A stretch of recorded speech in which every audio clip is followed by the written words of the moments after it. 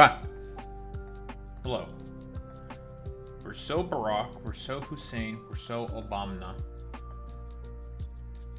We're all those things. We're Barack.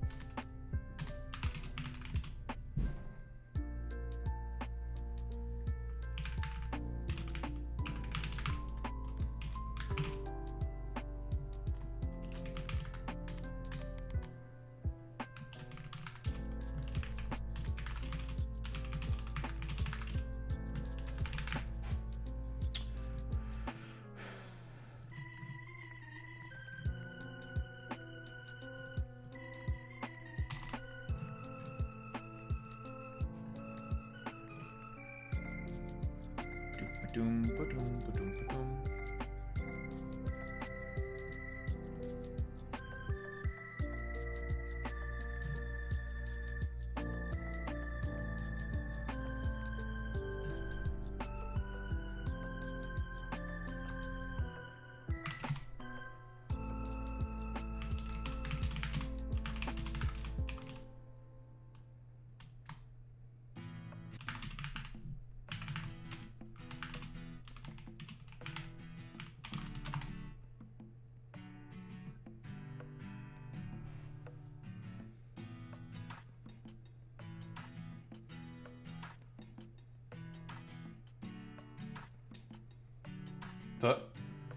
Is the Ford net gonna play?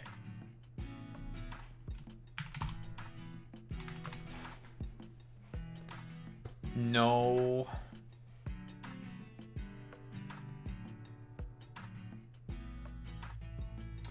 Unfucking fortunate.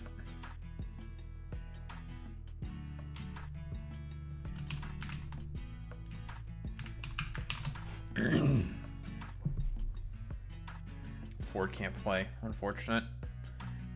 His ISP being 2 Papega.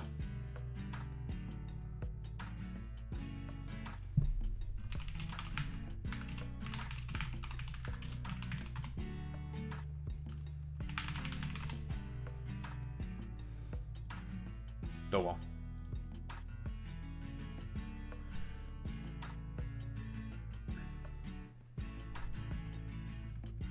Time for some El Dorcustidus. To work on more penances. Oh boy, my favorite thing to do.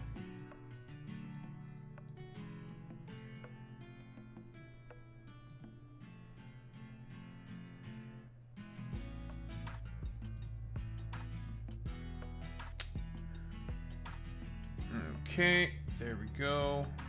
Shut your goofy ass up.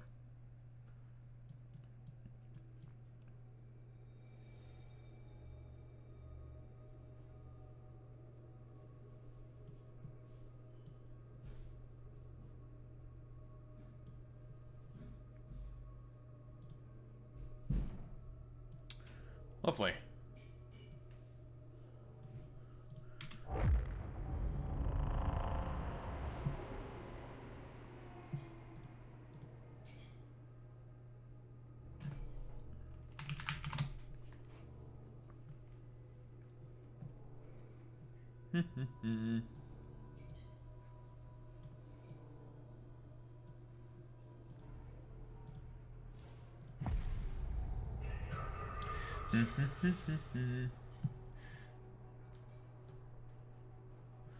Alright, well, time to Skitarii max then on our own.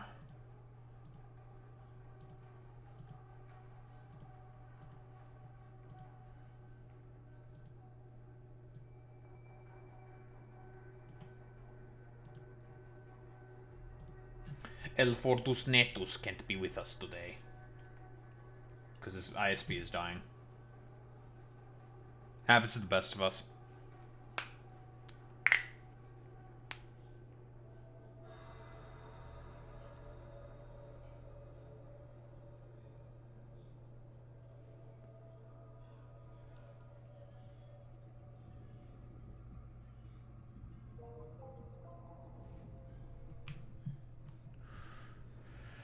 Alright, so we'll be done probably with maximum with the red line capacitors, and then to funnel more XP to the power sword. That's the plan. Oh, good. Another worthless build.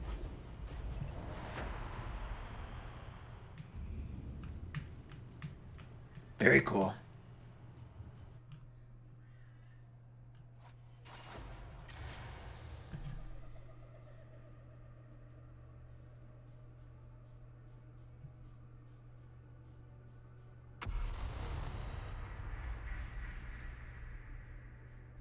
You have chosen to take part in a mortis trial. Curious. Pain and hardship await you. But Stephanie cannot say what form they will take. My master is curious about you. Most people find his curiosity painful.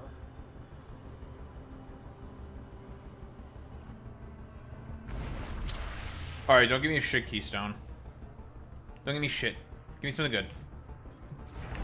Oh, worship the glorious Stephanie, and she shall bestow a gift upon you. I mean, we're crit spamming, so yeah? There's a strange smell in here. Did you wipe your feet before entering my mind? Crit spam?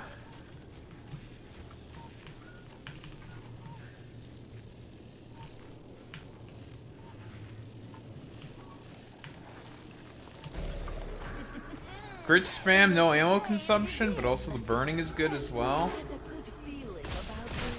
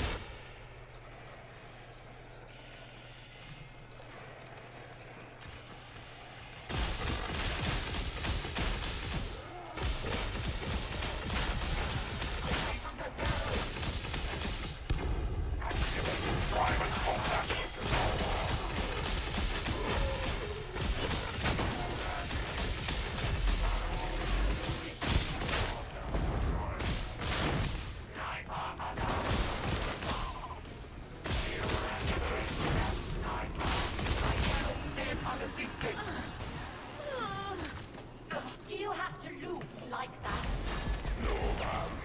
Surely, ma'am. Curse the day that I allowed Rannick's ruffians aboard this ship. You could have refused. Rannick I could have refused. Not Grenville. You know that. Oh, get out of my way! You're doing a lot of damage. Be quiet, voice. You are for Stephanie's pleasure. Stephanie thinks you should let your servo skull pass. She made it specially.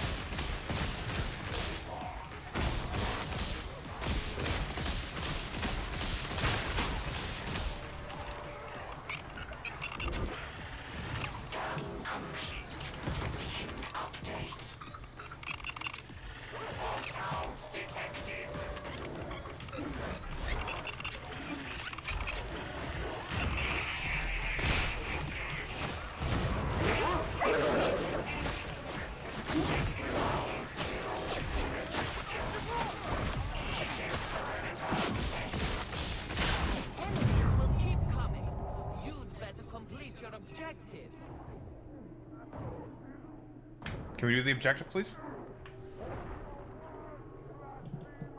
Next waypoint, your rigor is lacking. Dispersal shield set.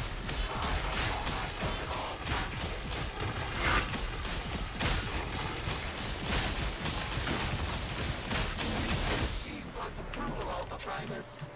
This one continues to seek further. Oh, look! The servo skull can smell another data source.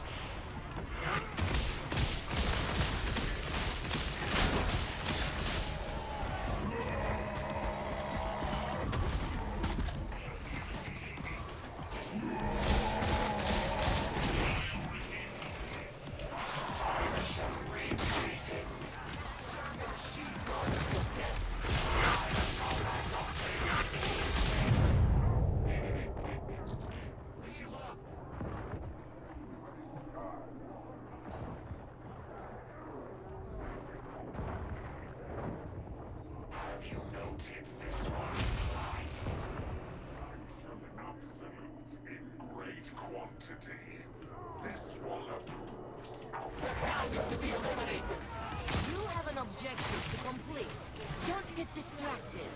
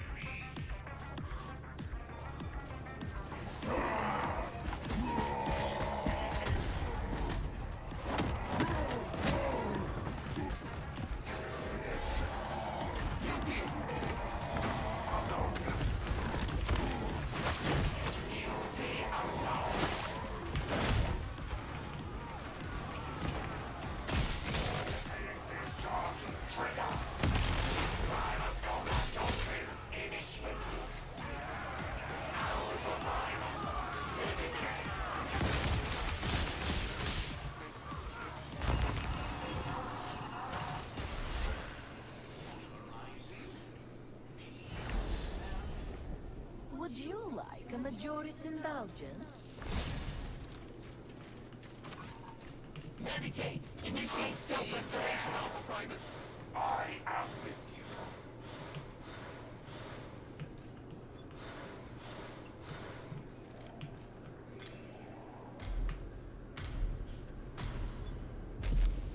Stephanie has granted you the tools for victory. Oh, beautiful Stephanie.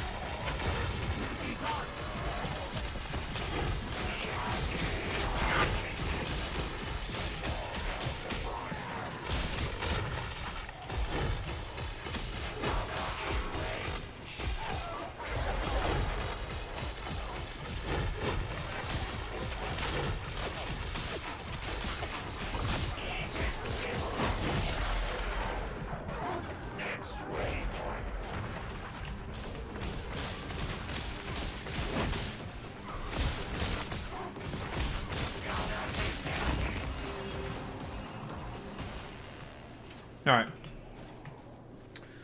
I am incredibly fucking overpowered. Jesus. I require ammunition.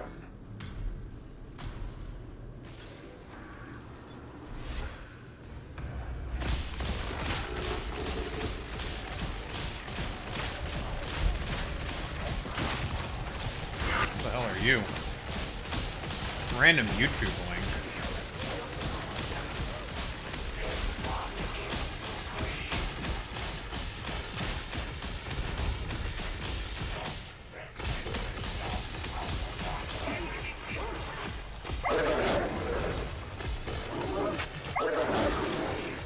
You're a drunk feller.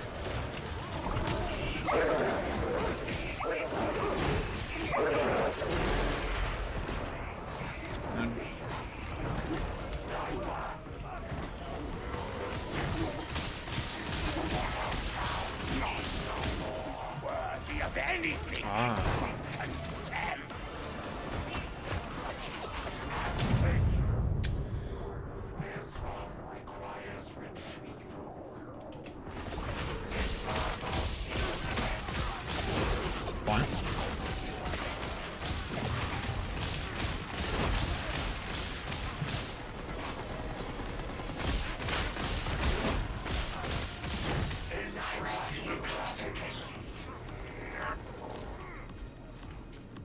Medicaid present, Alpha Primus. And there goes all the Medicaid.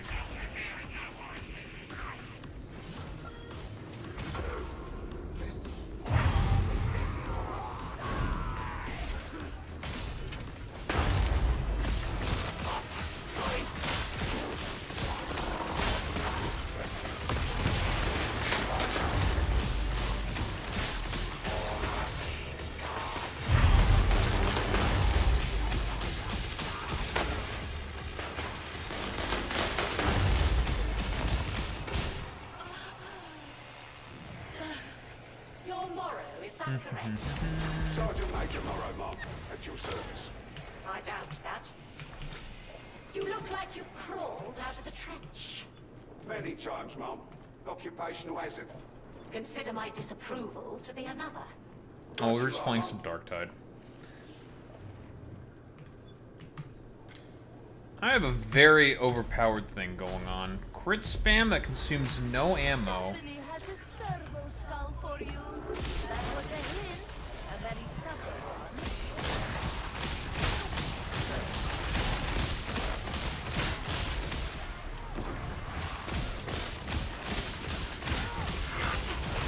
Stephanie likes this place. Defend it, or else.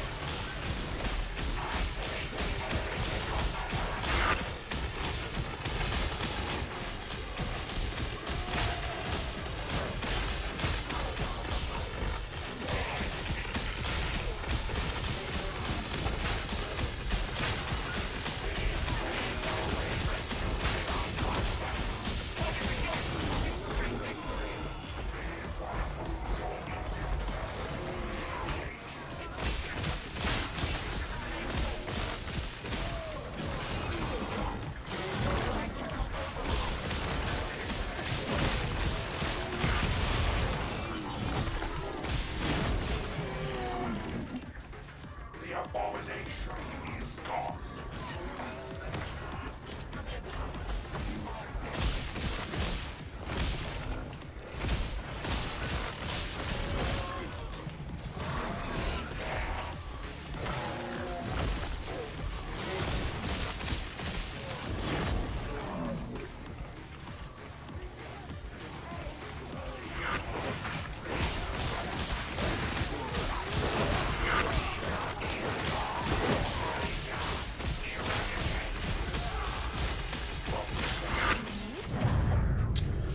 Oh man, the randoms we have are like fucking god awful, man.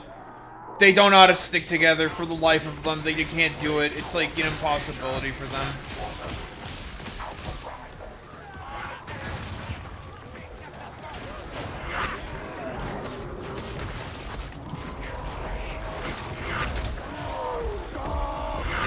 Oh my god, bro. God, these people are fucking awful.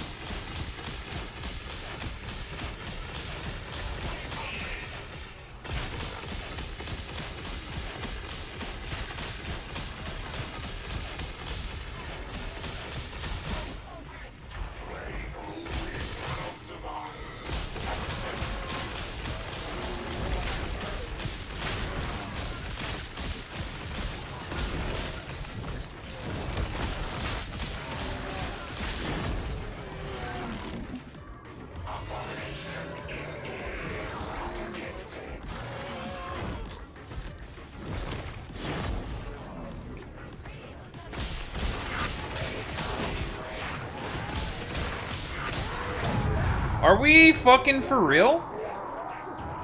Nice meme.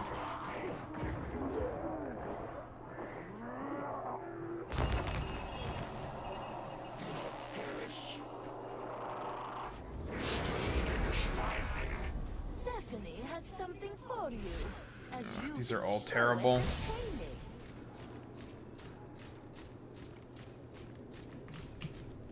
Anyone fucking pick him up? No, that dude grabbed the fucking ammo pack, and I know he's just gonna be a dumbass with it. You are doing quite well, but only quite well.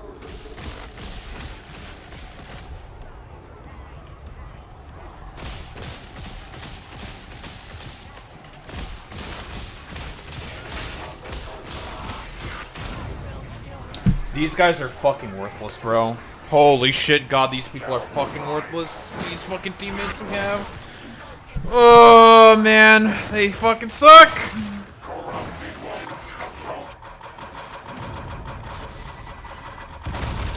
I'm probably gonna die. Yeah, it's over.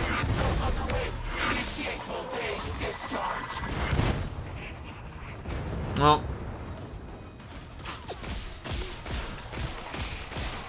Such is the byproduct and consequences of just having...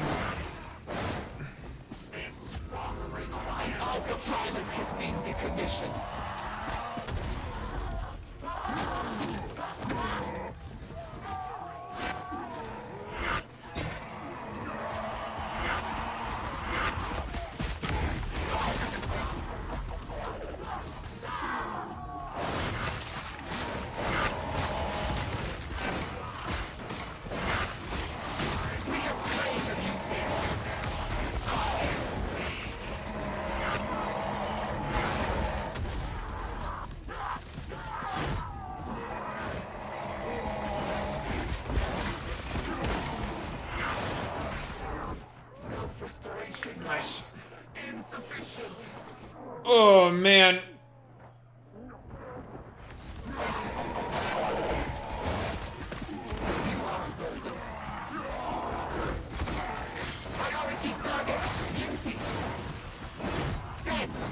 Yeah, someone got salty.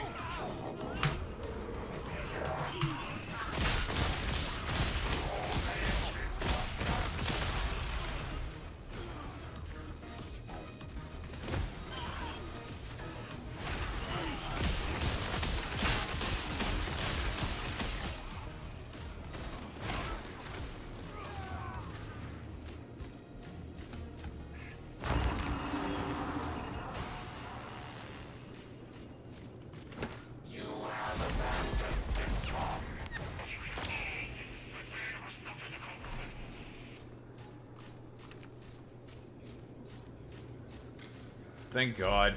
Ammunition crates. Medivac deployed.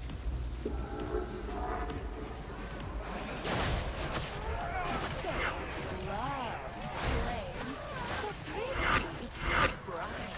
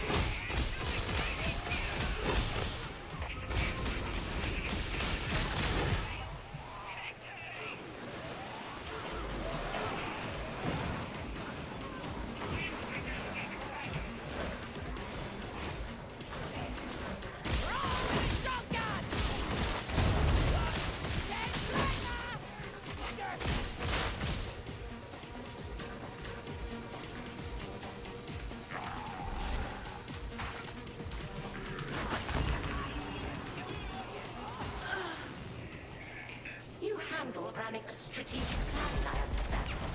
Sometimes, Mom, I prefer getting 35 stuck in another percent mucky. ammo after I reload? would never have guessed to look at you. I Not warn good. you, I don't tolerate thieves aboard the Morning Star. Very wise, Mom. Let me know if you see any.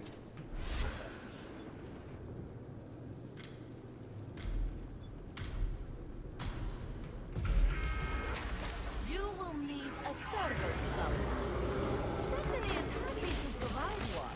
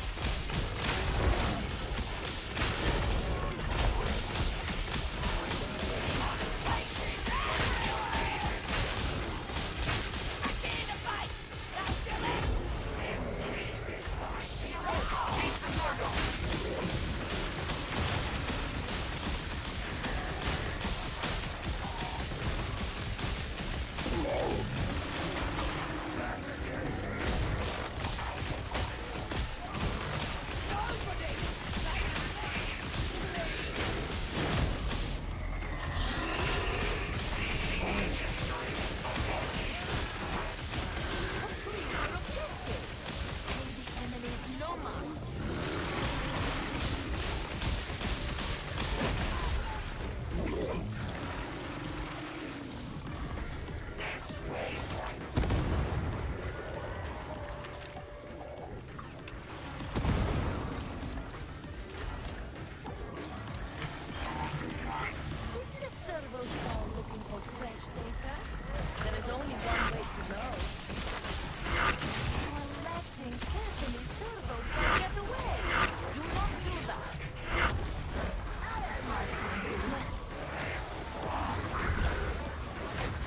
That was a good shout there.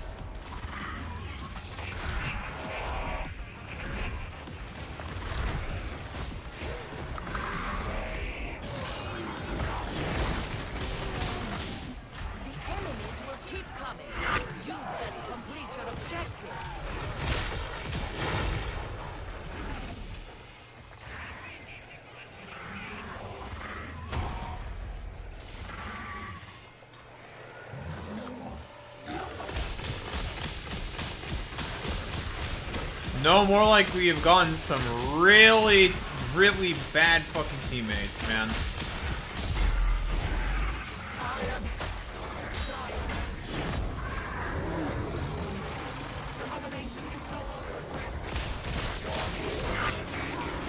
People who do not know how to stick together.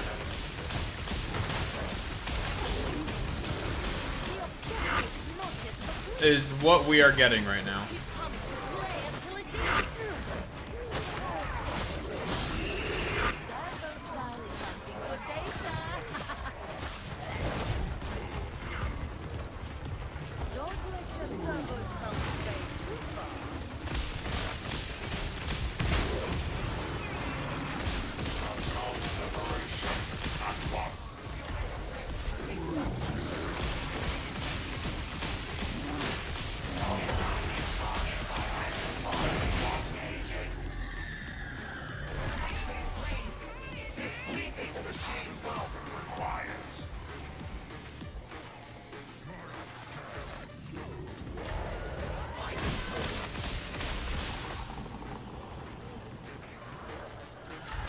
Oh my god.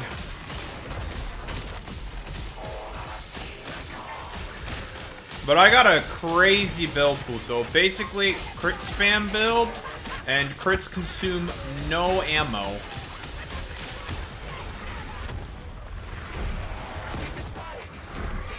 Pretty fucking broken. I mean, all the other Minoris things that I'm getting are fucking worthless, but crit spam, no ammo consumption? That just makes it all up. A problem with our teammates is they do not like sticking together. So I just want to stay in a place and just shoot in a corner. Because I'll just be able to keep shooting with the arc rifle. These retards fucking run literally everywhere. It's just like, I just keep dying. It's like, God, our fucking... And they don't know how to do objectives? Objectives are like... Objective? What's an objective? They don't know how to do that. It's a struggle right now. Cannot kill everyone, not today. Complete your objective.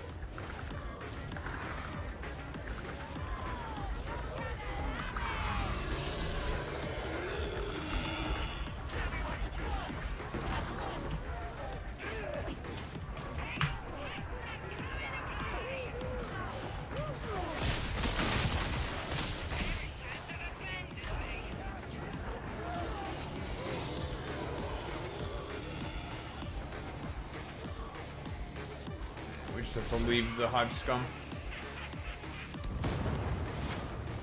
I think you need more ammunition. I need healing is what I fucking need.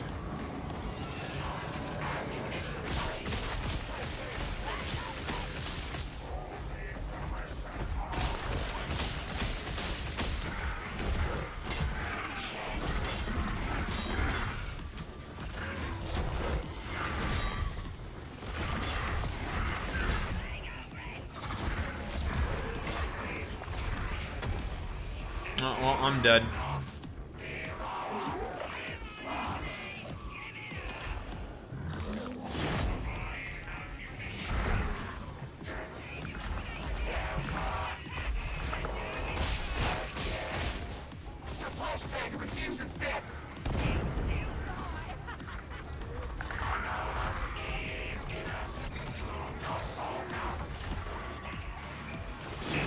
Alright, these guys didn't take all the ammo, thank God.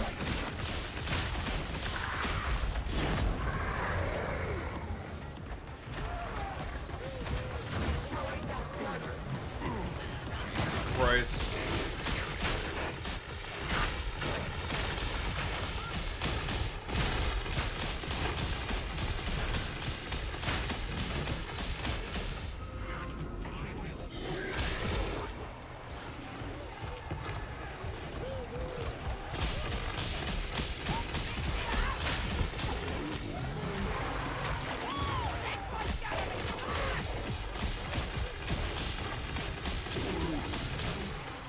Really? Could use some fucking help!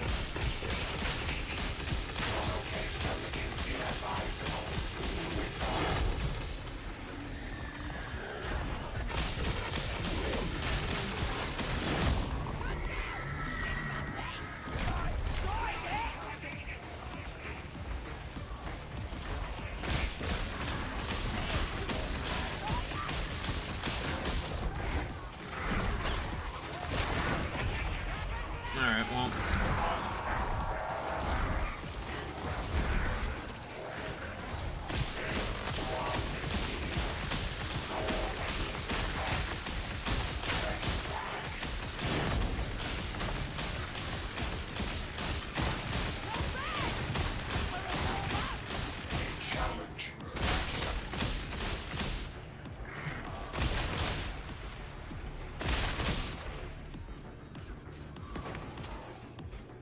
Oh, I actually should have killed myself on there. That's a mistake.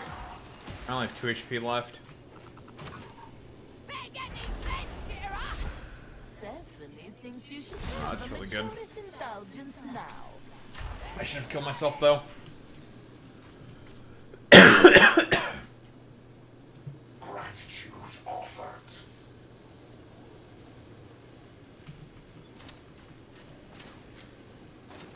That was a mistake. Still here. Then Stephanie will continue.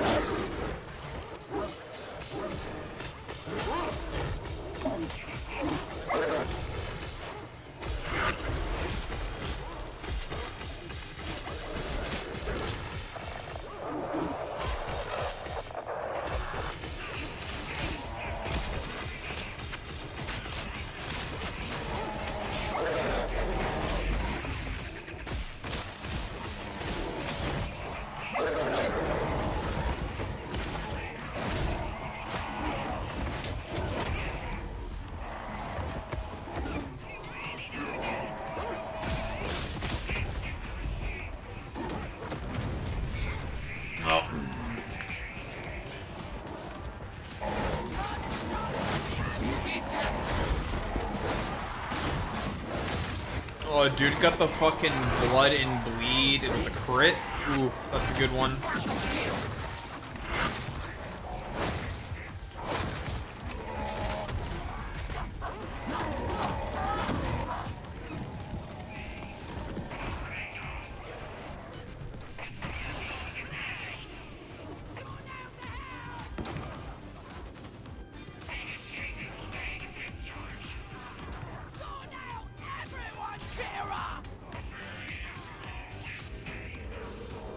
Oh, finally.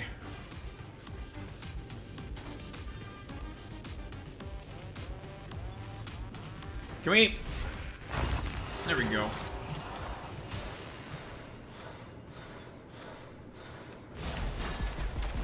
Two headshots in a row. 6 seconds of infinite ammo, eh? Okay. That's supposed to be hard? Alright, man.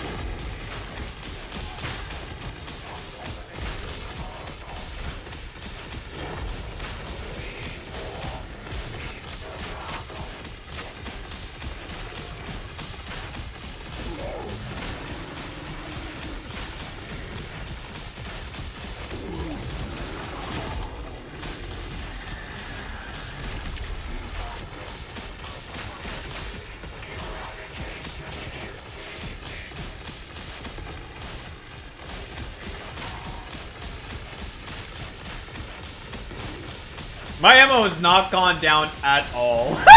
This is so broken, puto. I don't know if you've been seeing that. My ammo count has not moved at all. I'm just a constant infinite ammo. It's so broken, man. Oh my god, it's so fucking busted, bro.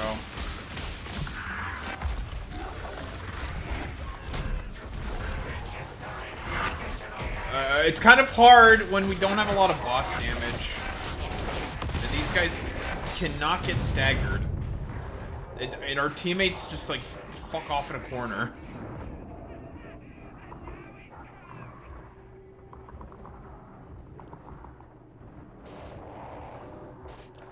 They are really going hard with the monster spam on this one, it seems.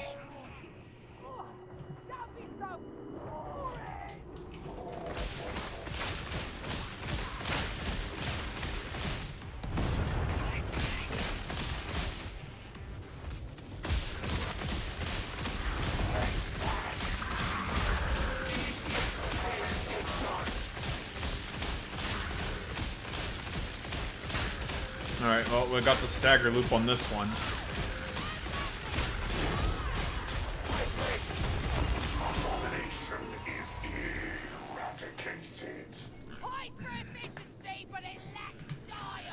Oh, man. This has been a bit Team Papagia, I have to say. Puto.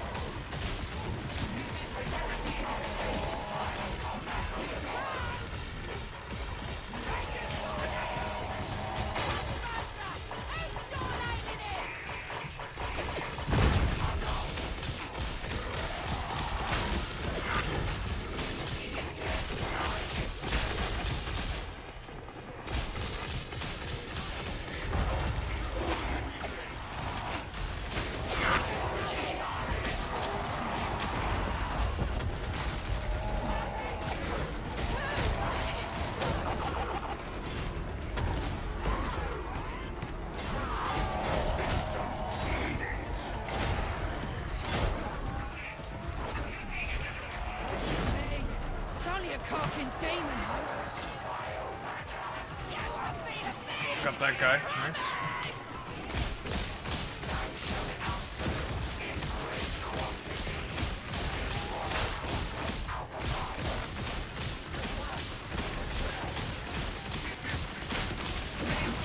Oh, my headset's also dying and that is not helping.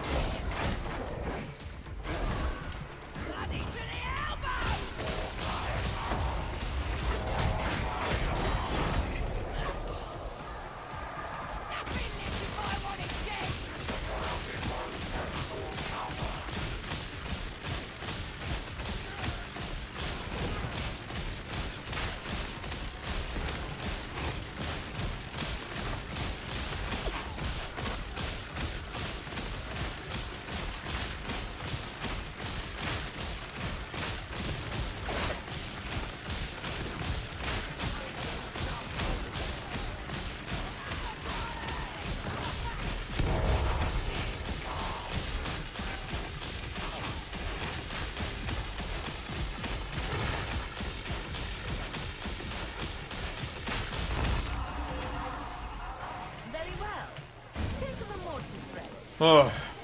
Supposes that you Woo. have earned it. That's some good big dig damage.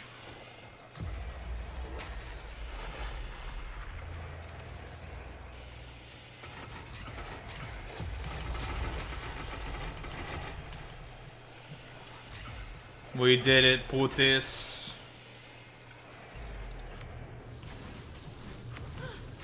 Seven digits, puto. The ship mistress just called you a snuff or She doesn't mean anything by it. Just like How do you do it? Unlimited fucking ammo, basically. getting along well. Aye, sir. Which is totally not broken whatsoever. My ammo, I generate more ammo than I consume. I got the, like, yeah, arc shit, like, honestly, most of the Minoris stuff I got was fucking terrible, but the Indulgence, the major shit I got, was on crits, consume no ammo. And I also got, fire damage as my other one as well that I could have gotten. But I was just like, infinite ammo on the crit spam is... I'm just gonna be crit spamming the whole time. Because with what? I think it's with like 50% plus 5 plus the additional 25. I'm gonna be generating... I have 80% crit. I'm gonna just have unlimited ammo with the advanced firing protocols. I'm just gonna have unlimited ammo. The only thing that sucked was, like, no boss damage, but then I got the infinite stagger, and it's just like, okay, well, this is effectively boss damage because I don't consume ammo. So, whatever. I'll kill them slowly, but I'll kill them eventually. It doesn't matter.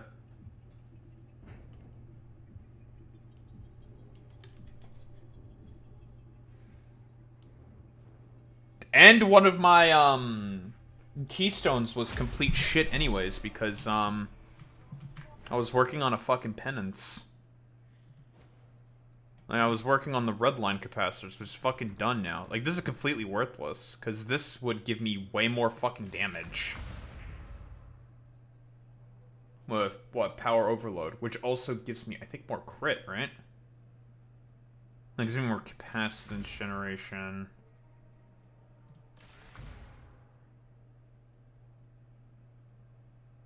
Oh, and more damage. This gives you way more fucking damage. Oh!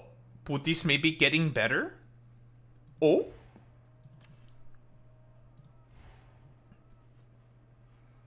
But yeah, it was just, like, I just had effectively infinite ammo. So it's just like, okay. Cool. Great. I just, like, sit in a corner and then just do nothing.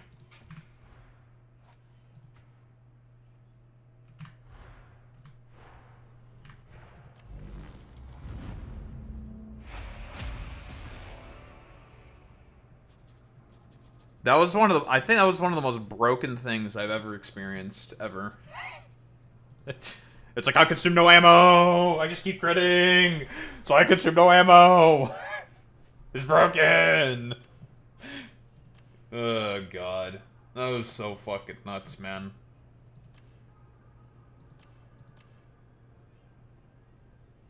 I got a lot of weak spot kills for that penance as well. So that one made a great amount of progress. Alright, I got a good amount. Not a ton, but whatever. Yeah, a good amount. It's a good amount. Oh. Oh, oh. Oh. He's launching. We're gonna see what happens. Pause champ. Puto pau.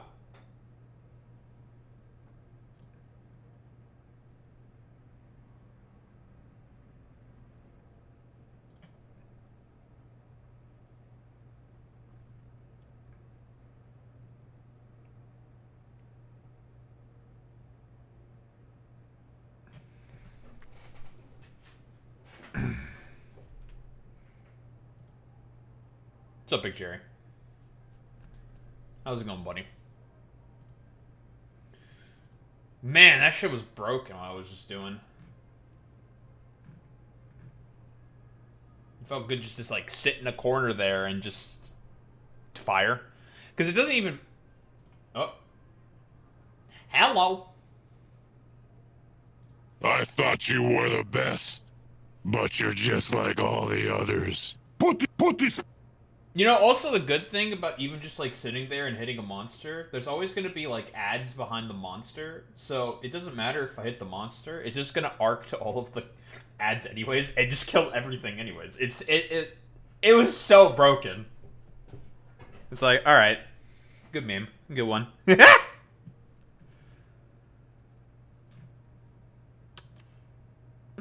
You know what? I just realized with the Flamer Skull, they did the fucking toddler meme with the burning house. I just realized that. It's a reference to that. I'm not gonna lie. Instead of a burning house, I think it's like a burning pile of corpses. Nah, it's probably a burning pile of corpses. It's Warhammer. There's probably burning corpses or something. Whatever.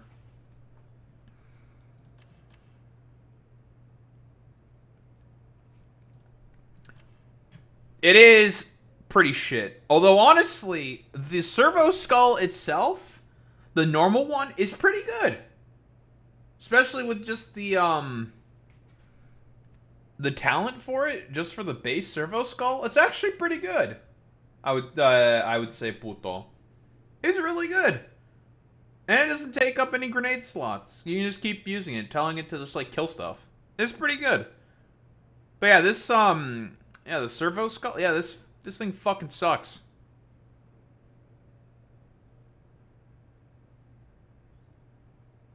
Yeah, I know. Like, honestly, like, this Decree Fulminaire, like, this is so terrible. Like, it's just a bad penance. Because what, you have to kill 80 in one hit. How the fuck are you doing that?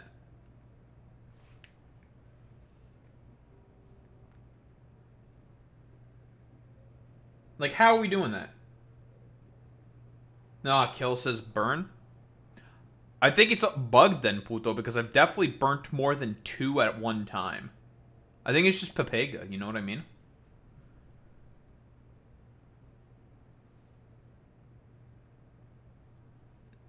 Yeah, I've read it before. It says burn, bro. But I've had Servo Skulls that have definitely burnt more than 2 people at once, bro. There should be at least like 20 or 30. But I only have 2? Maybe it's because that was my most recent attempt. Then okay, sure. But still, it fucking sucks dookie butt cheeks. It's very bad. Really, the only thing this class is missing is ways to generate grenades. Are you loading in, puto?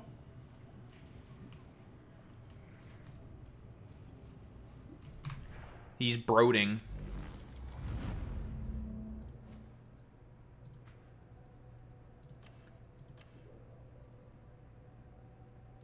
That's fine. No biggie. No one trusts this shit.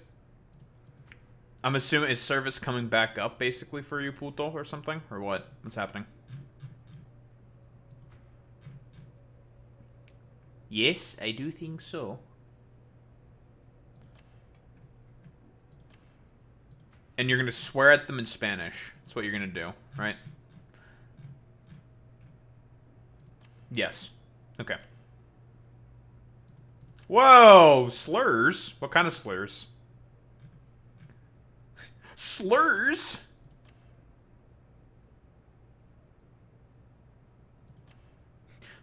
Whoa! Slurs? Should I tell you? Should I tell you?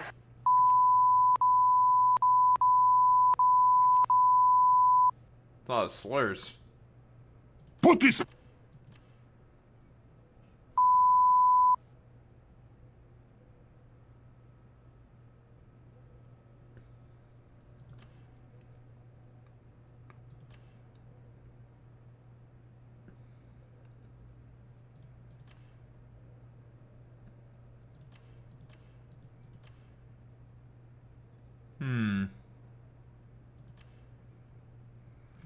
Puto, there's also all these dumbass fucking expedition penances we have to do at some point.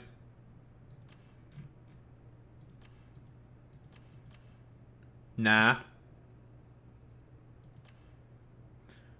I do have to say, exchanging 100,000 salvage for items does make me unironically want to commit self-delete.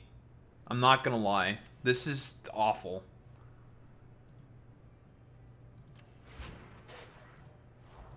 We Orman?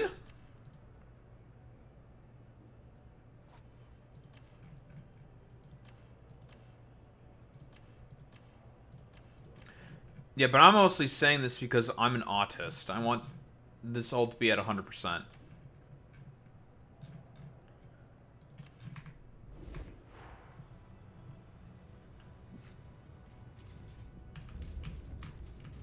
And I mean, your main build just got fucking buffed. I don't think I can play. Wow. DC from the lobby? That's hot. That's sexy. That's really good.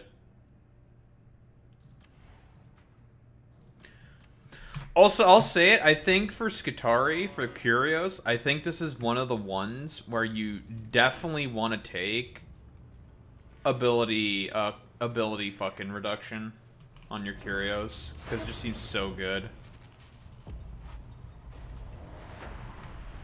Like, why wouldn't you? That's a free 12% cooldown, stacked with the capacitance. Like, it's like, how much cooldown is that or something? It's just good. Like, why would you not do that?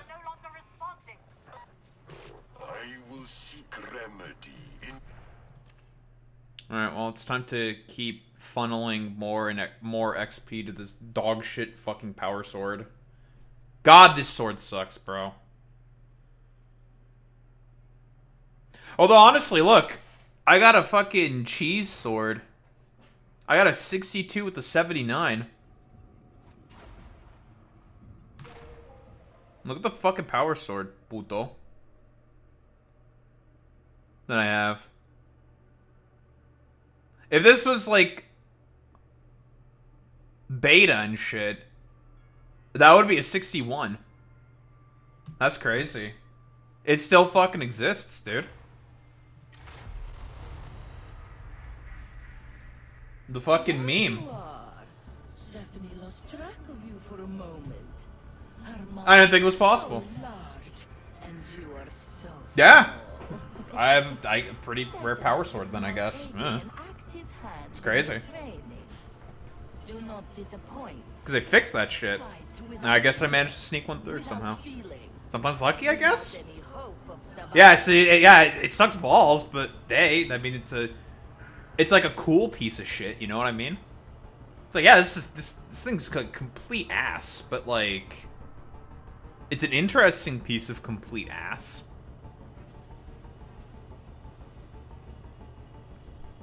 I'll take it.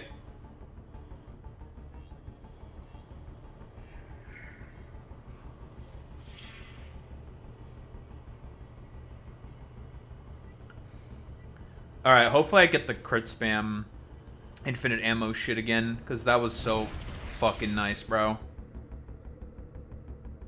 Well, so far you're not loaded in, so it ain't looking good.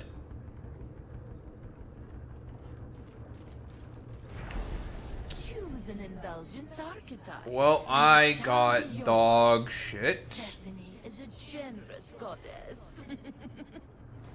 Ooh, I got fucking dog shit. Well, I did play one on my own earlier as well, and I also got complete fucking horse shit, so yeah. There's a strange smell in here. No, you're loaded? Did you wipe your feet before entering my mind?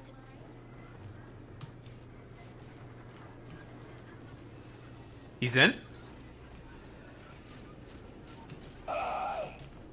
He's so here, we're so Barack. What shall Stephanie... Oh, so I got dog shit fucking rolls, puto. We're probably... I have the very thing.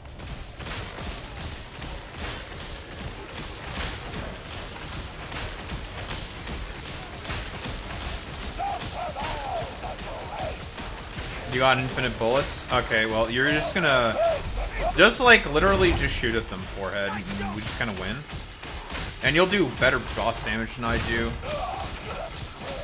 I'm just gonna, like, okay, here. You look at one side, I'll look at the other one.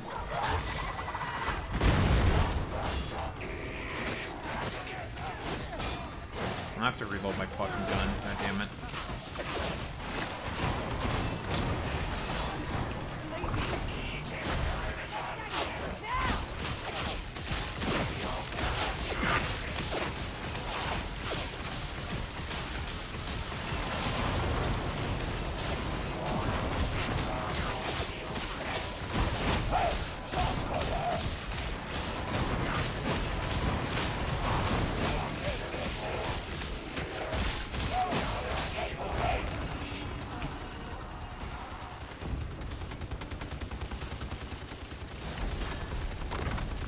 Man, I got a terrible fucking roll, bro. I'm cooked.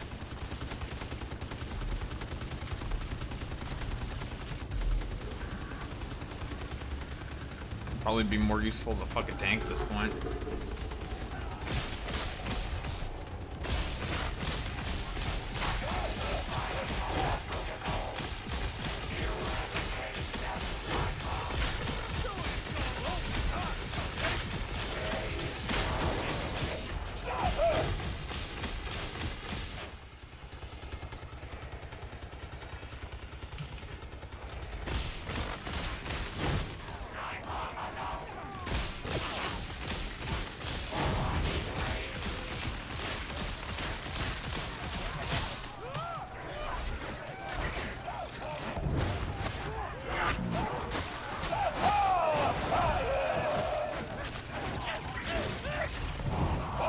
Bombos. I have to reload my gun.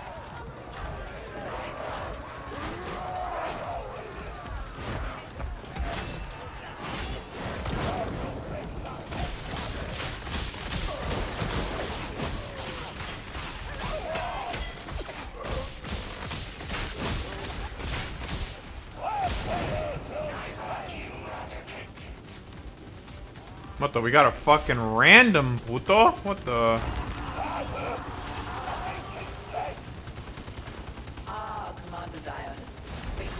I have not seen your ship move from white, bro. My loyalty to House Craft is without measure. You should not be so quick to say such things. Fate has a peculiar sense of humor. As you see, lady, the crew await your inspection. Do you have extra damage on there, or the crit chance based? Yeah, you have crit chance based on how much you fire, right? Yeah, because that's kind of broken. Alright, well, I'll just do that.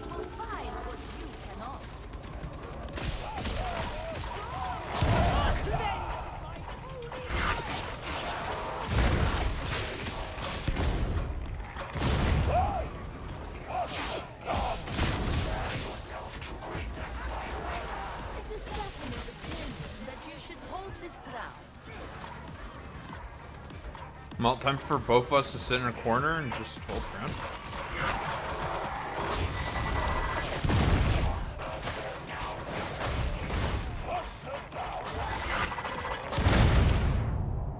Alright, well. No, that's not the worst, actually. All things considered, that was not the worst, I have to say.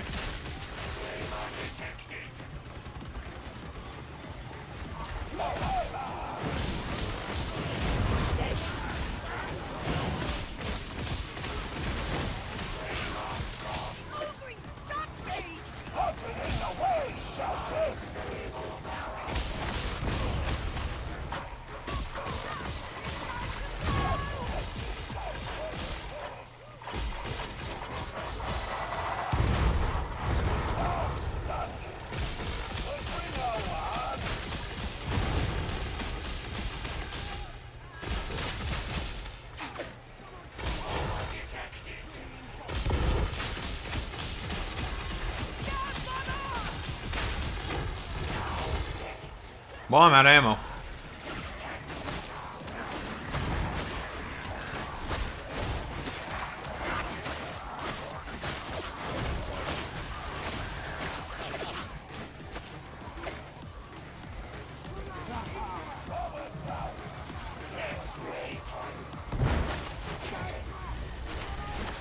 God, this shit's going so fucking slow because of the fucking Pepega, bro.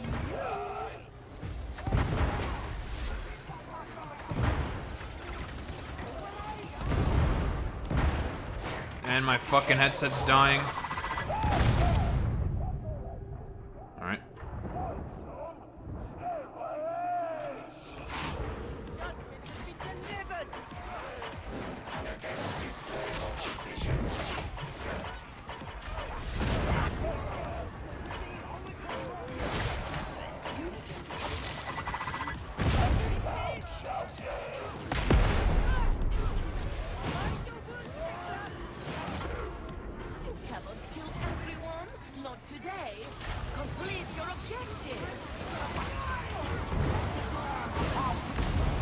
God, I need ammo. I'm going for the fucking ammo crate.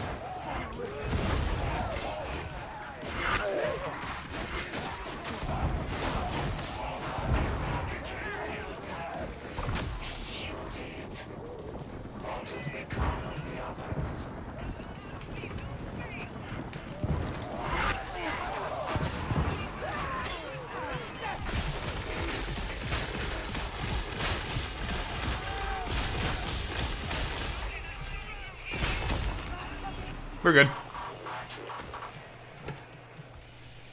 I murdered everybody. This is for you. Just for you. Sure. Oh, back to our corner.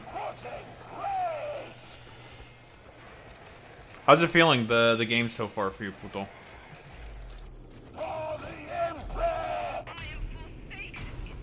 My headset's dying. Laggy. Feeling good for me so far. I can't hear shit right now.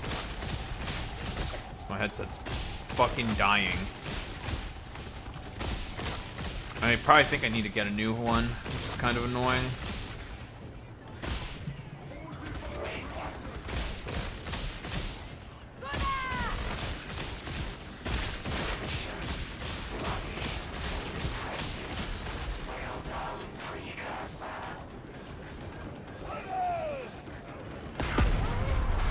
Do you have grenade generation, Pluto?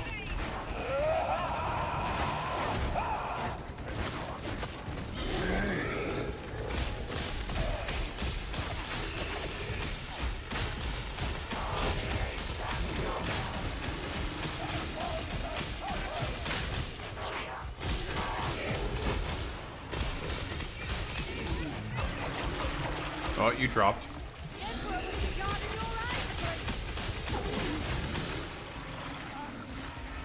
It's okay, our fucking zealot's like low IQ and it's not doing anything to help.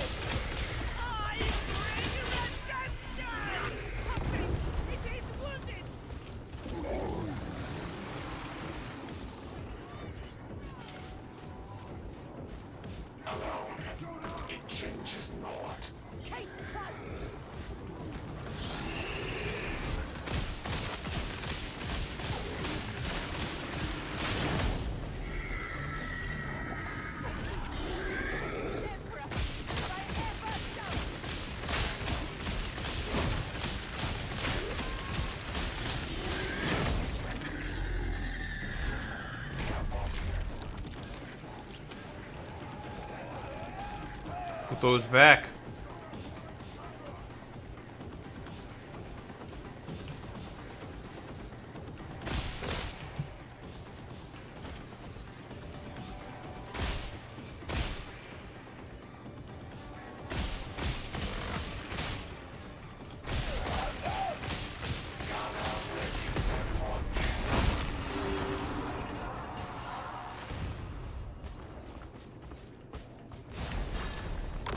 Oh boy, 2 additional wounds. Where are you? Bind yourself to us.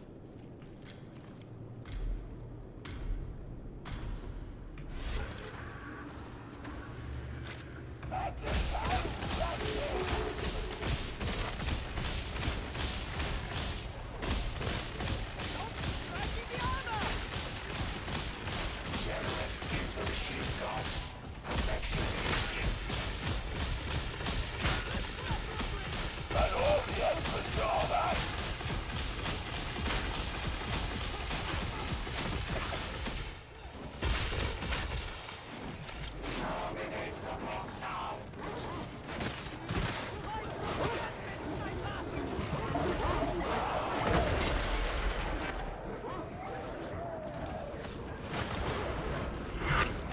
bot said.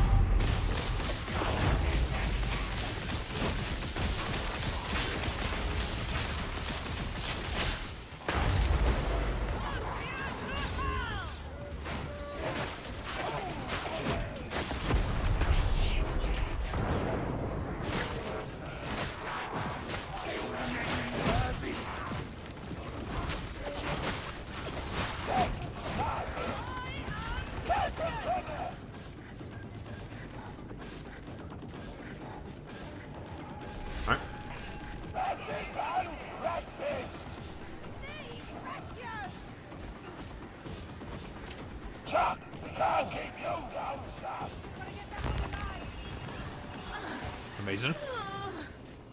This was a great ship once, Dial. It still is, lady.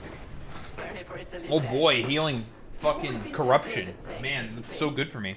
But the morning I just want to spam. It is a millstone around our family's fortunes. Perhaps Lady Amora will change all that. Perhaps. I just need more ammo. Stephanie has a servo skull for you. That was a hit. A very subtle one.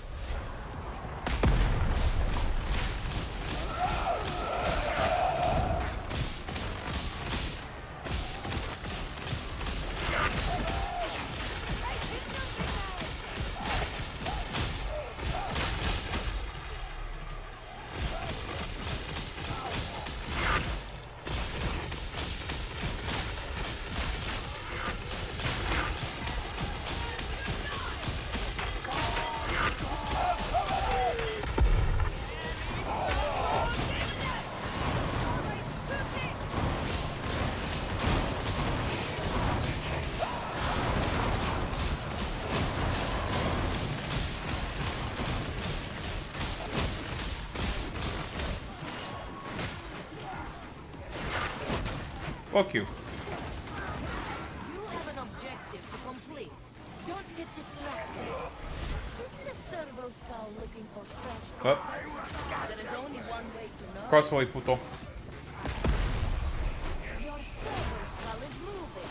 Stay with it.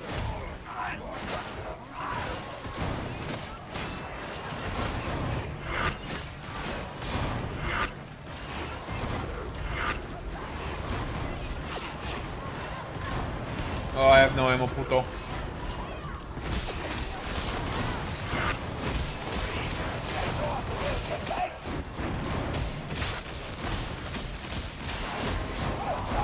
I'm out of ammo, puto.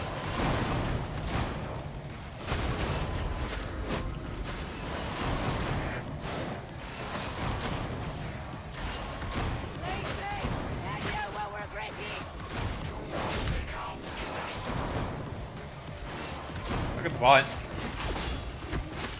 objective is not yet complete. The enemies will keep coming to play until it is.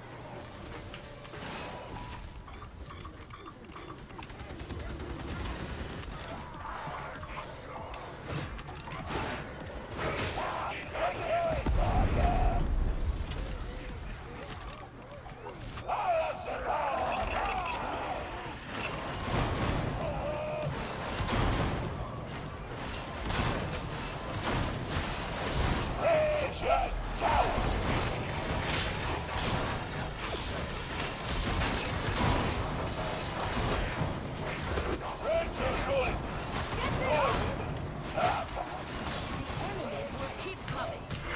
You just keep shooting, I'll get the fucking bot.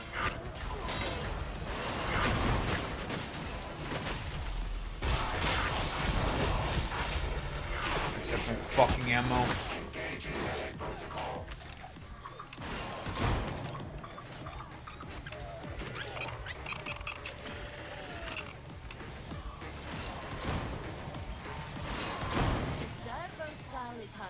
data.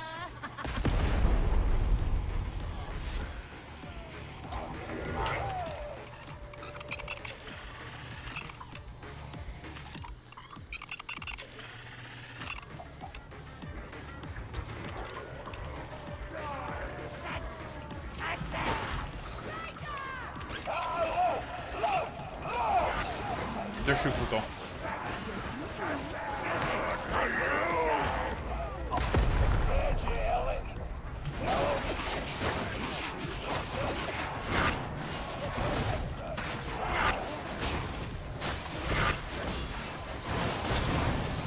Oh, Jesus Christ, man.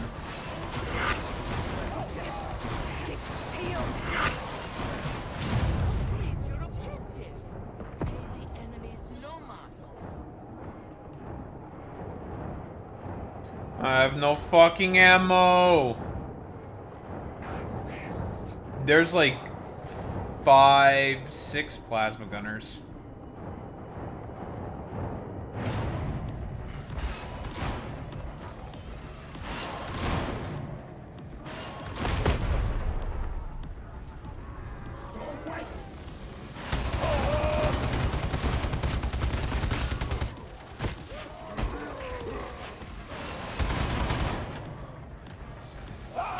They let you put sights now on the fucking stubbers now? That's so funny. looking down at the ADS of it is so funny, dude. Oh my god, I have ammo.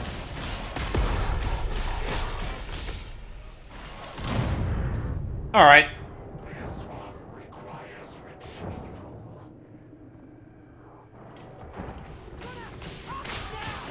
You like shooting things. Stephanie likes to see you shooting things. Here. A grenade!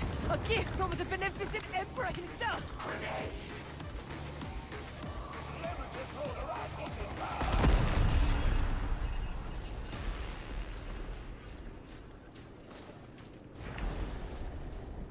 Would you like a Majoris indulgence? Oh god. Also fucking doo-doo butt cheeks.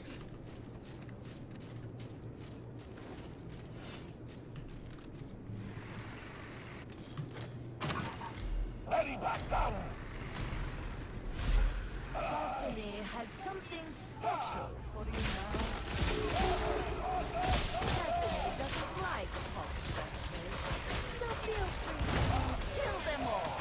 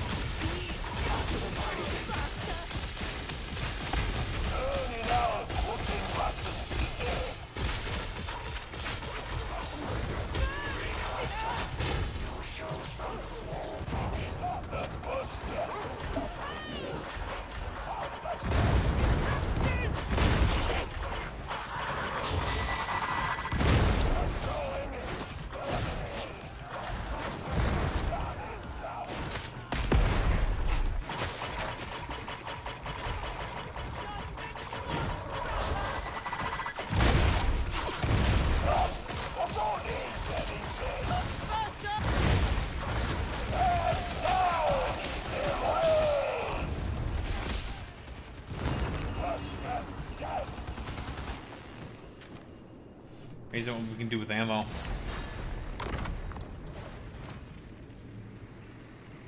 You have, you increased your stack size by 2? Bro, what the fuck are you, what the fuck are you gonna do with that shit?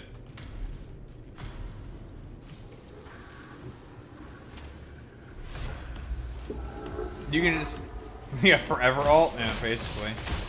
Stephanie loves flames. So pretty, so bright.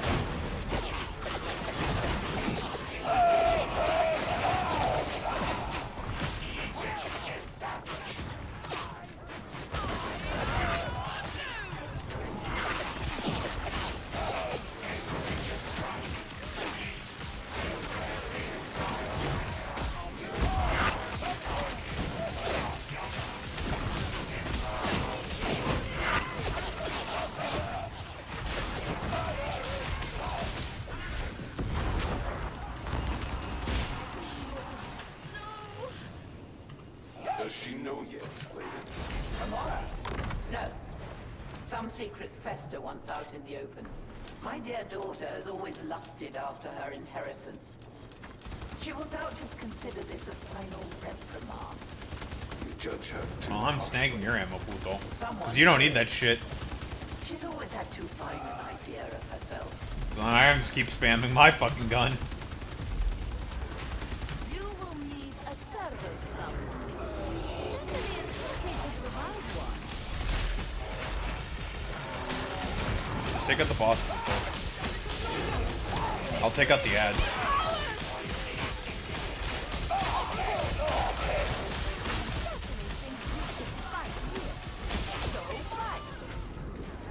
That guy died.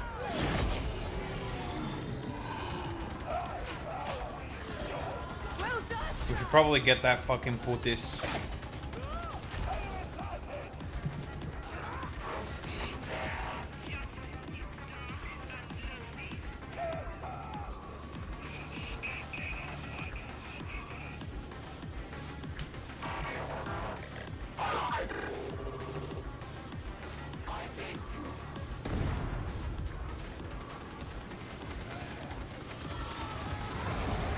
I'm on the way.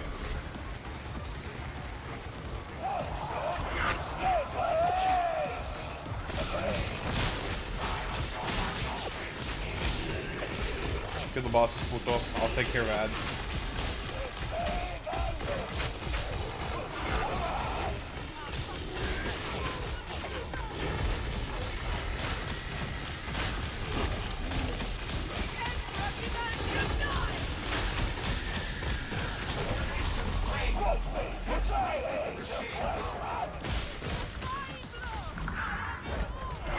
Reload.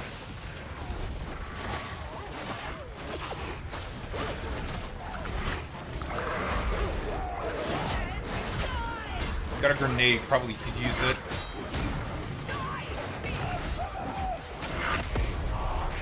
Grenade. Alright, reloaded.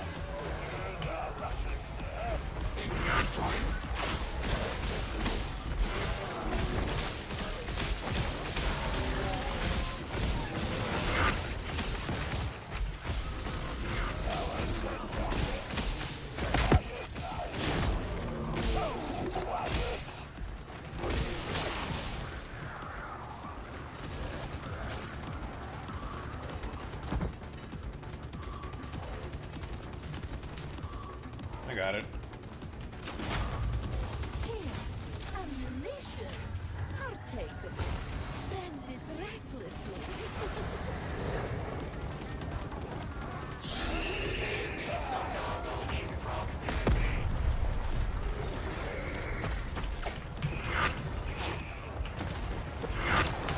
Are we actually for real? Wow, I got fucking stuck on terrain. Very cool. I love getting stuck on terrain. No, I'm probably fucking dead. That's actually so fucking cheese.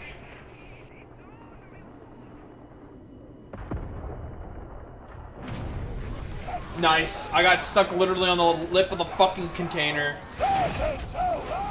Actually fucking cheesed.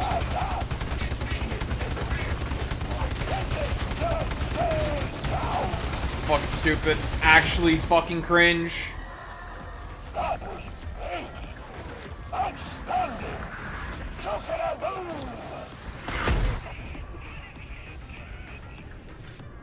Alright. Fucking, I love that.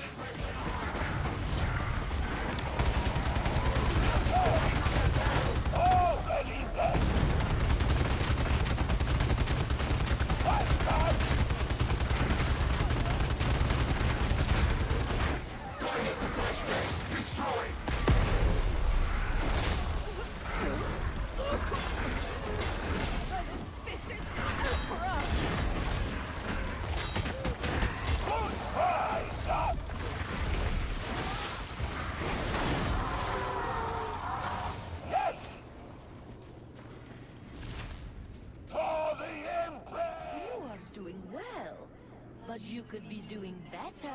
Oh, everyone's staying still. The fuck just happened?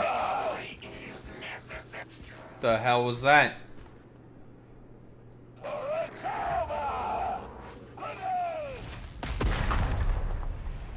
Ooh, nice. Good heal. I am still here. You are still here. Your fault. You must pay.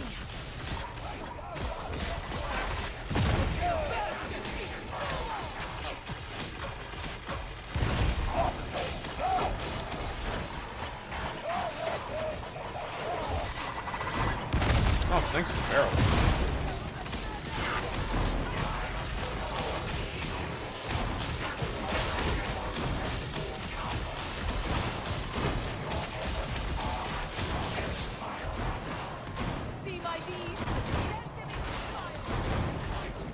Oh, we got fucking Puto.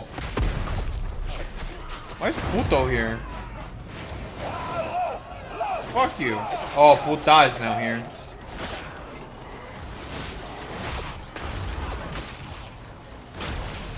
Ow, bitch.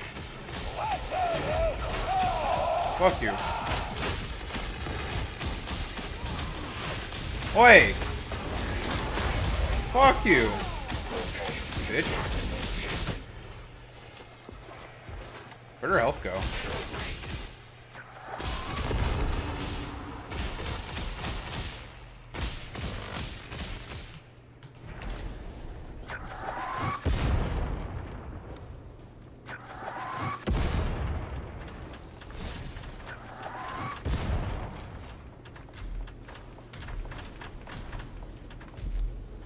She just died.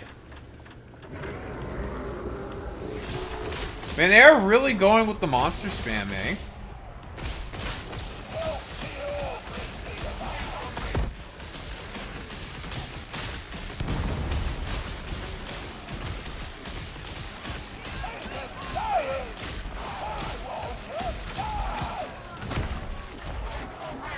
Oh, almost got cheesed.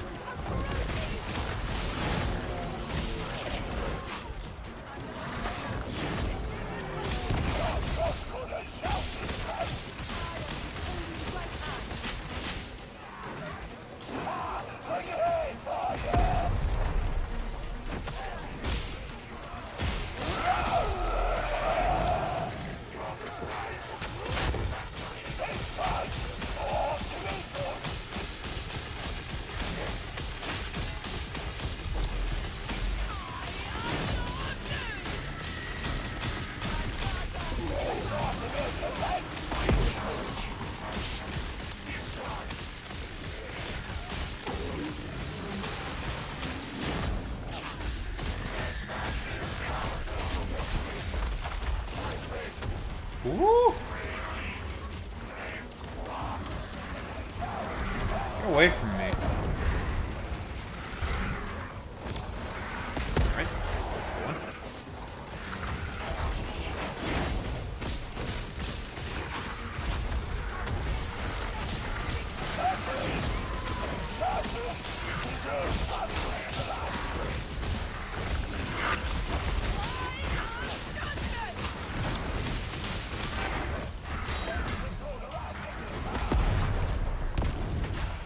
Fuck you.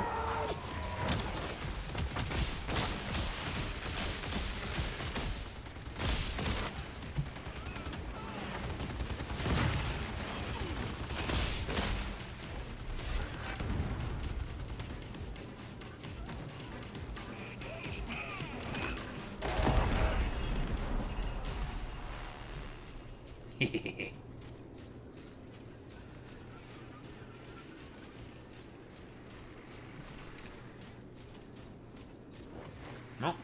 Extra healing. Team Pepija. We kind of got some fucking Pepega, dude.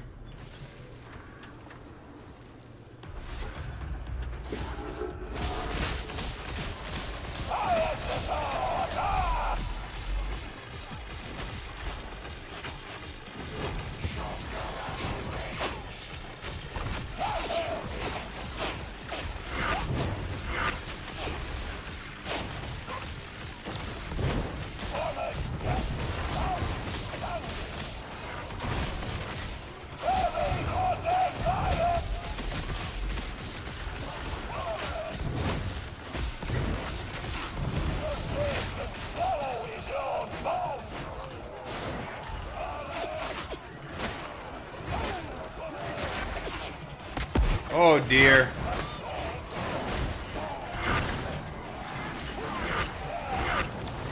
Two major putos alert.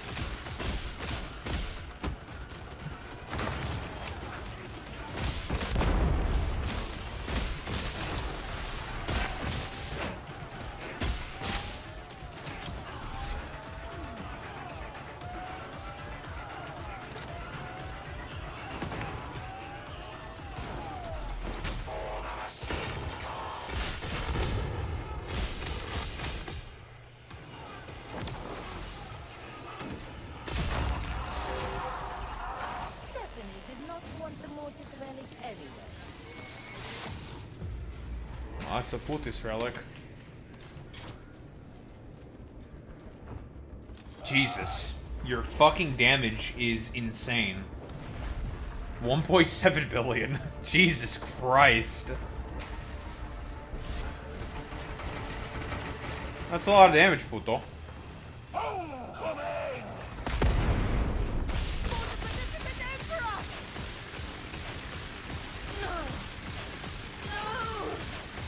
You know, it's strange. Yeah, if you get the unlimited ammo on crits, you tend to get some, like, shitty minor indulgences. It is what it is. Oh, It's still broken, though. nothing matters any longer. It's a more burden now. Send her, will you? Of course, lady. Stephanie is pleased that you won. You might not next time.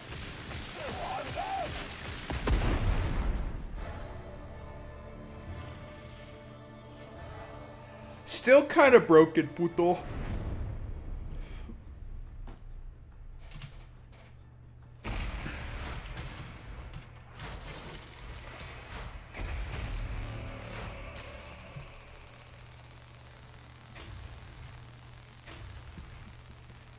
Ugh. Level 11. Aye! Aye! And that's one! That's the right stuff. Ba, ba, ba, ba, ba, ba. Ba, ba, ba. White people. Puto is donut. Yeah? Yeah, are you now, puto?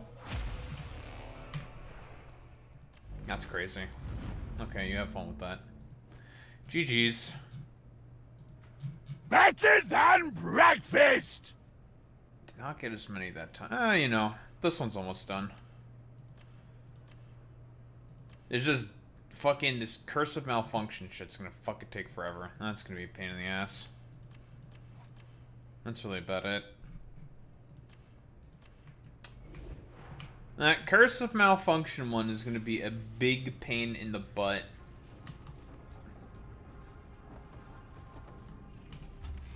That's gonna suck big balls.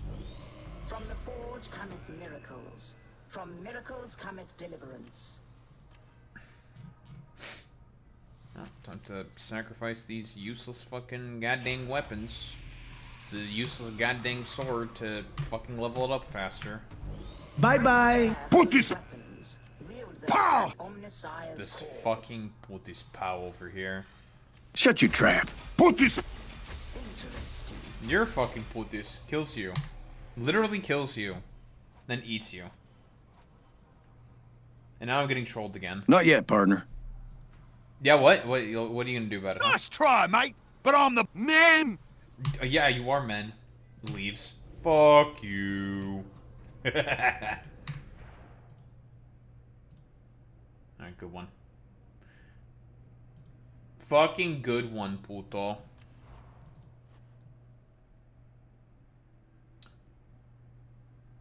I'm gonna play some Satisfactory now. I need to satisfy my factory. Fuck you. Fucking slick. Fuck you.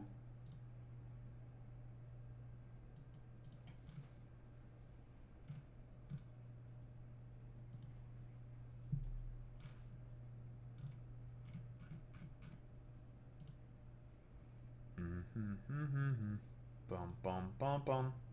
Dum bum bum bum bum.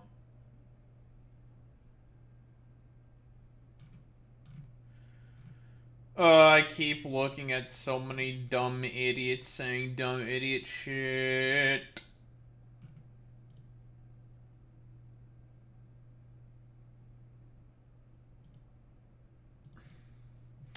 I can't be looking at all the dumbass centrists. They're so stupid.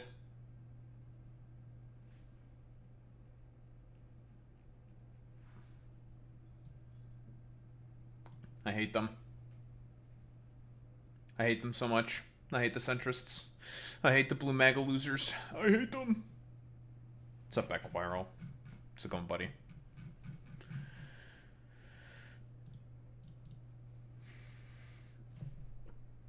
They're just dumb. They're just dumb, and I hate them. That's not the game I wanted to open.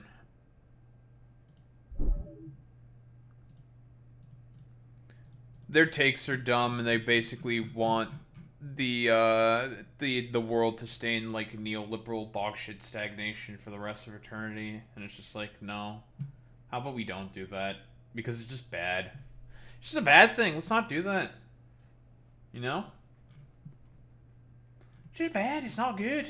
It's bad.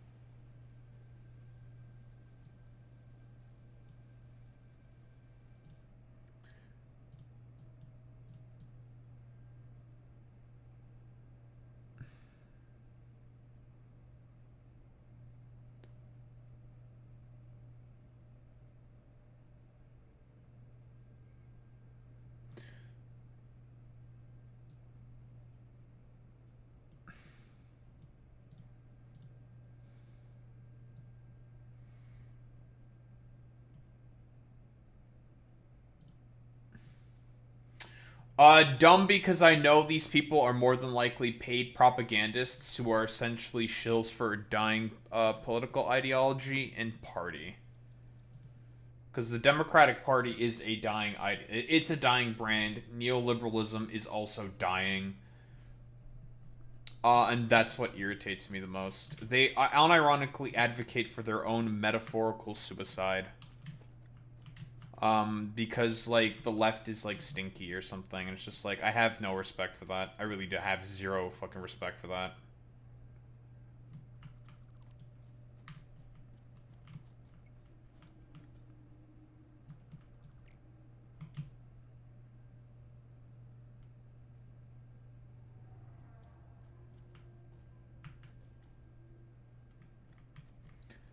Their arguments are stupid, they're bad, and they believe in bad things. They want nothing to improve and for everything to get worse. And for everyone to accept it. They pretend to care about liberal democracy, but in reality, these motherfuckers are some of the most undemocratic fucking dumbasses on the planet, dude.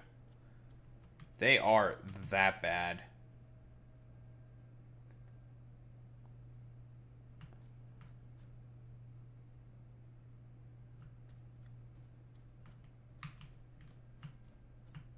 Okay, you know how neoliberals sees improvement at Quarrel? They see, like, well, you know, if we have, like, this very, very means-tested, very, calculated, controlled, careful, budgetary restrained, very, very, like, means-tested program, then we can slightly, marginally, just a tiny little bit, improve people's lives.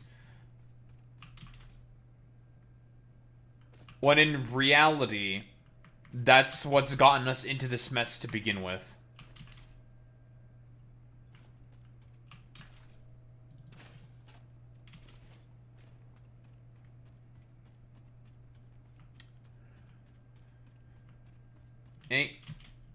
Ain't nobody wanting neoliberal like incrementalism anymore. No one's down with that shit anymore. It's over. Ain't nobody got time for that.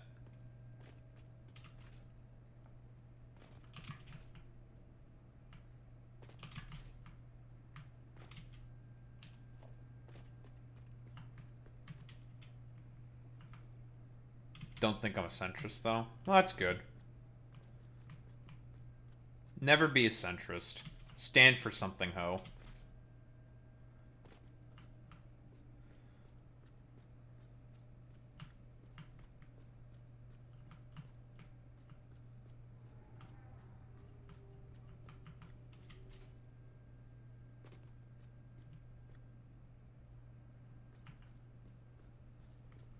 One of those political campus thingies. Oh, those things. Like, oh, you mean political compass tests? Not really. It depends on the test. There are some that are okay. There are some that are, like, better. The original political compass test does have a very lib-left bias. It's not the best, to be honest. It's okay.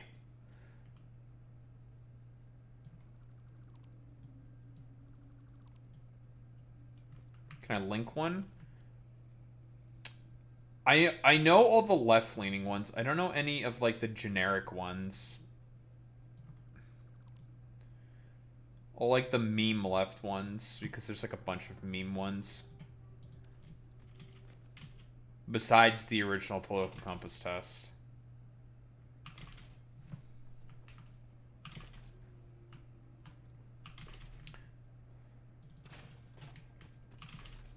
I mean, if it's biased, it's trash. Okay, basically what I mean by that is you can get other sort of, like, ideologies from it, but you have to try, basically. Like, you can get stuff like, probably, stuff like neoliberal from the OG political compass test, but it's, it'll be kind of annoying. It's kind of annoying about it. But it's possible. It is possible.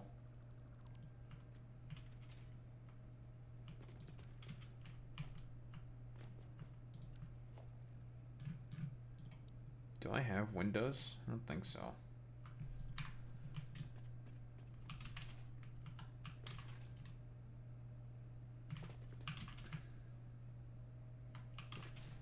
Goes philosophy then politics, not the other way around. Hmm.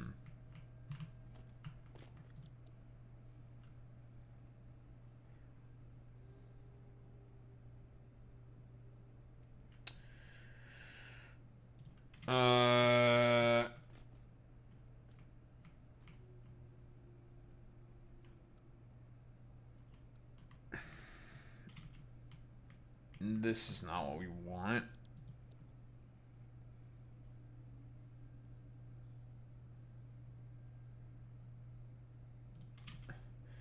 Well, no, people can't be consistent because education is bad. That's why no one can be consistent.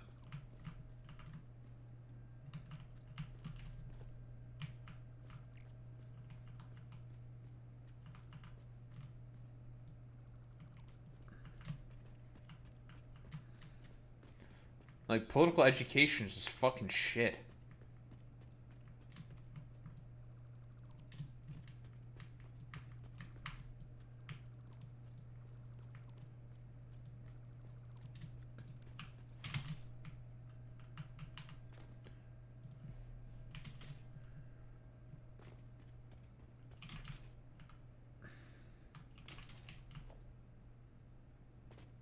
I'll have to replace the windows there and here, but whatever.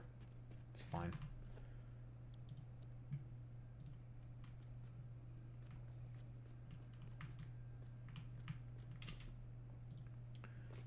Considering the only thing that's going to go here is screws, this should be fine.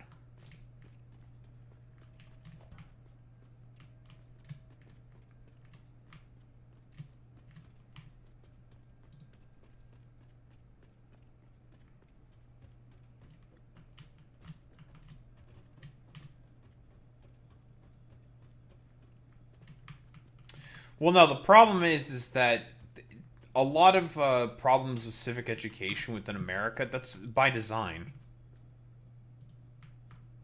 By Ronald Reagan. Lee Atwater and Reagan both said, we do not want an educated proletariat within the United States of America because that could present some problems for us. They said that. It's purposeful.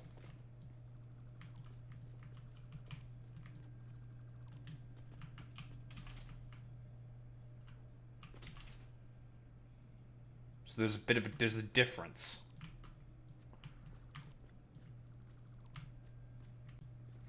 Yeah, that's like the only one I can think of that's like really generic, even though it has a bit of like a lib-left bias. It's the only like decent one I can think of. So it's not exactly the best, but well, you know, better than nothing. Can we just get rid of all this shit? Get rid of that shit. This shit. Like, it's fine. It's just, like, take what you can get.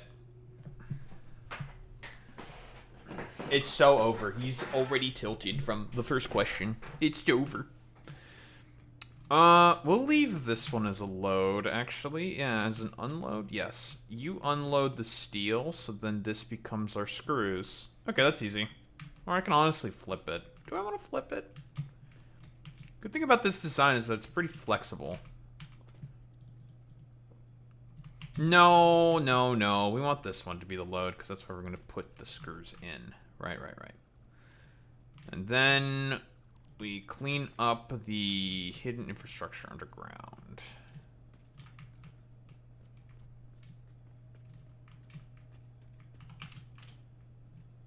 I think it's all cleaned up. Get up there.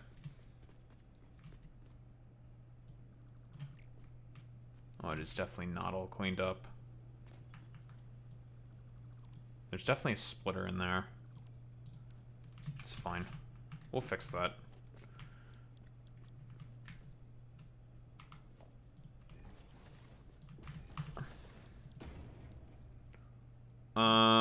Where is the material? Bop. Bop. Cool.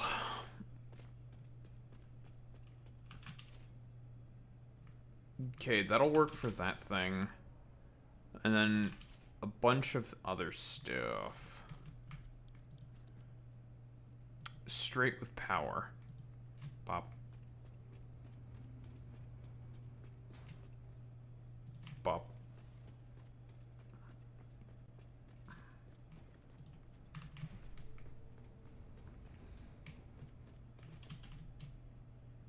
Ta-da!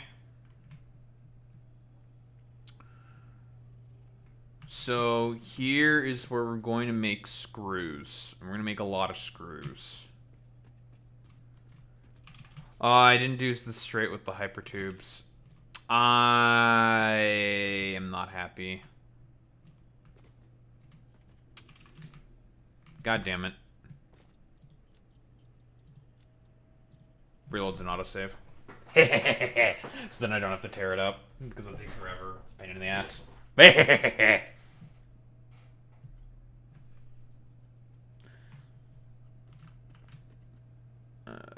What did I just do here? It's as if nothing happened.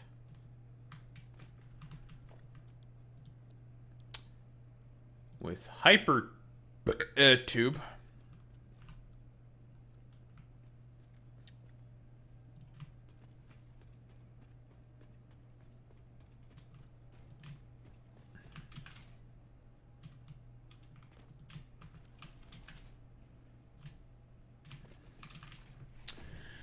Now, of course, everything we have to build is with scalability in mind.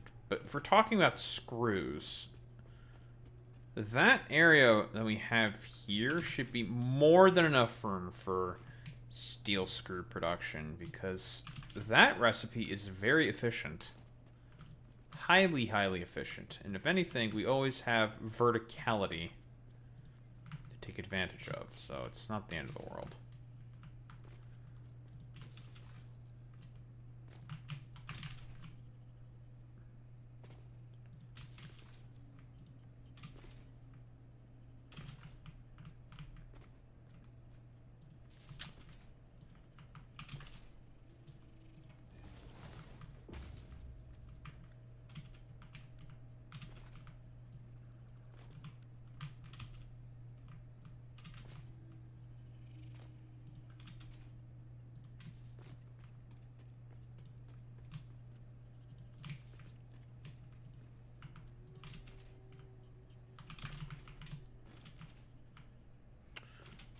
Boom, boom. Ag.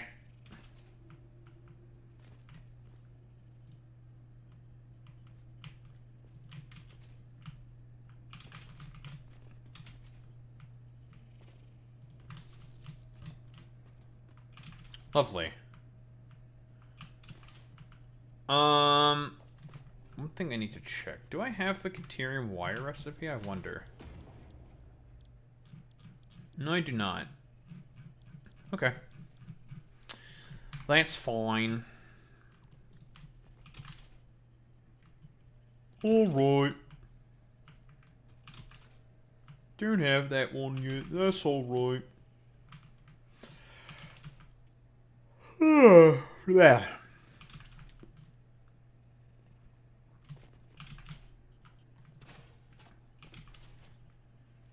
Another thing I'm going to have to be wary about is to make sure that I don't overbuild and run out of power to supply all of this. What's up, Clay?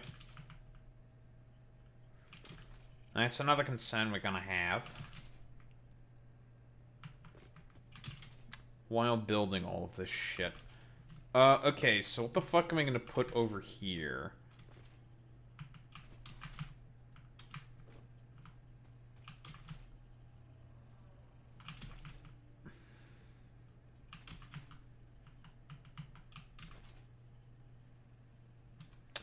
Put steel production here.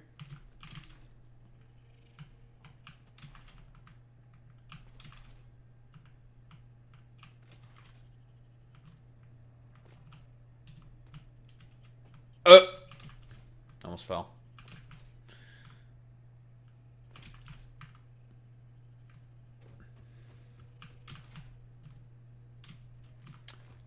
Okay, so an overview of what exactly my plan is. My plan, this is where a lot of the more basic iron shit is going to go. So our rotors, modular frames, reinforced iron plates. Because if anything needs like iron plates or iron rods, we can just make that locally by tapping one of the iron mines that's pretty abundant in this area. So we can do that. Not have to concern ourselves with that. Which I think is totally a-okay.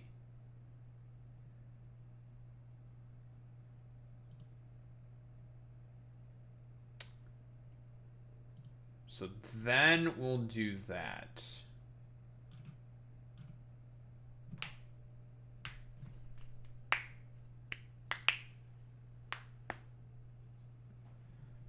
A lot of cracks.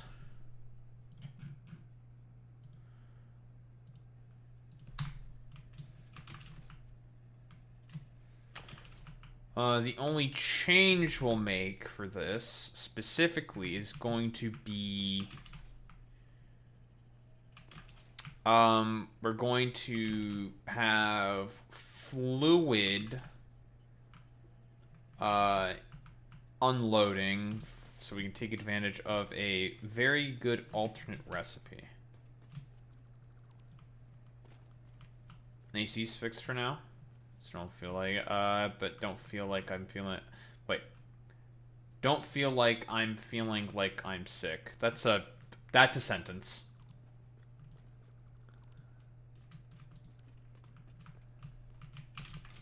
Who the fuck is John Goodman?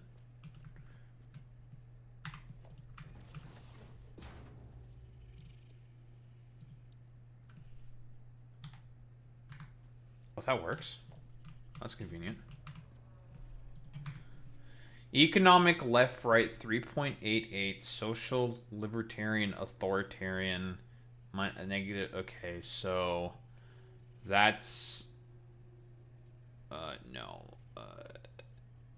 Yeah. You'd be on the somewhat on the side of ML. Or right bottom. You're you're kind of libertarian. Yeah. 'Cause that's yeah. I forgot for the dumbass political compass which one's fucking the x-axis, which is the y-axis. So you're a bit of a libertarian. You're a bit of a lulbertarian. You may have some questions about the age of consent. Oh, you're not getting centrist on that thing. It's like impossible to get centrist on the fucking political compass. Like you have to try really hard to get centrist on the political compass test. It's like a meme.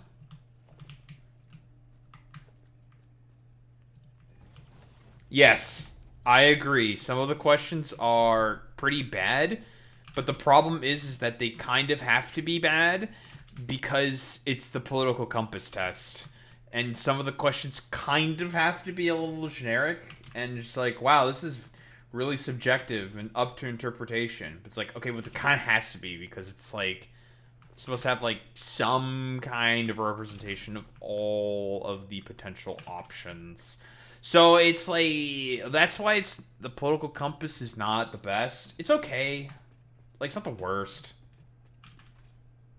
It's not the best, it's not the worst. It's okay. Like, it's okay. You know? It's not like a perfect encapsulation. Like, that's for certain.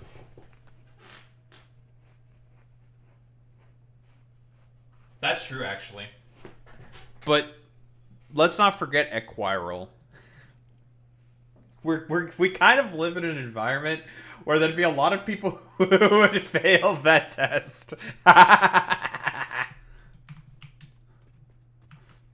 don't know. A lot of people would not be able to pass that one. I'm just saying.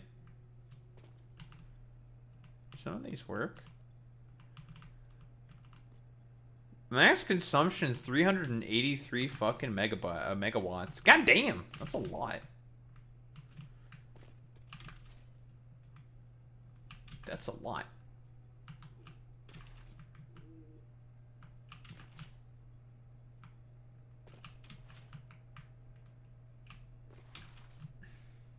Let me tell you something important, Raiden. You're a normie and a beta male cut. Okay. That was Boy Meets Mini? Yep. What do you want?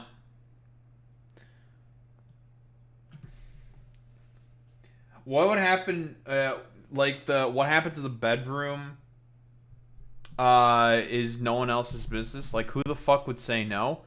I can think of a couple of people who might say no to that, and they're mostly religious zealots. So, psychopaths. There's a couple people who would say that.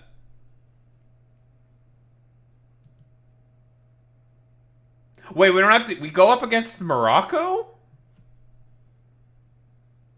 They wanted penalties?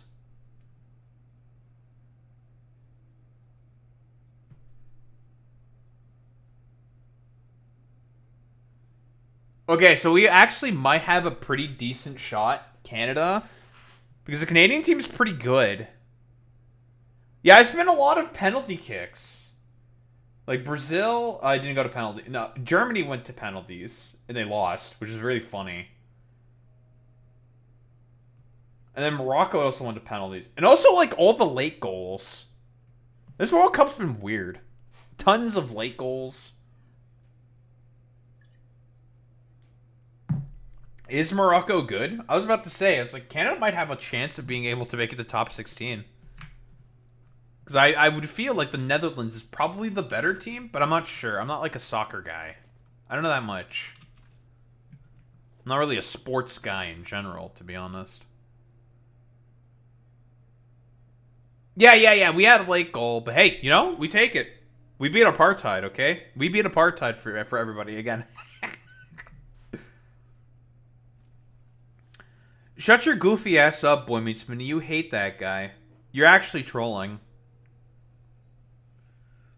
Yeah, look at this fucking racist over here, Boy Meets Mini.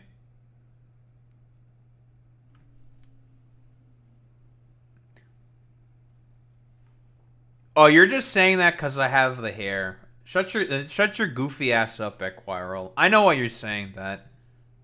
Fucking racist. You thought you were slick with your fucking racism, weren't you? You thought you were slick with that. Yeah, okay, buddy. Yeah, I was about to say, do you think Jesus plays a fucking guitar? And is like weird around women? No, I'm just Jesus. I'm just fucking chill with it, dude. I cure lepers.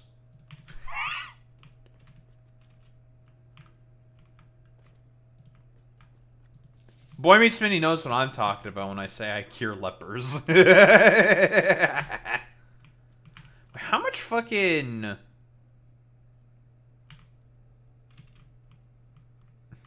Jesus imagine not being able to play the guitar? Yeah, you're trolling.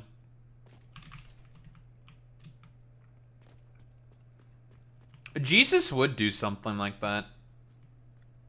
Okay, so this one's the one that's going to be replaced with the fluid.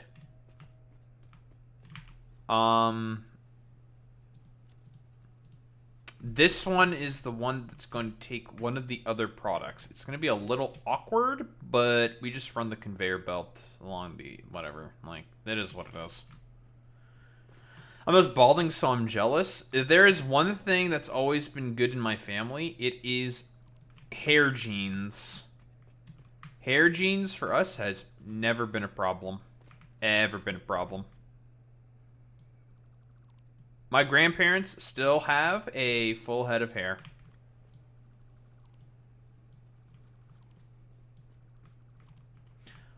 Jason Statham hairstyle? That's true. It's like I'm gonna be like SpongeBob from that one from the SpongeBob movie, going like bald, bald, bald, bald, bald, bald, bald. You fucking King Neptune look ahead ass.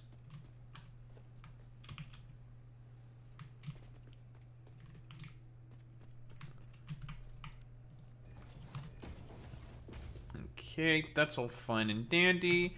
You are on load, which is correct. Lovely. Alright, cool. So that's the iron segment done. Caterium.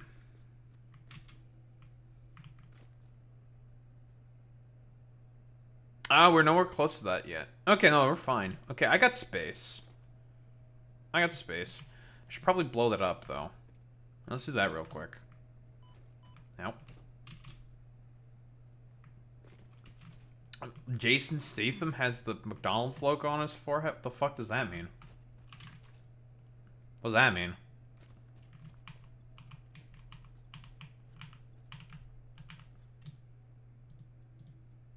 I don't need that many explosives. How the sides go in? I'm still a little confused. Alright, well. Yeah, I'm a little lost. Like, are you talking about, like, when he scrunches his forehead or something? Do they make the McDonald's arches? Then I guess that would make sense. I guess? Nah, the hairline. Jason Statham has a hairline? I thought he was bald. What? Now I'm even more confused. Bro says he's rocking the Jason Statham. Now he's saying, like, yeah, well, you know, the hairline. He's got a hairline. It's like, but he's bald. What the? It's a 1mm cut. Alright, fucking Beavis and Butthead drill sergeant looking head ass. Fucking good one. Alright. Next thing you're gonna do is you're gonna start laughing about penises and vaginas, like in Beavis and Butthead fucking style, like heh heh heh heh heh.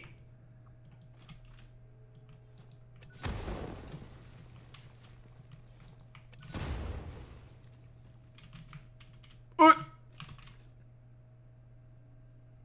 we're good. One other thing I should probably start thinking about taking care of is Sam, aka the strange alien metal, which means we're gonna have to do a quick trip to genocide some bugs.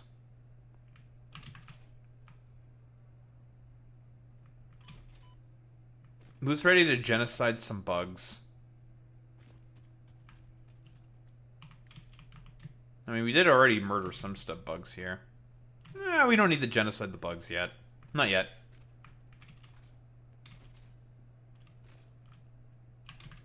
Yet, Pepe. Boy Meets Mini, I can sense the Pepe coming from a mile away. Just do the fucking Pepe. Just fucking Pepe, dude.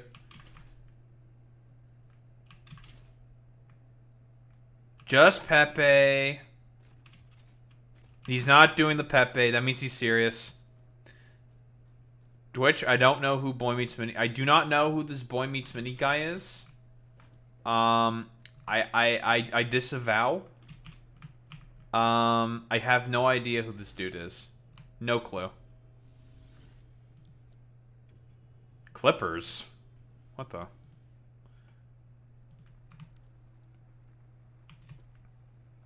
This is a tactical disavowal, of course.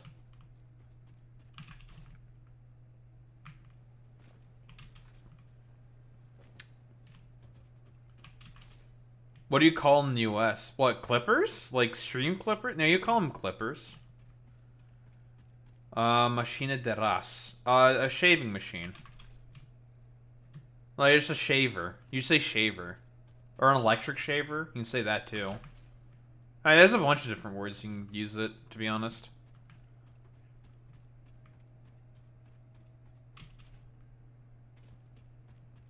I call the shaver for the actual face shaver. Honestly, it just kind of depends, like, who the fuck you ask, I'll be honest. Because, like, everyone is going to say, like, it's like a colloquialism. It's like, whatever. Just go with, like, whatever, honestly. Like, who cares? Just call it a shaver. Electric shaver. If it's electric, whatever. Thought y'all got a different name for it? Nah. Just call it an electric shaver. That's the easiest thing. Nah. Alright, so the tentative plan. We're putting screws here because we probably don't need a bigger area for screws. Like the chips thing? What chips thing? Like electronic chips?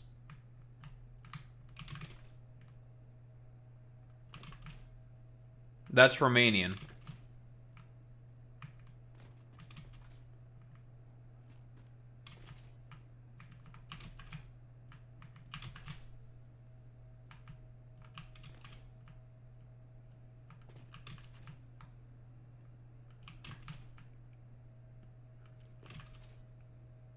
Couldn't understand it? Well, that sounds like a skill issue on my end. This is true. Everyone's going to learn Romanian.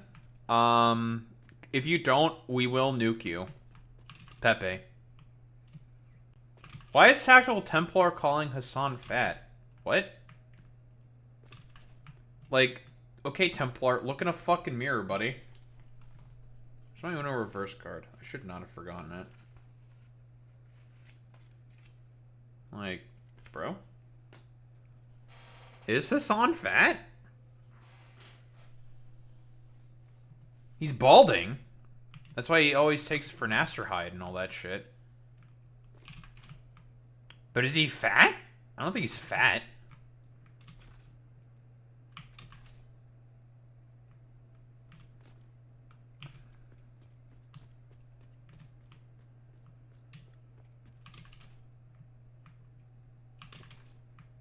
At heart, he will always be fat. I don't think that's how that works, though. Compensator Andy.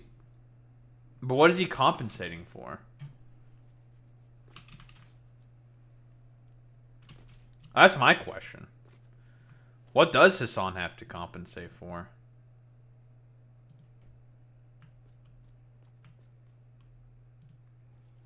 The insecurities?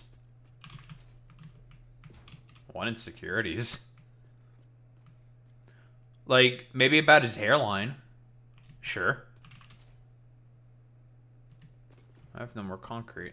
And I need more pipes. He used to be a fat boy? That's true, he did used to be fat. And then, you know, he worked out and he's not fat anymore. Hooray.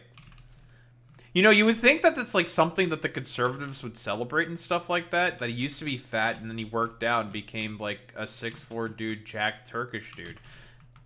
If anything, the people who call Hasan fat are just insecure themselves.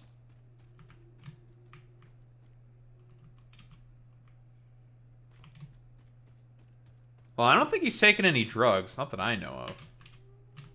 Oh, fuck. Oh, fuck. His wardrobe improved a lot, too. Yeah, he's dressing like a fucking unk.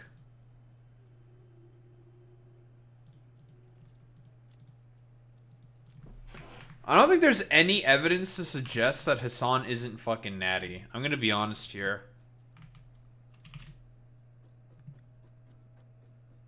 Now that's one I've never seen before. I've never seen any evidence for that. I'm gonna be honest.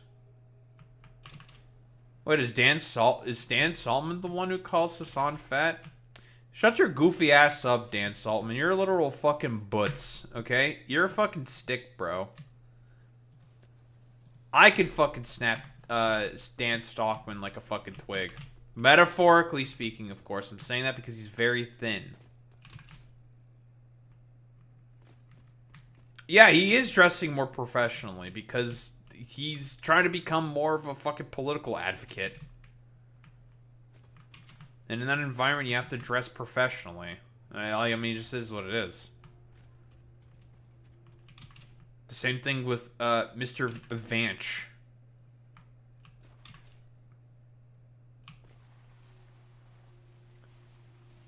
Well, that one I remember. Yeah, he did say that Hasan was like 45. When, honestly, like, that one was just like so stupid because it's just like, you just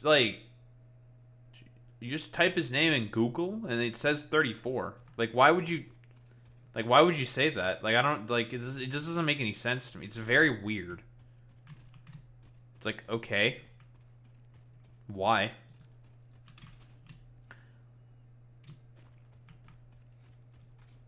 That one was always weird to me, I'm not gonna lie.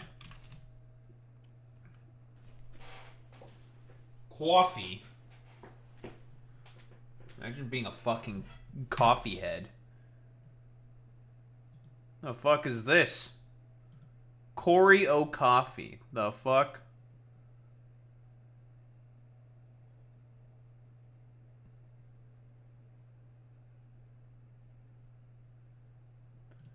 Who the hell is this guy with this big ass fucking pot of coffee? Well, that's not a pot, that's a cup of coffee. Or in the great words of Eminem, that's an awfully hot coffee pot.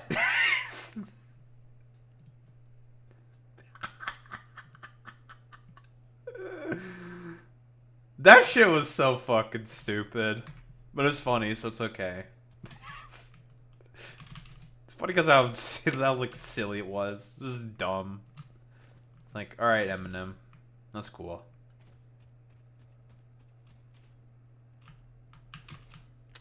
Strange cyberpunk and what? Johnny? Samurai? Wake the fuck up, Samurai.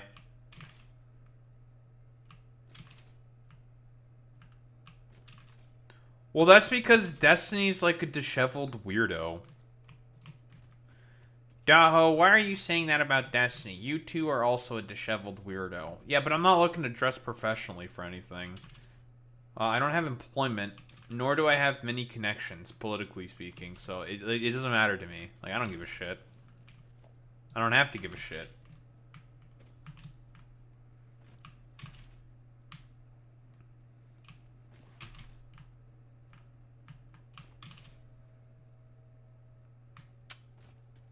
But yeah, there's also not a lot going on right now, so I'm spending a little bit longer on playing video games. That's what I'm doing. I'm gonna need more modular frames, aren't I? Jeez. It's, I do have to say, Boy Meets Mini, the transportation's, it's coming along. Although, honestly, I'm kind of concerned about the power consumption. These fucking streetlights consume quite a bit of power, it seems. But then again, I can always just cut off the fucking wire, then it's like, whatever.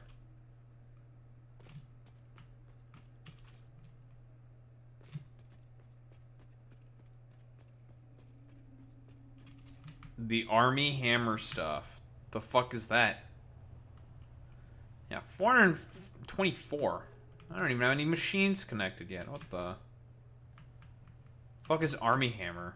What is that? Explain yourself.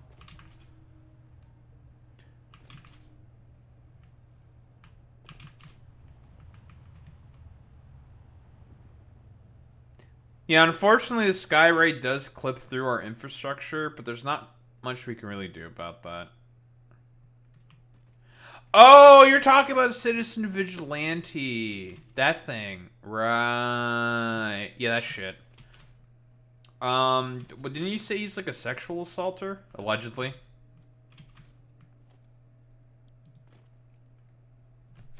I mean, considering the fact that you decided to take a movie like Citizen Vigilante, I mean, like, listen, we can do the whole fucking meme, right? Of like, yeah, well, you know. Daho, are you trying to tell me that a conservative is obviously going to be a sexual abuser? I, for one, am not shocked by that whatsoever, Daho. And then I say, well, thank you, Daho. I, for one, am also not shocked by this whatsoever.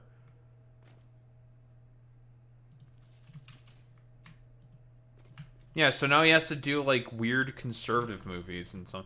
And, like, Elon is trying to say, basically, like, this is the movie that people want to see. And it's just like, really?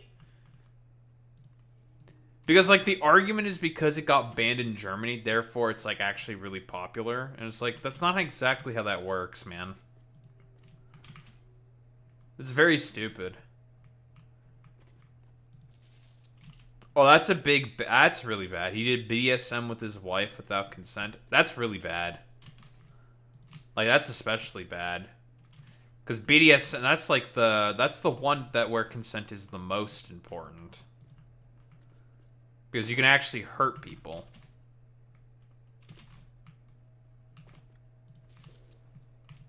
That's really bad. Oh, that's going to be a spur. That's a spur of the moment thing. That's an Elonism. He's not going to fucking follow through with that shit. Ain't no fucking way. Because if he actually did make his own film and TV studio, it'd be like the most soy Reddit shit on the fucking planet, and there'd be like AI, like literal dog water fucking everywhere. It would instantaneously fucking fail and be like probably like the biggest pile of dog shit on the fucking planet. It would be so bad.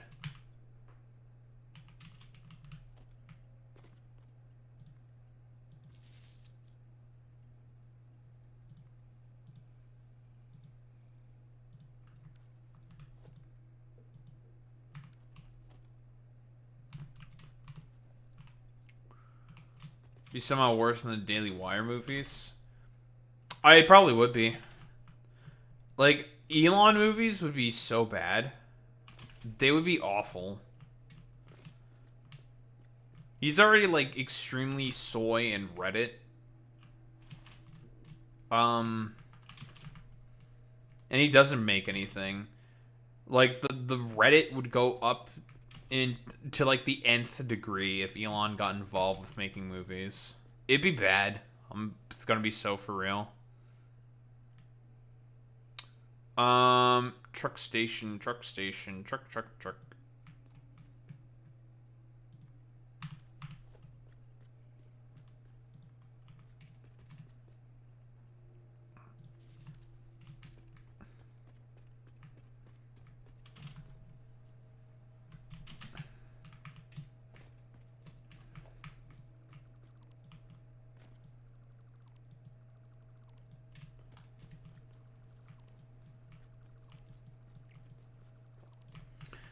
And you know what the funniest thing probably about that, Alex, would be? Is that if Elon would want to have, like, some control, he'd probably be, like, a director of the movies. Which would make it even funnier. Like, when they inevitably flop, and then, like, all the conservatives and all the, like, 3IQ Elon simps tried to defend it and everything. I'm, like, I'm already, like, picturing this in my brain. Like, the Birdman videos talking about, so Elon's video was complete fucking, or not video, movie was complete dog shit for all these various reasons. I'd be like, yes, cook him, Birdman. Cook this man. Cook him. Get him. You know, shit like that.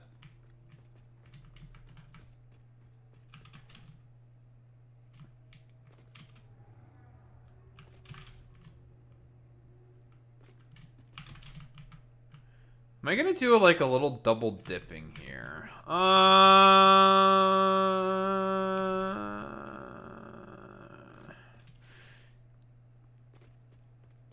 What if Elon Musk decided to launch his own record label? That would be like, I think, probably the worst thing on the planet.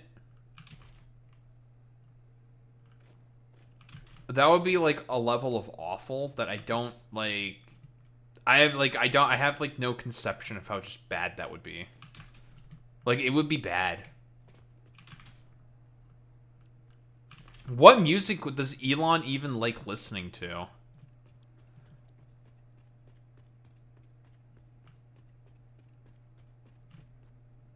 Like, we should ask guys, chat.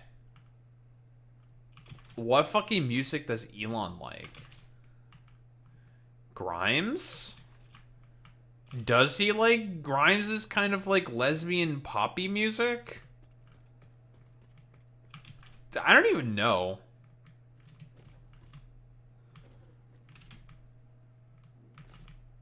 No, they got married.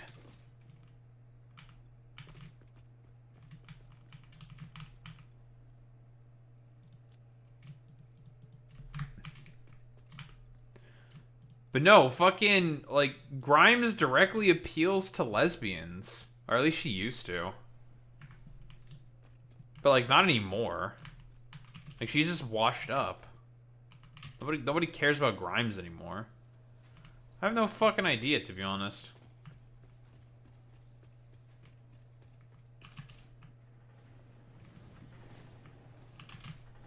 Yeah, you know, sister, yeah, we know. He likes to try to spread his seed around, because he's a Boy Meets Minnie, it's because he's a fucking breeder. Saying that one would trigger the asexuals.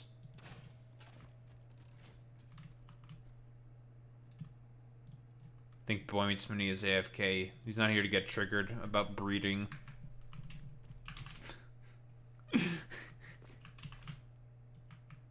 Breeders!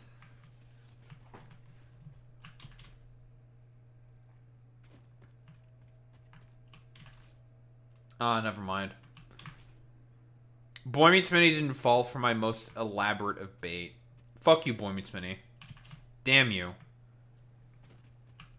You were supposed to fall for my most elaborate ruse.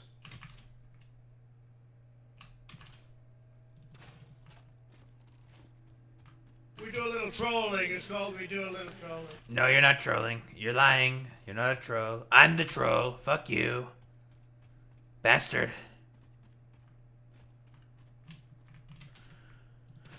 Alright, we're gonna make the sort of copper slash wire associated segment, I think.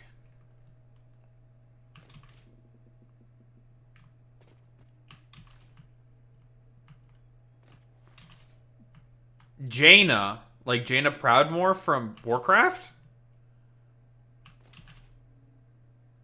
What the? I didn't know that she was a Twitch streamer. Huh? Alright, listen, would I have to fucking flex my Darktide experience? Okay, I believe I am aware of this Jaina Splinters individual, mostly through Doodleburb, because I think Doodleburb was once working on emotes for them? Them?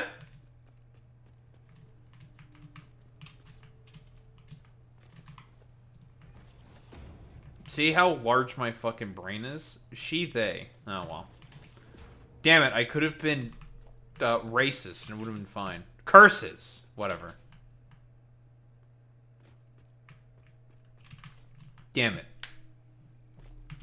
Missed opportunity for racism.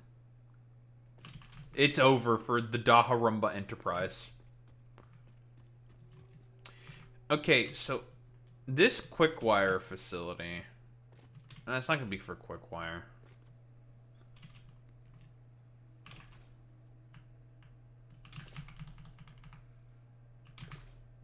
It would make, like, no money, like every other one of his fucking companies, Clay. Everything else that Elon... Like, Elon owns a bunch of shit. Yeah, he owns a bunch of companies, but none of them make money. Like, if Elon were to launch a competitor to fucking YouTube, it would just basically be, like, Rumble 2.0. Except worse. Like, it would be worse, somehow.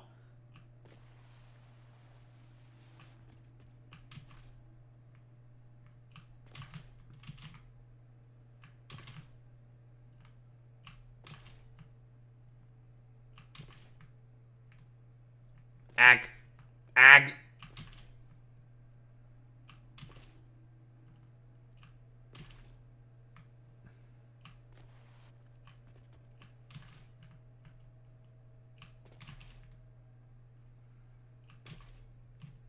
Yes, I also saw that show up.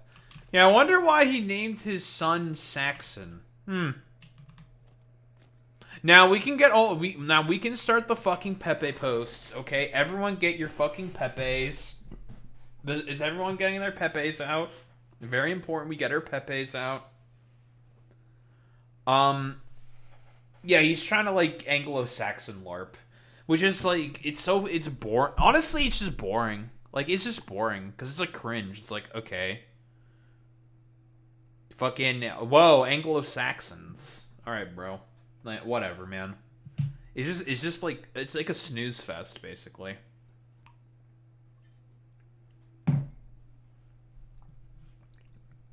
He probably would do that, Clay.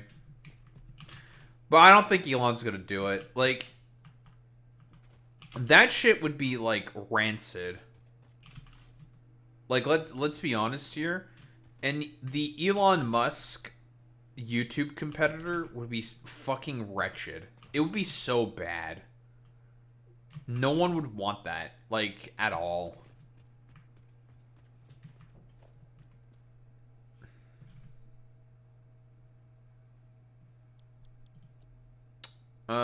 Straight with hypertubes.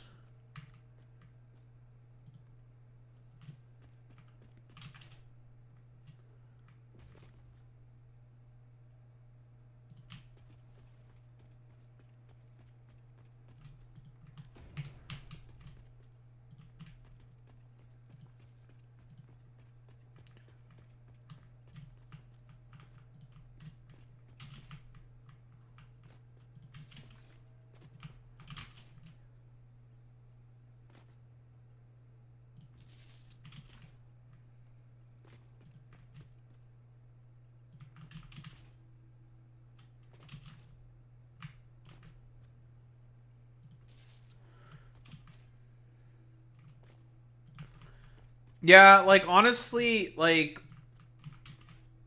Nah, it'd be like a combination of probably like Rumble and like BitChute and like all these other like weird alternative like right-leaning platforms that are really boring. Oh yeah, by the way, Boy Meets Mini, when we do go on Conspiracy Bingo, be prepared for some potential BitChute fucking videos. Let's fucking go, dude. BitChute, dude.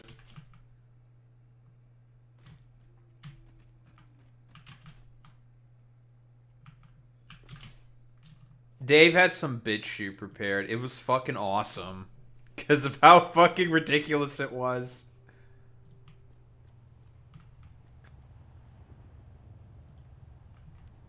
Hey, big guy. Oh, he clips through the fucking hypertube with his, like, little flappies over there a little bit. It's not the end of the world. Whatever.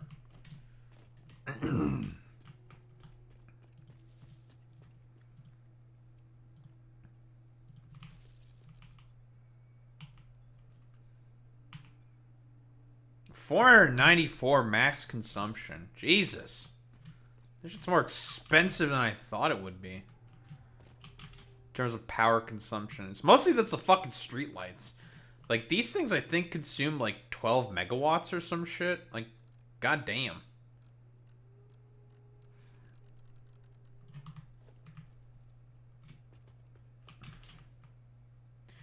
Nah.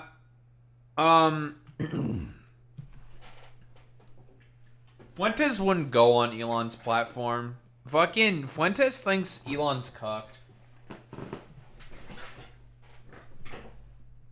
I would love to see Dave Portnoy run for the mayoralship of New York. That'd be fucking awesome because of how funny it would be.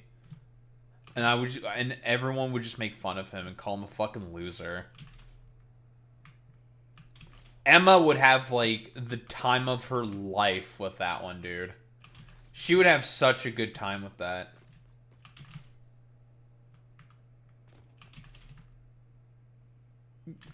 Everyone would just make fun of Dave Portnoy if he were to fucking run for the mayoralship. Because, like, he already has, like, a reputation in New York for just being, like, a fucking annoying weirdo. It's like, alright, bro. I mean, if you want to run, sure, but you're going to get that fucking smoke. And he will not be ready for that smoke, dude. Dave Portnoy will not be ready for that fucking smoke, dude. And everyone will just, like, point and laugh, and it'll be funny.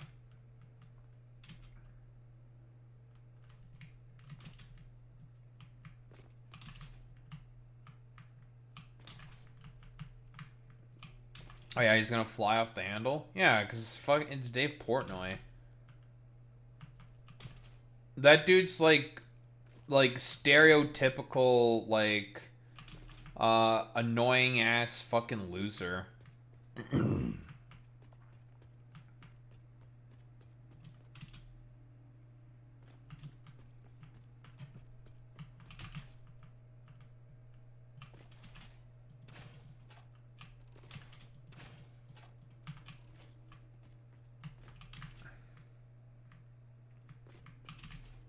Annoying raging sports ball fan. Yeah, like, he's not gonna have any appeal. I'm gonna be honest here. Like, no one will want to vote for David Portnoy, which is why I think it'd be, like, fantastic if he were to run for political office. He should actually absolutely do it because it'd be funny to see just how much of an annoying loser everyone would see him as. So personally, I enjoyed that.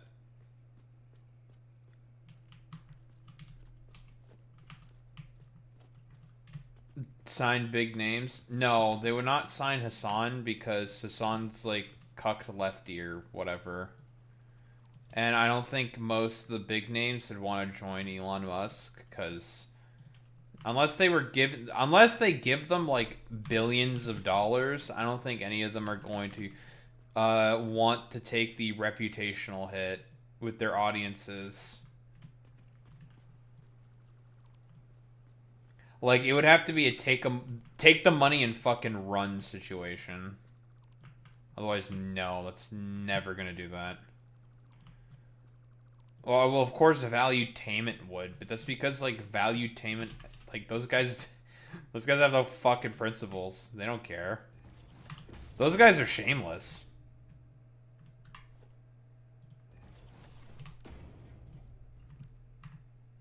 They don't give a fuck. And they're bad at saying slurs.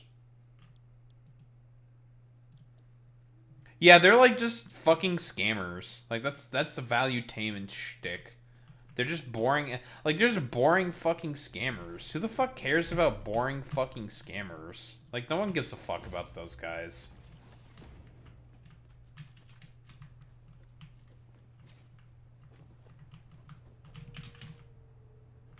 Yeah, the premier fucking content creator of Elon Musk's YouTube competitor platform. Fucking a bald fucking moron. In Tectone. Surely this platform is gonna do really good. Am I not Valuetained? I'm sorry to say, Boy Meets Mini, but I am definitely not Valuetained. And I will not apologize for not being Valuetained, because I don't want to be Valuetained by a collection of very, like, massive weirdos.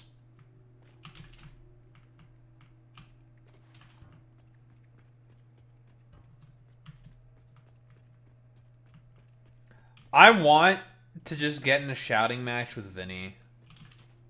Because I'd win, obviously.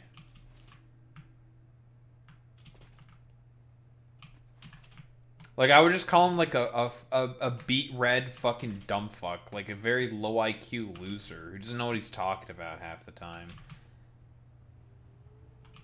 And he'll just be, like, soy raging. And I'll just, like, keep rage bait. It's gonna be like the lioness with the monkey meme. Where the monkey's just, like, sitting there, like, another successful rage bait. While the lion's just like, ah!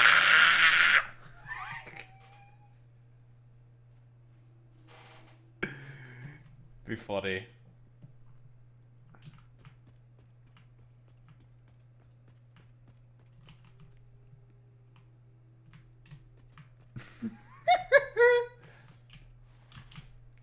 Well, yeah, of course Tectone would sign it, because he doesn't give a fuck. But I don't know. Who cares about that fat, stupid lol cow?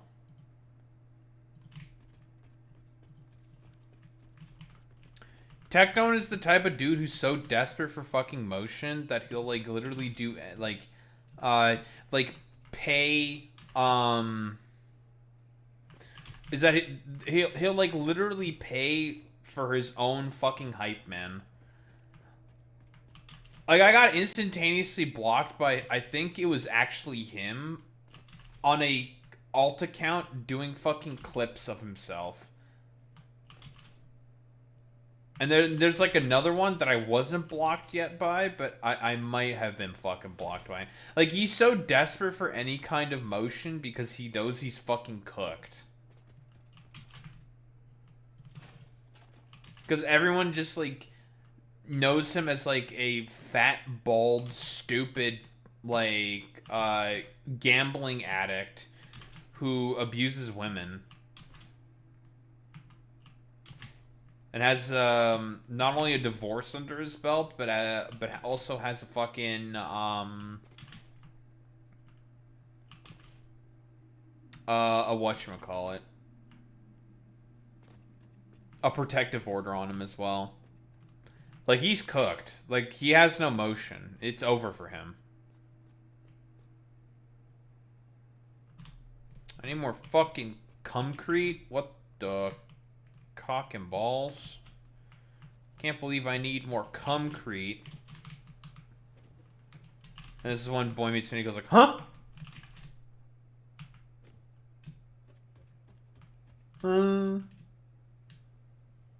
Cumcrete. Now you heard me right, bitch. Fuck you. That's annoying.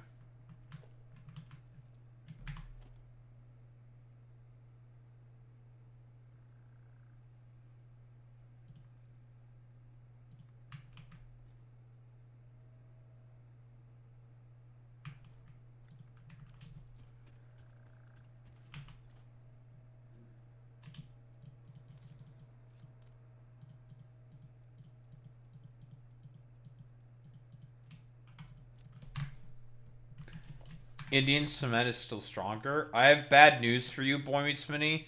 But actually, satisfactory foundations are better than Indian cement because it just lets things phase through. Don't think your dumbass Indian cement allows shit to phase through now, Wrong. huh? Does it? Oh, you're saying that's wrong?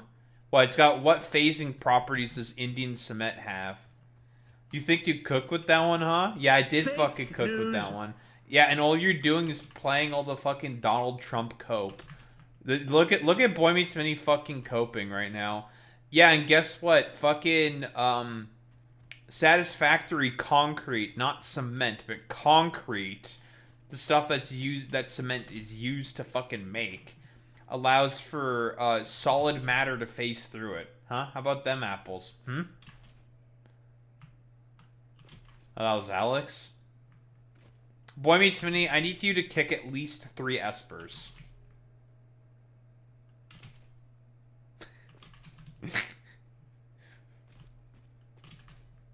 Alex Roivos doth protest. So it's fake? No, it's clearly real. I'm walking on this shit. Look. I'm running. I'm slide hopping. But it's got fucking phasing properties like Necron phase swords. Where it'll just... Okay, it doesn't really vibrate so... That kind of. It vibrates so fast that it can phase through fucking dimensions. Can Indian cement do that shit, Boy Meets Mini? I don't fucking think so.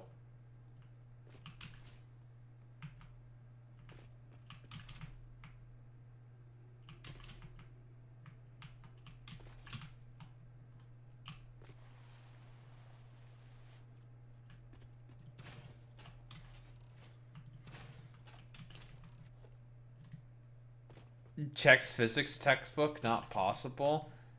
It's a good thing it's 40k, dumbass.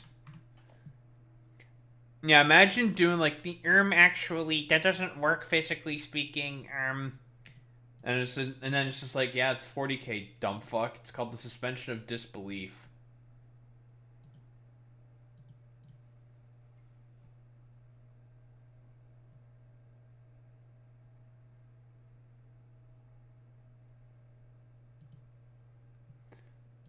Yeah, my immersion, it's so over, dude. It's so over, bros. It's so fucking over for us, big bros. Like, alright, man. Fucking good one, dude. Alright, so. We need to take stock of our situation here. So, what do we need to produce facilities of? We need stuff for wire. We need stuff for... But that's going to be the Caterium wire, which we'll have eventually. I do need to make some kind of a refueling station with coal for the time being. But Daho, coal sucks as a fuel source. Well, it's all we fucking got right now, because I don't have turbo fuel. Otherwise, I would use turbo fuel, but I don't have any fucking turbo fuel. Fuck you, suck my dick. So we're using coal. It's not like we're going to have a ton of trucks or tractors on here. Obviously, we'll add more as demand requires. But we're only going to have like a couple shitters going around and doing shit. For now. For now, Pepe.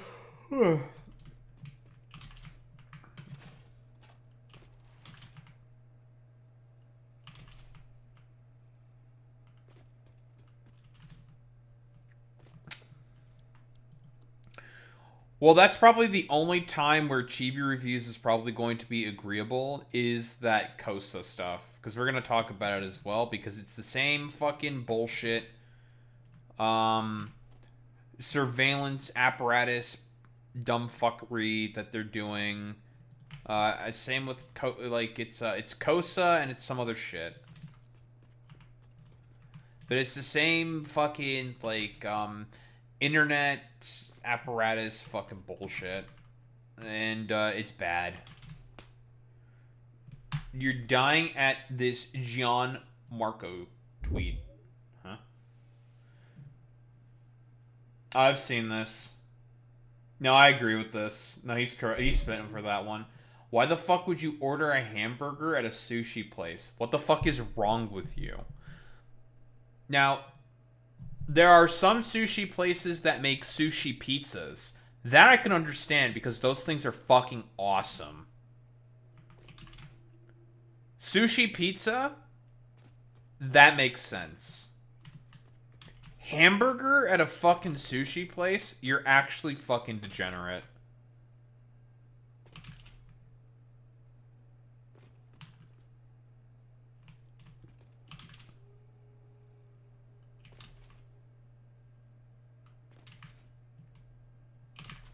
Yeah, sushi pizza is fucking awesome. Everyone should have a sushi pizza. Because those things are delicious.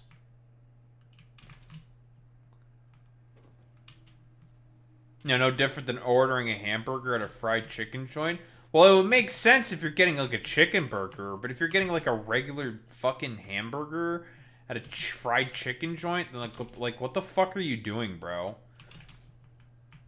I've never had a sushi Rito. Now I want one.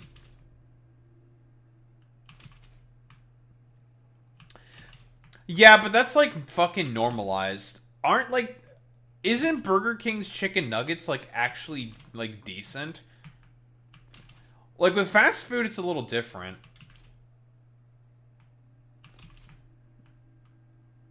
Sounds like a war crime. Boy Meets Mini, kick... Like, you need to kick more espers than that. One is not enough.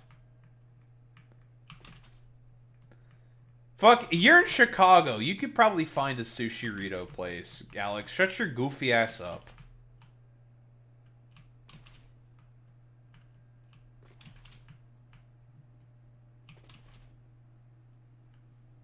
Burger King's chicken nuggets are pretty good. Yeah, that's what I heard. I thought they were pretty good. But, like, those are, like, fast food like, corporatized, like, fast food slop is just, like, stupid. It's just dumb. It's like, okay, fuck off. Wait, you have a problem with sushi Boy Meets Mini, kick more fucking goddamn espers, dude. Imagine having a problem with sushi pizza. You're actually fucking trolling.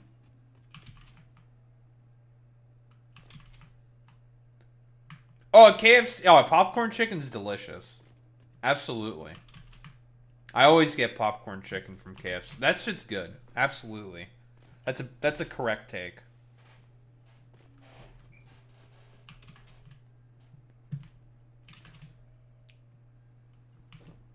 Fucking Alex Royvost shit-talking fucking sushi pizza. You're actually trolling, dude.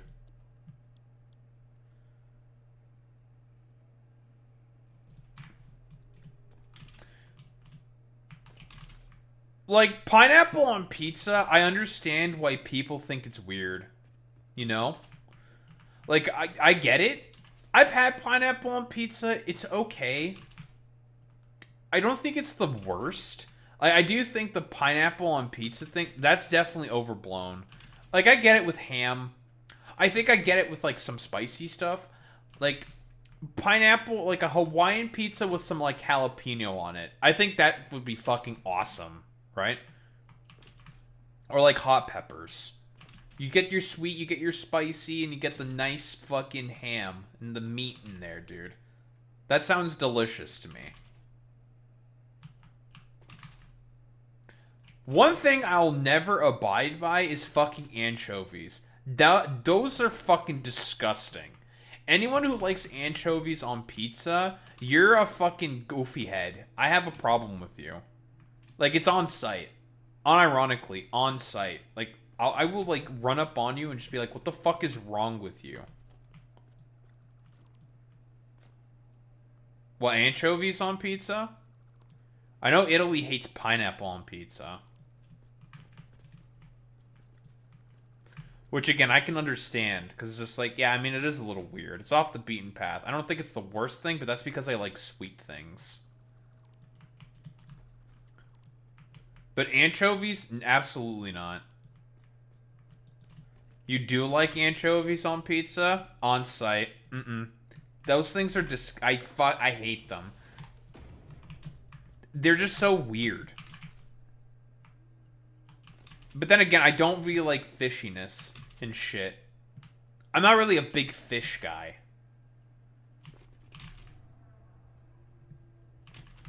Snails on pizza? Ugh. I mean, those could be, like, okay or something. I don't know. Nah, that's probably shit. No, I'm fucking trolling. Nah, that's fucking dog shit.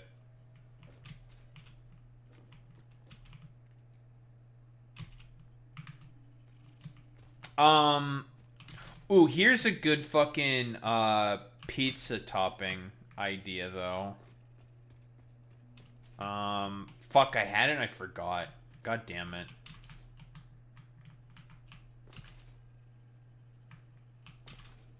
Yeah, grilled chicken on pizza is good.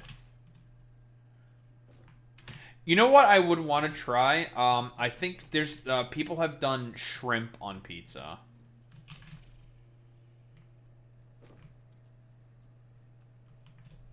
Caviar on pizza? I think you're trolling.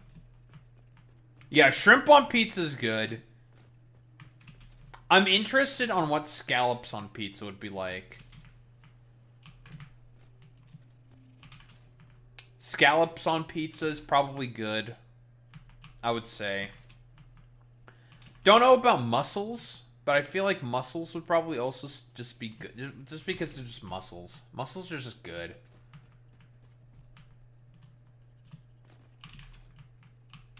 Shawarma on pizza?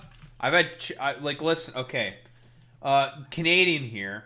Shawarma poutine. Shawarma poutine is delicious, okay?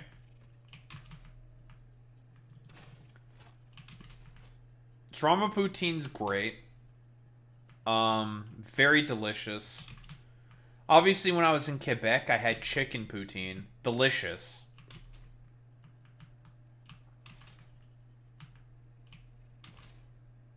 Well, no, that's just one specific place in Ottawa. Or in Canada. And that's Ottawa. Ottawa does shawarma the best. It's so good. It's delicious.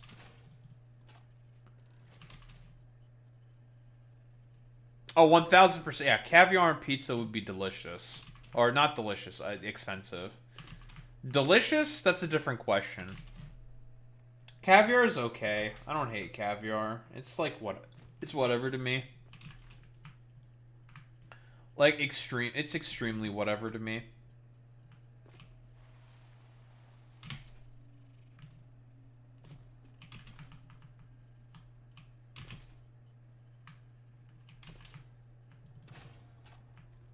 Like on the scale of 1 to whatever to me.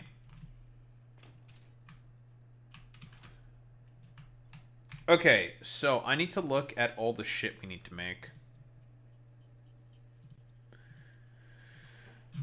Okay, so we ignore all this shit. Ignore that shit. Ignore this shit. K parts.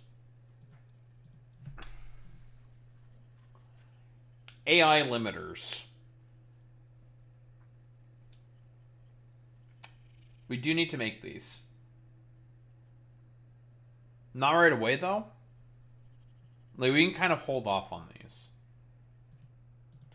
Not, like, 1000% paramount or important to really focus on at the moment. I'm going to be honest here.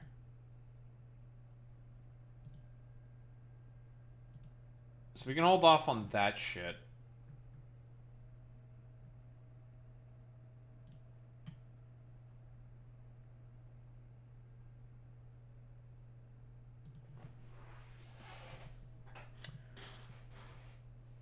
Bay Ridge, NYC, all the Palestinian joints. Listen,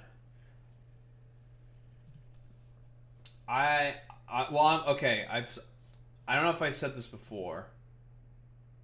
I mean, it's relatively soon enough. So I've said this. I've talked about this before, but probably in about a week and a half, I will be taking a trip up to Ottawa. It's my yearly pilgrimage to Ottawa for GoFest, obviously. which I need to buy my ticket for.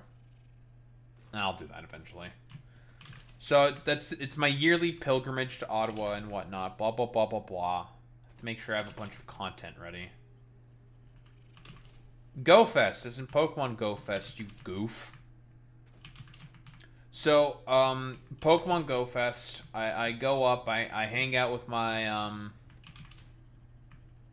I hang out with my ex-roommate. We probably watch some anime and we just chill. And get shawarma. Ah, fuck, but the fucking local Chinese place that was there is fucking closed.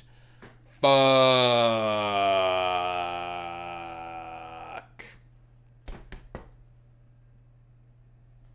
God damn it. That actually upsets me because that Chinese place is so good. But the owner's retiring, so he sold the building. I was friends with the owner too. We played Pokemon Go together. He also played Pokemon Go. And then he stopped. Although he still like played typically when he was working. He mostly stopped because he got busy with work. And it's just like, oh, that's unfortunate. And in fact, I also hung out with one of my buddies, that was his uncle. One of my Ottawa buddies. It's unfortunate. But yeah, rip to an OG. It is what it is. Because they always did really well in terms of business because it's right in the middle of a student area. Like, basically there's like 3 different apartment buildings and student housing like right next to that fucking place. So they always had business. And they made a fucking killing in terms of money. Because it's good. Its portions are big. It's not too expensive either. Get a fucking combo platter for like 17 bucks. And it's 2 days worth of food. It's awesome. Everything they had was good. It was all good. None of it was bad. It was always good.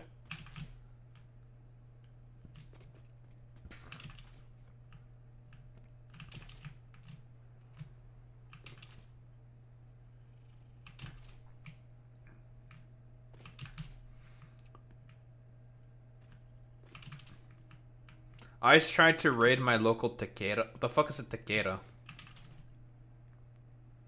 Yeah, we have Mandarin up here. We do have Chinese all-you-can-eat buffets. We do have those.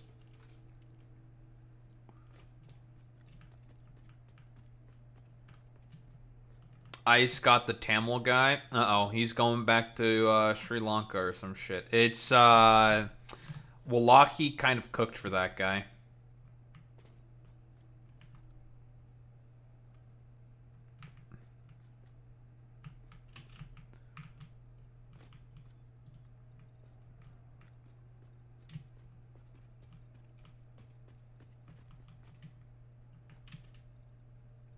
Tamil food, not Tamil language. Is Alex trolling or am I... Is Alex trolling me? Am I getting trolled right now? The fuck?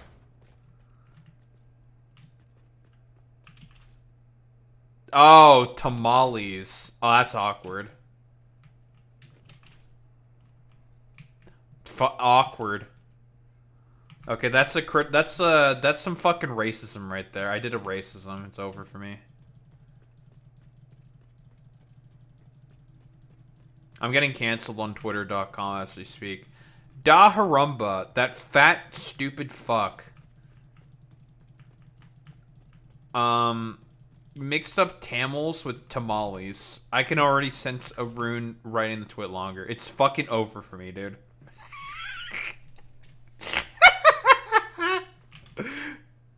I'm cooked! That's some Romanian shit. Mix up? Except not really. Those are two very, very distinct things. I guess tamales and Tamil also would be distinct, but one's a food and another one's a person. We're talking about 2 people there. Wait, about our tamales people? I thought tamales were food. You're fucking trolling right now. Listen, I've said this before at Quirrell. If Alex were to do that in Romania and he's in the wrong place in Romania, his dumbass is getting killed. It's like, yeah, you're getting killed for that one. Like, you would get fucking rocked. You'd get the shit kicked out of you.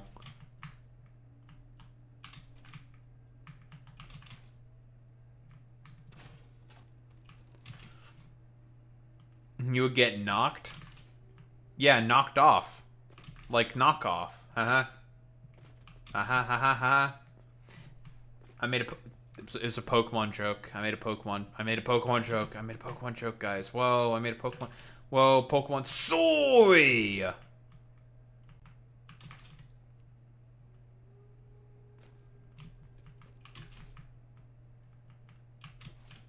Yeah, we've gone through the whole fucking lineage. Yes, they're all from the Indus Valley. And then obviously they migrated to the Caucasus, and they got kicked out of the Caucasus, and then they migrated over to Anatolia, and then they got kicked out of Anatolia, and now they're in Romania.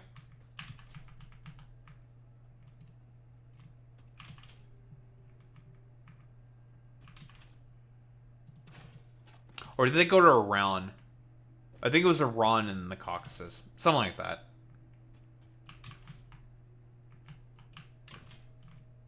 That's true.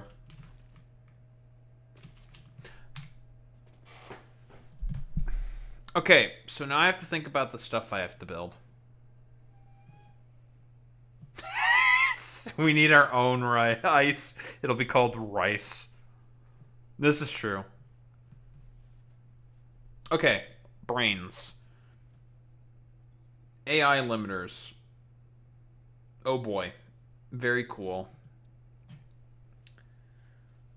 We need to make facilities for making all these project parts. But those are I'm probably going to put those all in their own separate row. These things are going to get their own dedicated rows, I think. And as for scalability, we build up. Easy clap. So this is just going to be stators and cobble.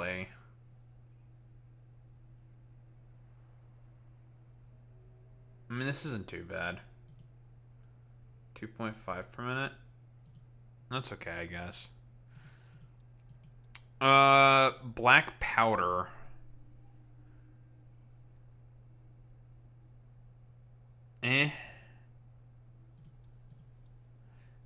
Cobble.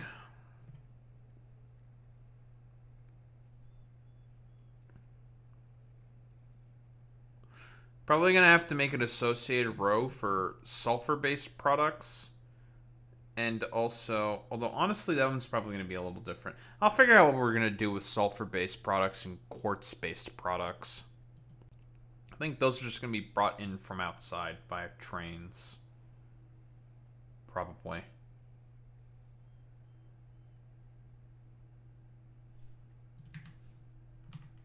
Do I have the Caterium wire recipe?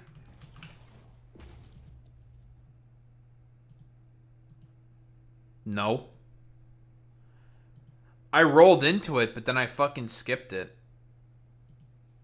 I don't have the Caterium wire recipe. Otherwise, yeah, I would use it. Because it is a good recipe. Now, obviously, I'd use it.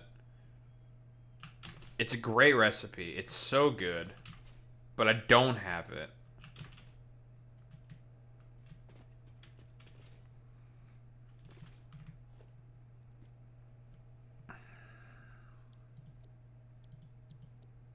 I rolled into it, but then I fucking got rid of it.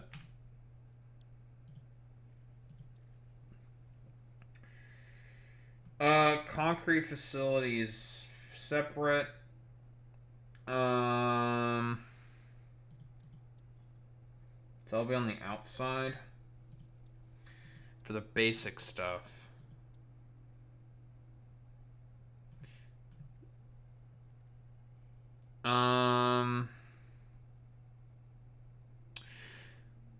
What's the alternative copper sheet? Copper sheet satisfactory. What's the alternative recipe for this thing? I think it's steamed copper sheets. Does that take only water? Yes, it does. Which means it's good. Yeah, that's a good recipe. That's a fantastic recipe. It only consumes like 2.5 more fucking copper, which is like not a cost at all. Like that's literally not a cost. Yeah, but Daho, you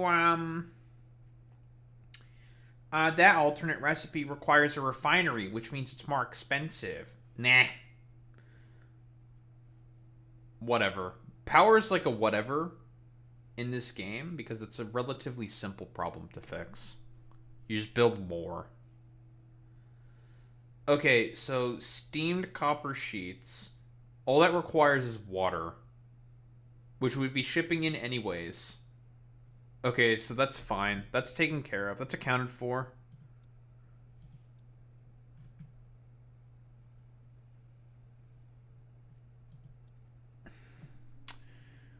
Crystal oscillators.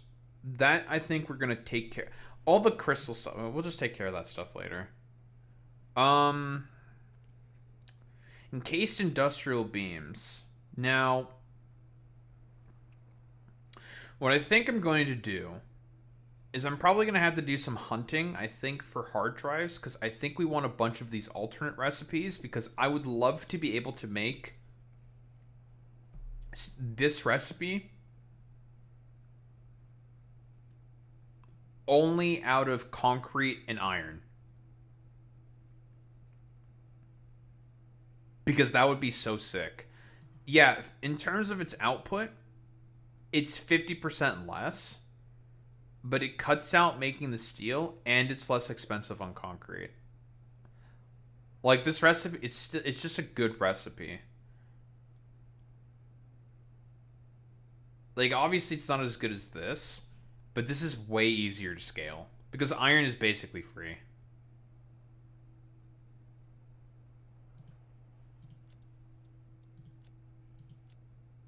Huh? Get this shit out of here.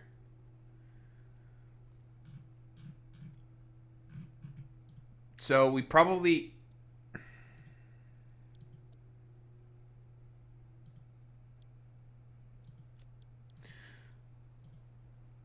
So, encased industrial pipe obviously does not make as much industrial beams as the original fucking recipe, but it makes it such that we don't have to make steel beams. This one's like kind of a marginal thing. Well, like that's like a thing that to experiment and play around with. Steel cast plate. Do we want that? I don't know. Maybe.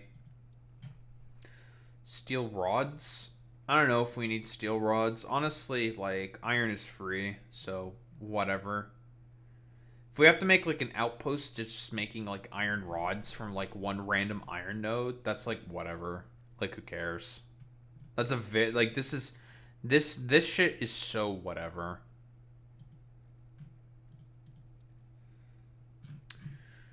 Okay, this is something that we do need, and that's fucking modular frames. I'm probably just gonna stick with the bolted frames. It's a little awkward because it's 140 screws per minute, and steel screws is 260 per minute. The 140 per minute is very, very awkward. Like, this is such an awkward number, because it's not a clean 1 to 2. But the steeled frame is, again, this only would just require iron.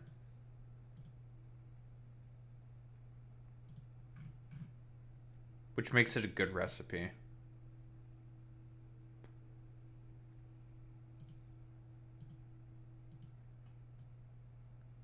60 seconds, 24 seconds. With this one, it's kind of complicated because you have to ask yourself this question. Okay, do we value the quicker cycle time? Or, like, convenience once we get a couple extra alternate recipes? That's a good question. It's a good question that's difficult to answer.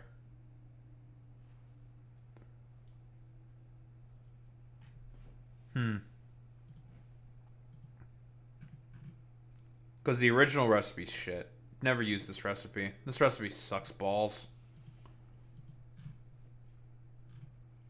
I don't know. It's tough. That's a tough one. Motors. Never use the rigger motor because that requires crystal oscillators. Never use this. This is just dog shit. Like, this recipe is fucking awful.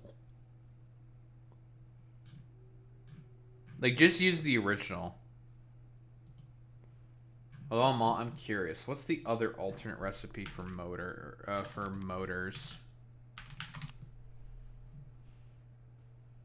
Not the turbo motor, just the regular motor. It uses electromagnetic control rods?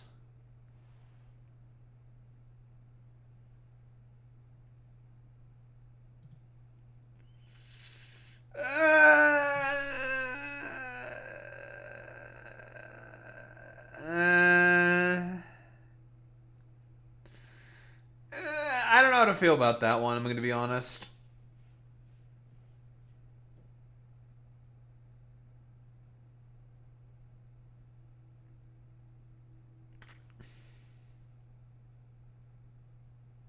Yeah, I don't know how to feel about that one. Oh, wait, and the rigger motor needs the manufacturer to assemble? Ew. Ew, that's so bad. God. God, this thing is so terrible. Alternate recipe analysis. So for 60 rotors, okay, a minute. Going in, the electromagnetic control rods. We will be saving on about 50% of power by using the electric motor recipe. That's pretty good. Or not 50%. It'd be 33%. The cost of about 180 megajoules for 12 assemblers in comparison to that of 8 assemblers. Which both makes about 60 per minute. That's pretty good, actually. Okay. That's not bad. That's not bad at all. Obviously, never use the rigger motor. That's just terrible. You have to use manufacturers for that, and that's fucking expensive as fuck. Absolutely the fuck not. Terrible. That's just a bad recipe.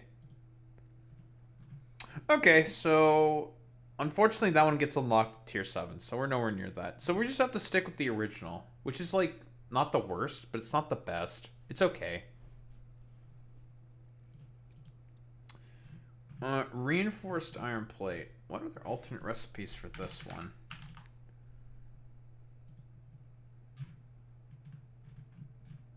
Can I scroll wiki page, please?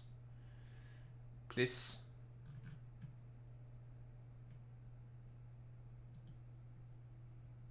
Okay, so the one alternate recipe we're missing is with rubber. Rubber? I'm intrigued. 3.75 per minute. In comparison to 15 per minute. With the bolted iron plate.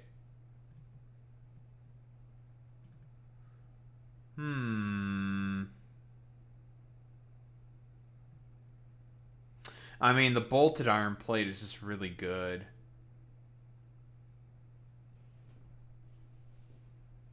But the reinforced iron plate, technically speaking, the adhered iron plate technically speaking, actually takes less power. Interesting.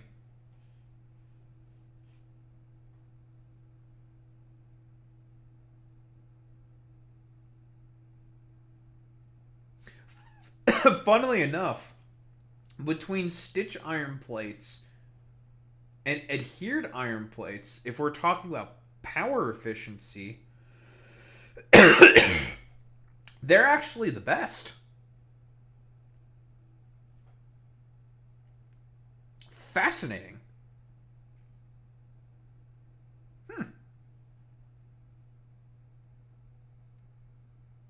For 60 per minute, both clock at around 585 megajoules. Whereas with bolted iron plate, it's about 700. It's not the most expensive. The baseline is more expensive.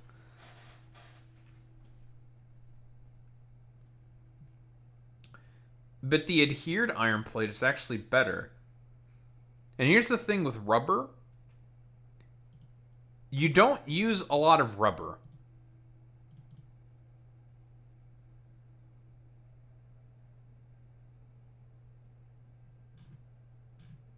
You do not use a lot of rubber. The more important petroleum-based product is plastic. At least early on. Because of computers.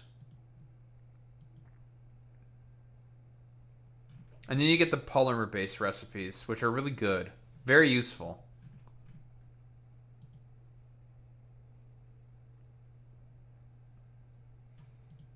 Okay. Well, we don't have access to that quite yet. Okay, all the rotors. Rotors. We do have access to all of these things.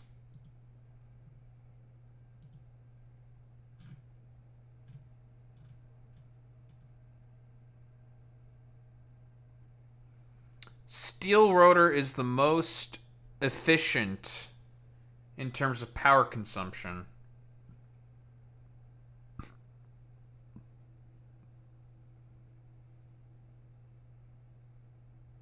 Because screws are cut out of the picture.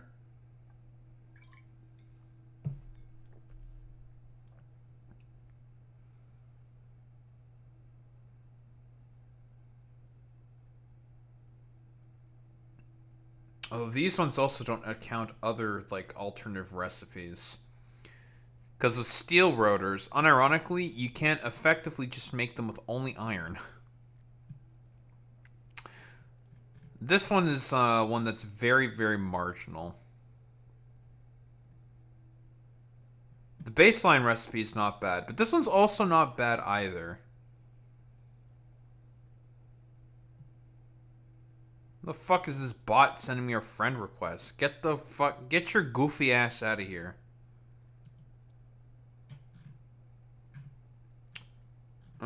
Screws, smart plating. What is the alternate recipe for smart plating?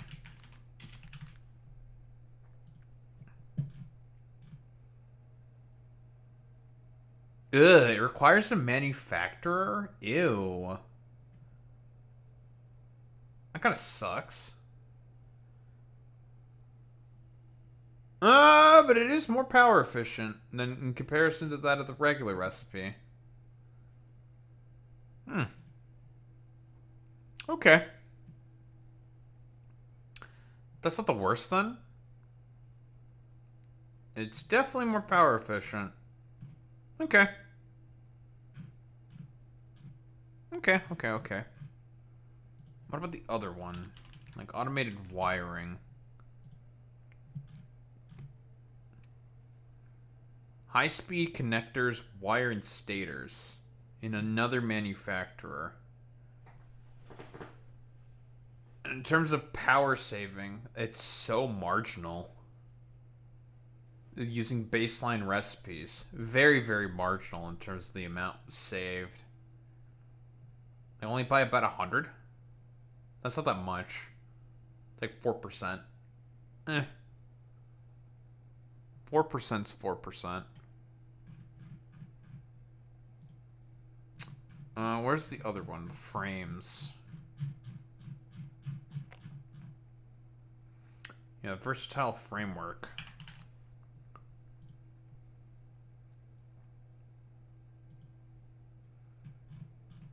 What's your alternate? Same thing, but it gets rubber.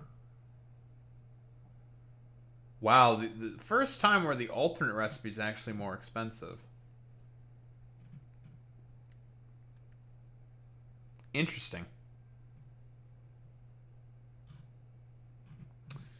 Very interesting indeed.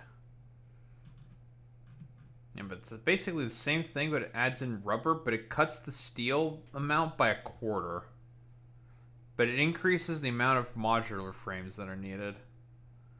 Which is like okay, because modular frame... Actually, no, that's not a good thing, because you need modular frames for heavy frames. And like I said before, heavy frames tend to be a very, very bottleneck problem area. And the comparison that I use in Factorio for it is it's like the same thing as red circuits. Very often, a lot of new players do not have enough red circuit assemblers. So they sit there wondering themselves, why the fuck do I not have enough red circuits? It's like, because you're not making enough red circuits. Because it's the fucking ratios with it are weird. On purpose.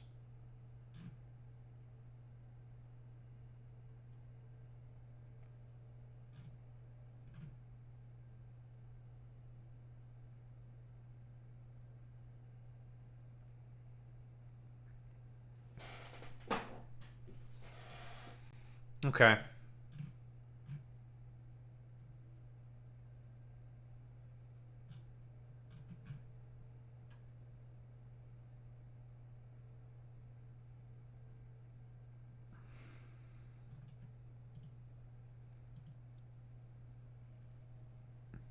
I want this iron pipe recipe because it's so good.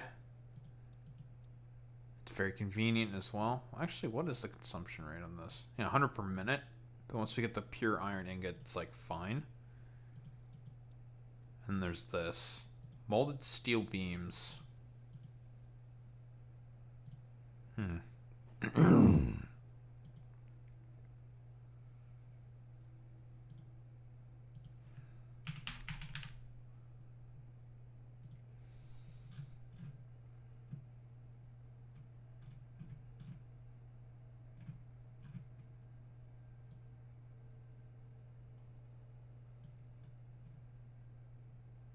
This is, the wiki is missing an extra fucking goddamn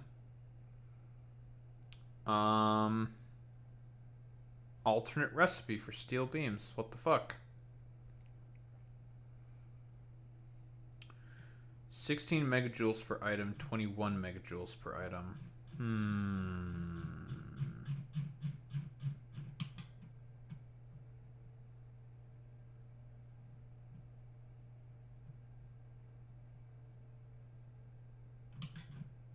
This doesn't have my fun graph here. What the fuck?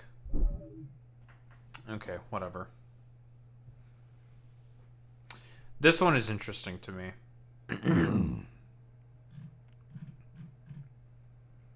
Molded steel beams. 120 fucking steel per minute, though. Alright, all of my considerations have been made. I've done my readings.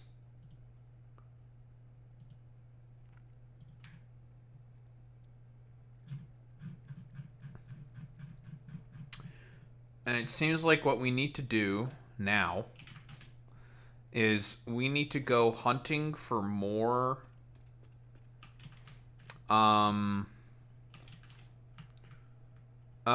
we need to go hunting for more fucking wrecks.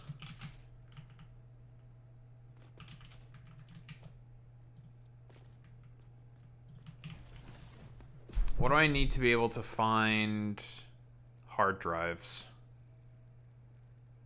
I think it's under here. Putis.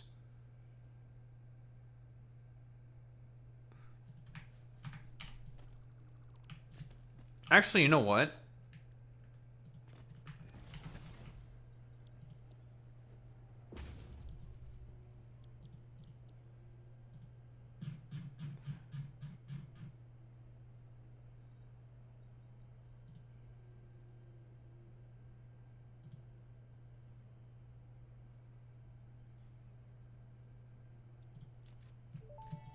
Give me that shit.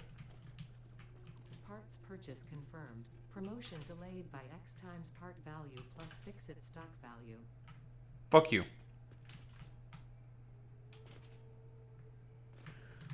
What do I need to make motors? Besides rotors.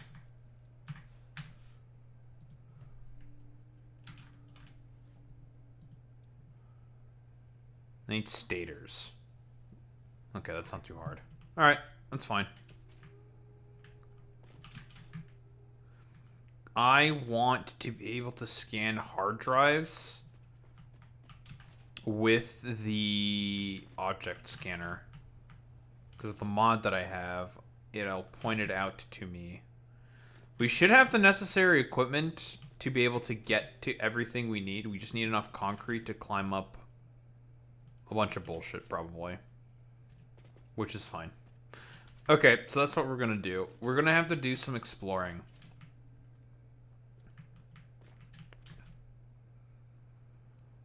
That is the plan. We will be doing some exploring for hard drives. And we're going to get, hopefully, a butt-fuck ton of them.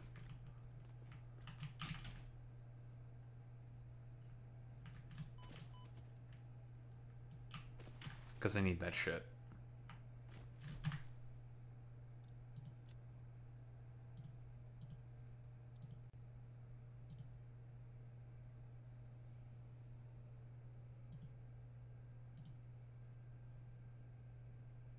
Okay.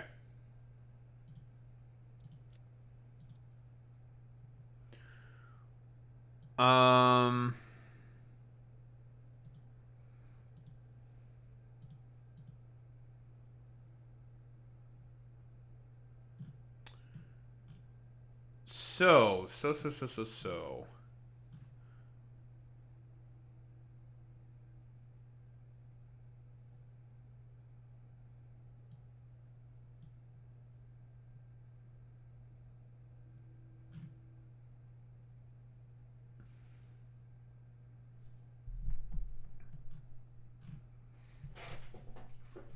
Slim Nation.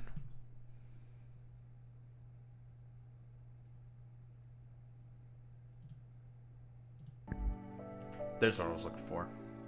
Alright, I'm gonna grab some water. I'm gonna stretch my legs. I'm gonna go to the bathroom. Then we're gonna yap about stuff. Oh boy, how exciting. Very, very cool. Anyway. I'll be right back, gamers.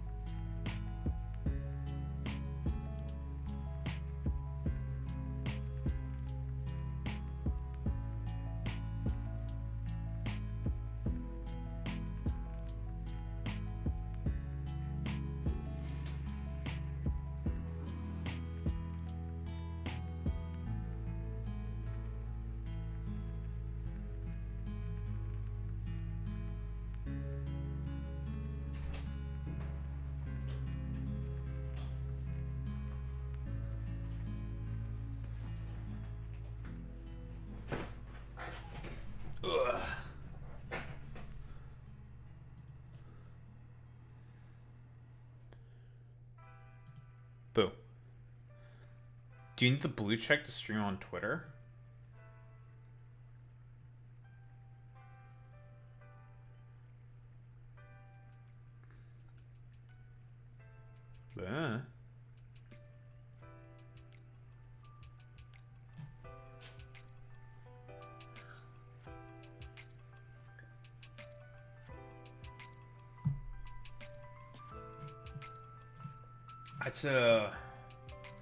That's I don't know, dude.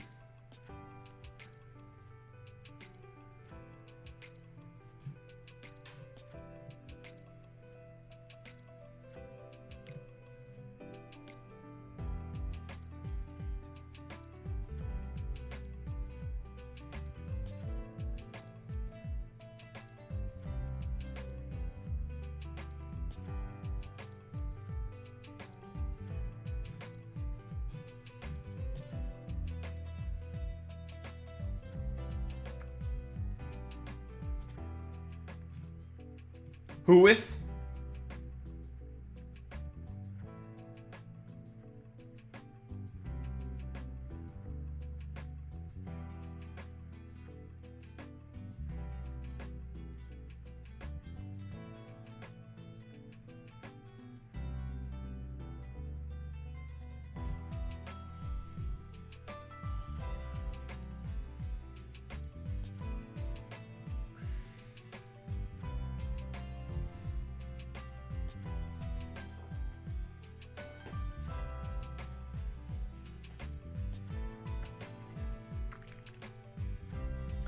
I don't know, Boy Meets Spinning. I think you just Google it.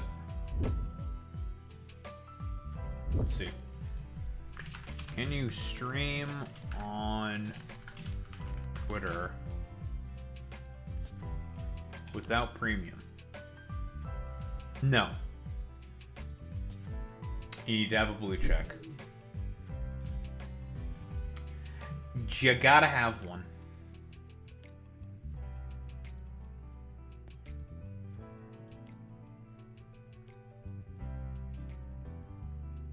Why are conservatives complaining about Mark Carney shaking the hands of dudes who have the fucking doggy masks on? Why the fuck does that matter? Who cares? It's because they're conservatives, that's why.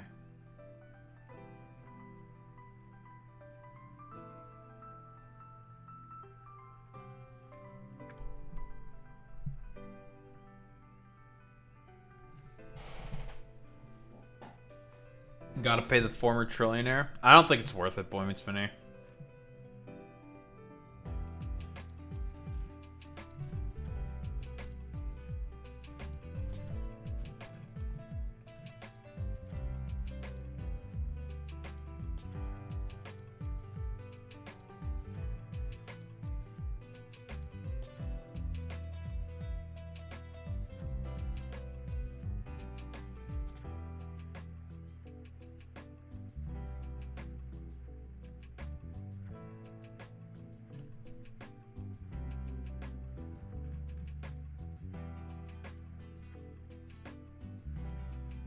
ACP official statement. Notice on dissolution effective immediately.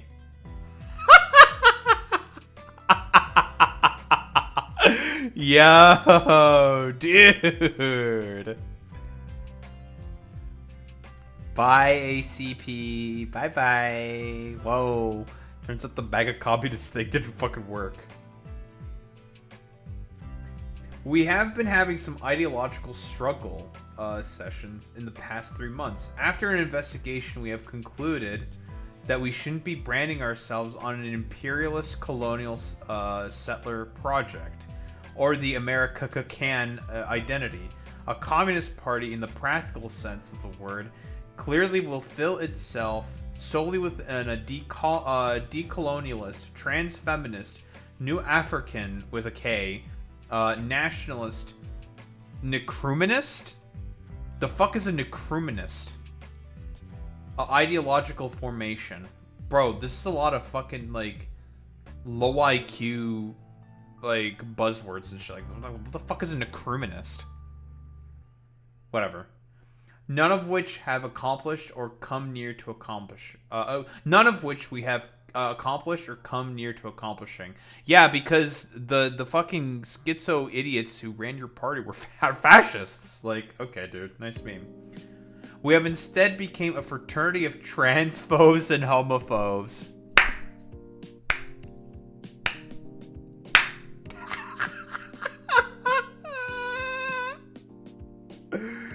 Yo, it's so fucking funny. After an immense congressional debate, we have voted to dissolve our organization. We believe we have made a mistake in this entire project. We condemn in the strongest of terms the chauvinists we have let into this party, and we have hereby liquidated all party assets. Oh my fucking god! That's awesome! Guys, it turns out MAGA communism that doesn't work, guys. Whoa. Nkrumah was a Pan-African socialist, PM of Ghana. Interesting. I've never heard of that guy ever.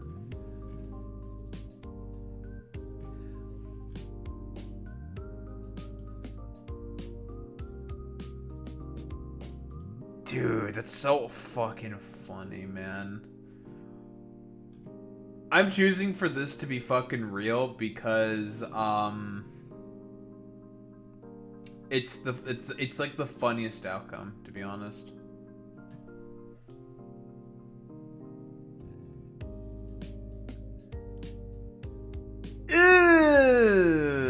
Scientific social. Yeah, well, I mean, these guys do believe unironically in scientific socialism, so yeah.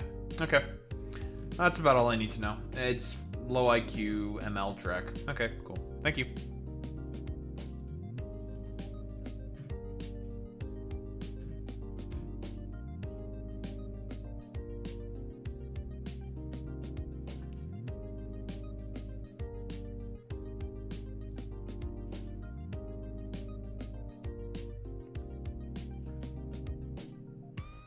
Yeah, ACP are fucking worthless, man. Like, they're so bad.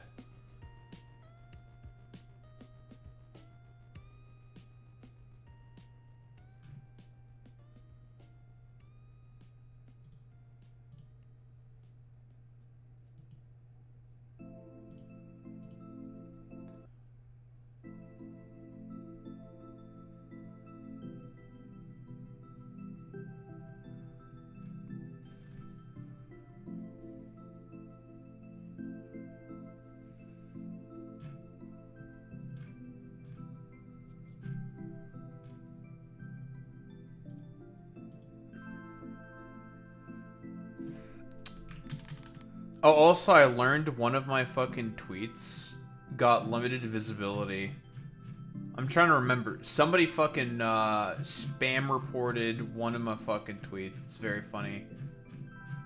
I think it was when I was making fun of Espiritu. Yes. Yeah, it was. Very, very funny.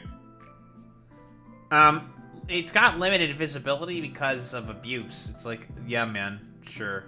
Mm-hmm. Like, fuck you, bitch. Fuck you, you Chibi Reviews wannabe. Imagine wanting to be like Chibi Reviews.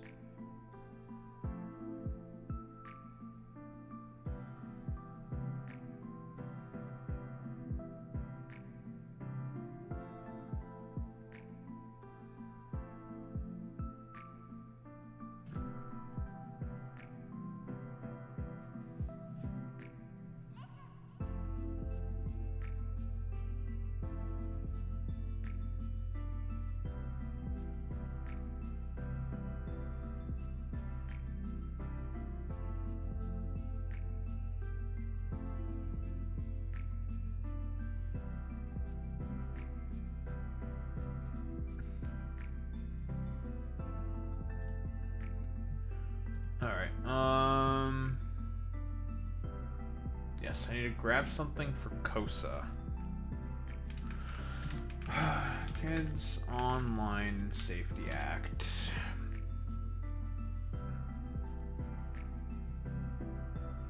aka the Kids Act.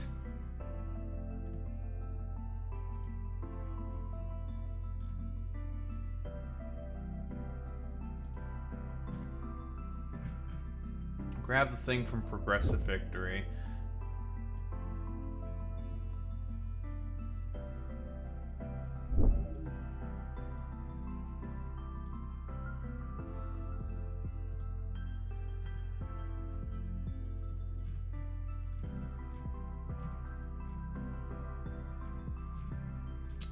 I want to see where...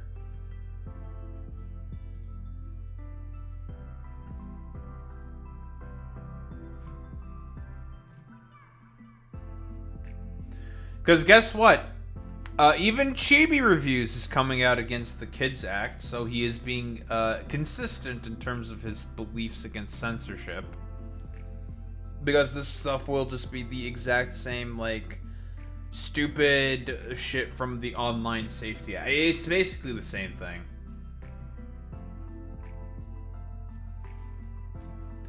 The Kids Act is basically the repackaged version of Kosa.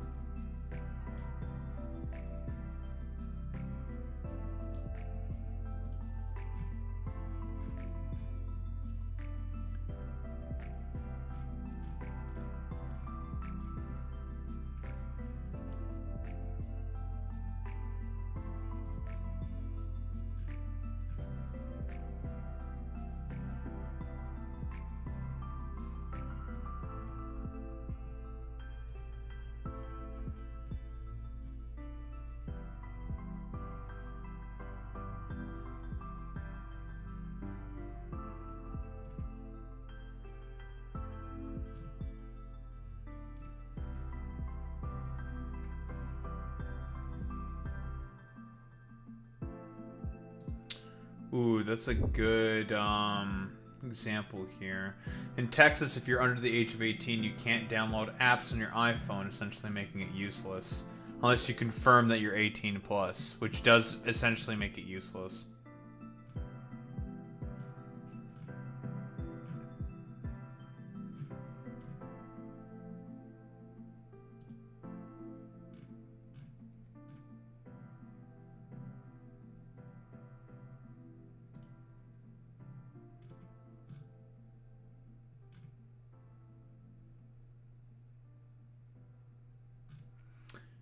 We'll see if it passes within the Senate, because more than I don't know if Trump will sign it. It depends on how much of a stink people make about it.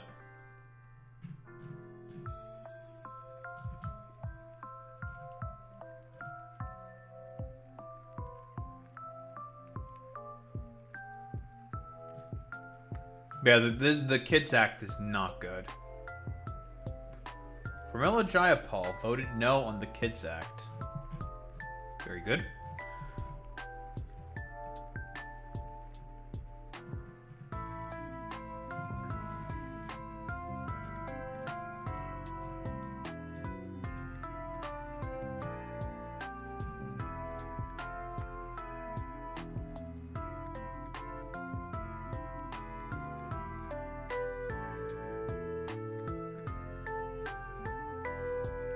Passed with 69.5% of the vote, which was required. 2/3 was required, which was close. But Kosa's really bad. It will not actually help with online fucking safety. It's stupid.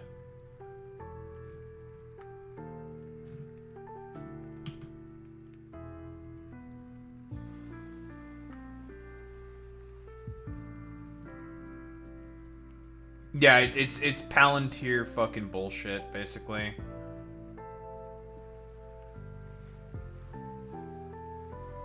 It ain't a good bill. It's a pretty bad bill, to be honest. It's just bad. It's AI security dog shit again. Okay, bro. Fuck off. Fuck off with this bullshit.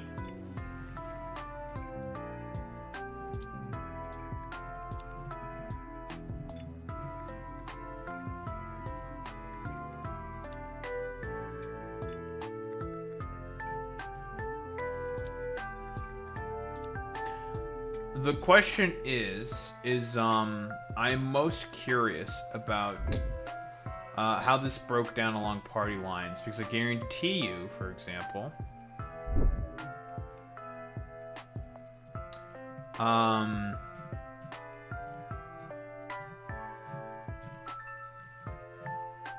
it's probably the vast majority of the people who voted for that shit was probably Republicans.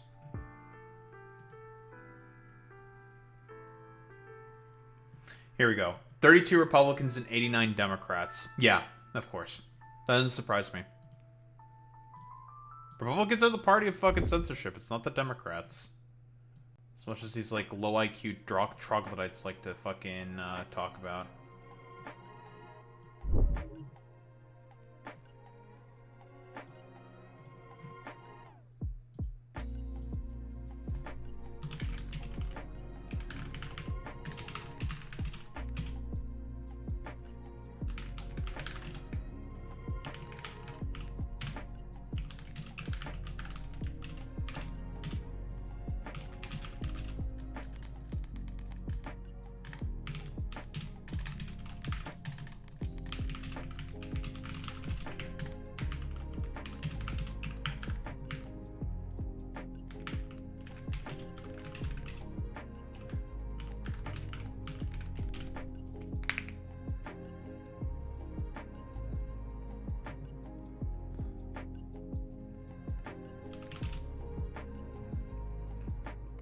And even if this bill were to get passed, I guarantee you this shit would be, there'd be so many lawsuits over it. It would be a complete fucking mess.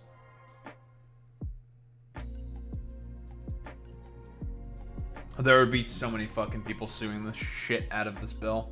Guaranteed.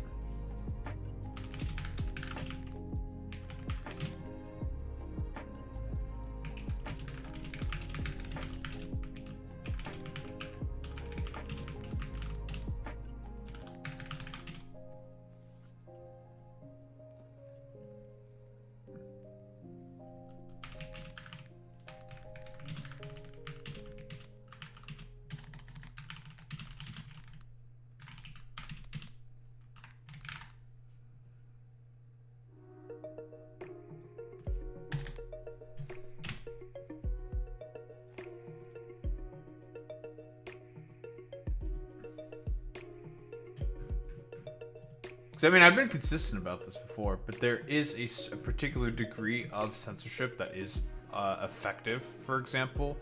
Like, for example, all of the accounts that were spreading COVID misinformation, I think are fine to be banned.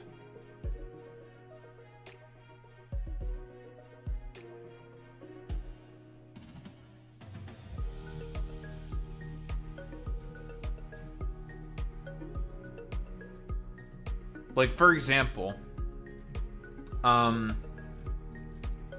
if you are someone who is, quote-unquote, advocating for a plague, right? If you are advocating for a plague, saying that COVID is a good thing, or that, like, it's not that big of a deal, I think you should be banned off the internet. Period, end of story, especially during that time. Because it's obviously, like, that's not the case. We've seen plenty of people get fucking killed constantly by COVID. That's a bunch of bullshit, who eats nonsense. Obviously. However, stuff like this, like Kosa and whatnot, that's an invasion of privacy. And the point of it is, again, data brokerage firms to get all your information to sell advertising to you, blah, blah, blah, blah, blah. Shit like that.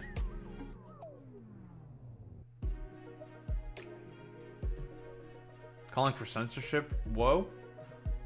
As I've said before, if you want free speech to be able to survive, some amount of censorship is necessary. We see what Twitter is right now with no censorship, and it's a complete shithole.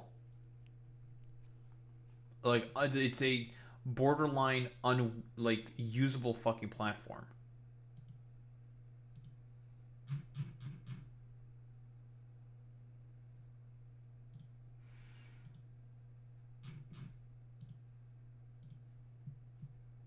Alright. I'm faffing about a little bit too long. Let's get started with this.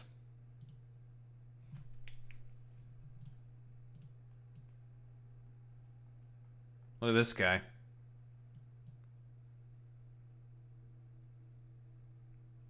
Alright, let's get started.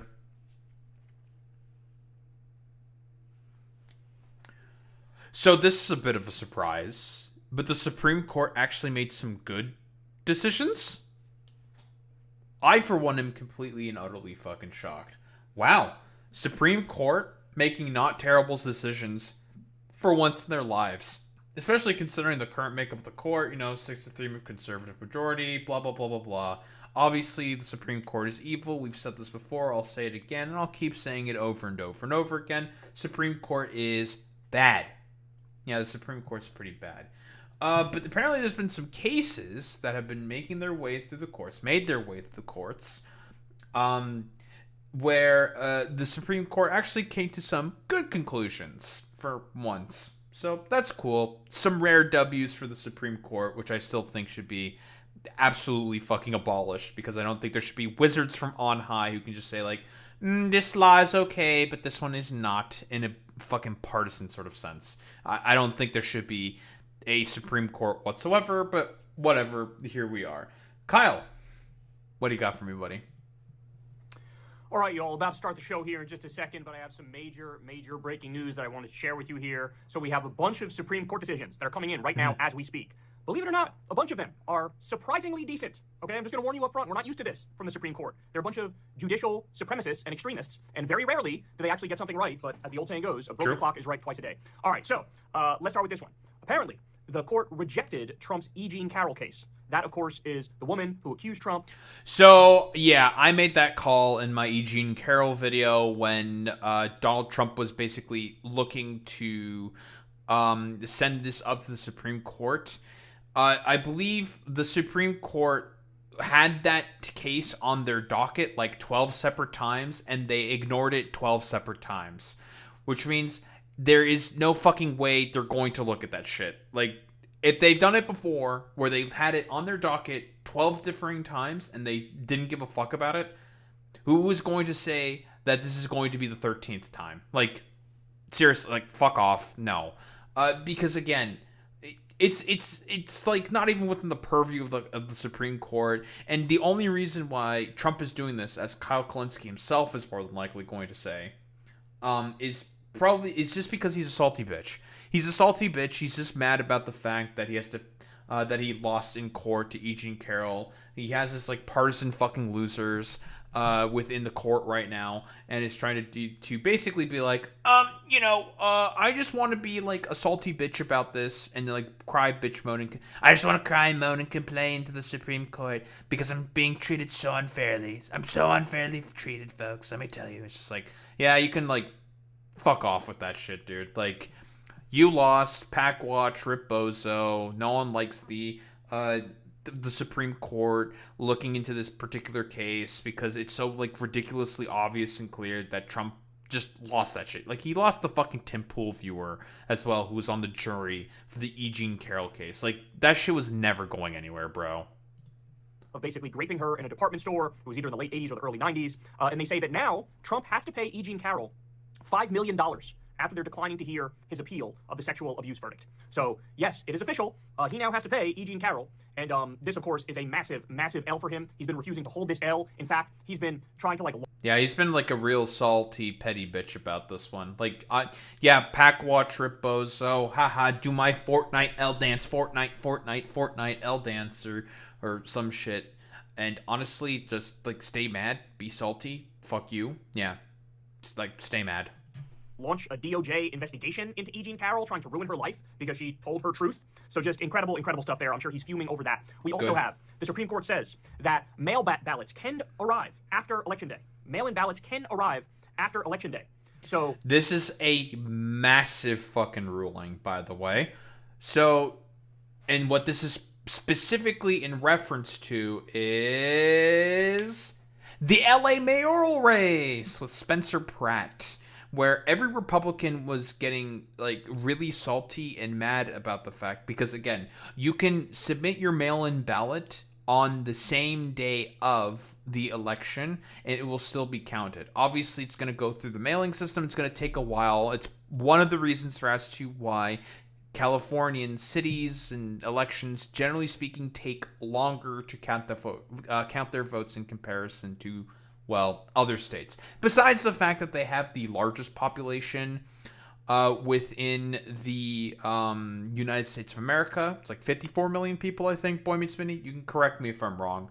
One of the reasons for as to why it takes longer for California to be able to count their mail-in ballots is because some people will mail in their mail-in ballots day of election, and then it has to get mailed in, and then it has to get counted, right? So obviously, every fucking Republican and their mother basically gets mad about the fact that these are like cheats. Literally, the fucking election's already over. Why are they still counting in all the mail-in ballots? Nah, they should have submitted it way earlier. Nah, it's just like, that's not how that works, man. Like, California has made the rules very clear. If you want to submit your mail-in ballot on the day of election, you can fucking do that. That's literally the final day. Like, cope. Like, literally fucking cope and seat about it. Yeah, they need to keep the vote count commie. That's true, Alex. As long as you get it in before Election Day, if it arrives after Election Day, it is still okay. It is still a legal vote. This one is okay, it's before Election Day. I was incorrect there. Kind of surprising. A lot of people, myself included, thought that they would make the decision to basically rule out all these votes and basically do voter disenfranchisement, knowing that when it comes to mail-in votes, statistically speaking, Democrats are much more likely to do mail-in votes, and so this would mean that if you rule out all of those votes... Now, I'm not 100% certain about that one, but I don't disagree with what Kyle is saying here. I would like to look more into the statistics about that. I mean, he's correct, obviously. But the vast majority of people who do mail-in votes are older people. Those are the vast majority of people who do those. And guess who is the main constituency of the Republican Party? It's older people. Not to mention, guess where other locations of mail-in votes come from? Overseas military bases. Because those guys get to vote as well. Like, think about it, right? Votes that arrive after Election Day, it's basically a big way to help Republicans while masking it as if you're not doing that, right? And so I was bracing for the worst on this one. Many people were bracing for the worst on this one. Turns out they ended up deciding the proper way that, the mail-in ballots that arrive after... Yeah, you're not wrong. Like, yeah, military isn't that pro-Trump. Mostly because, like, very multiracial, blah, blah, blah, blah, blah. You know what I mean, right? After Election Day are still legitimate ballots, and one person, one vote means something, and that we want to try to lean on the side of counting as many votes as possible, and not just putting our thumb on the scale and ruling a bunch out and trying to keep the voter pool small, because in those scenarios, it ends up helping Republicans. And that's what voted... That's a by the way, it's just a massive fucking win here for fucking democracy. And yeah, obviously it's going to make a lot of the most low IQ conservatives really, really pissed about this. I saw a ton of them fucking complaining about this, saying like, why did Amy Coney Barrett fuck us over like this? Yeah.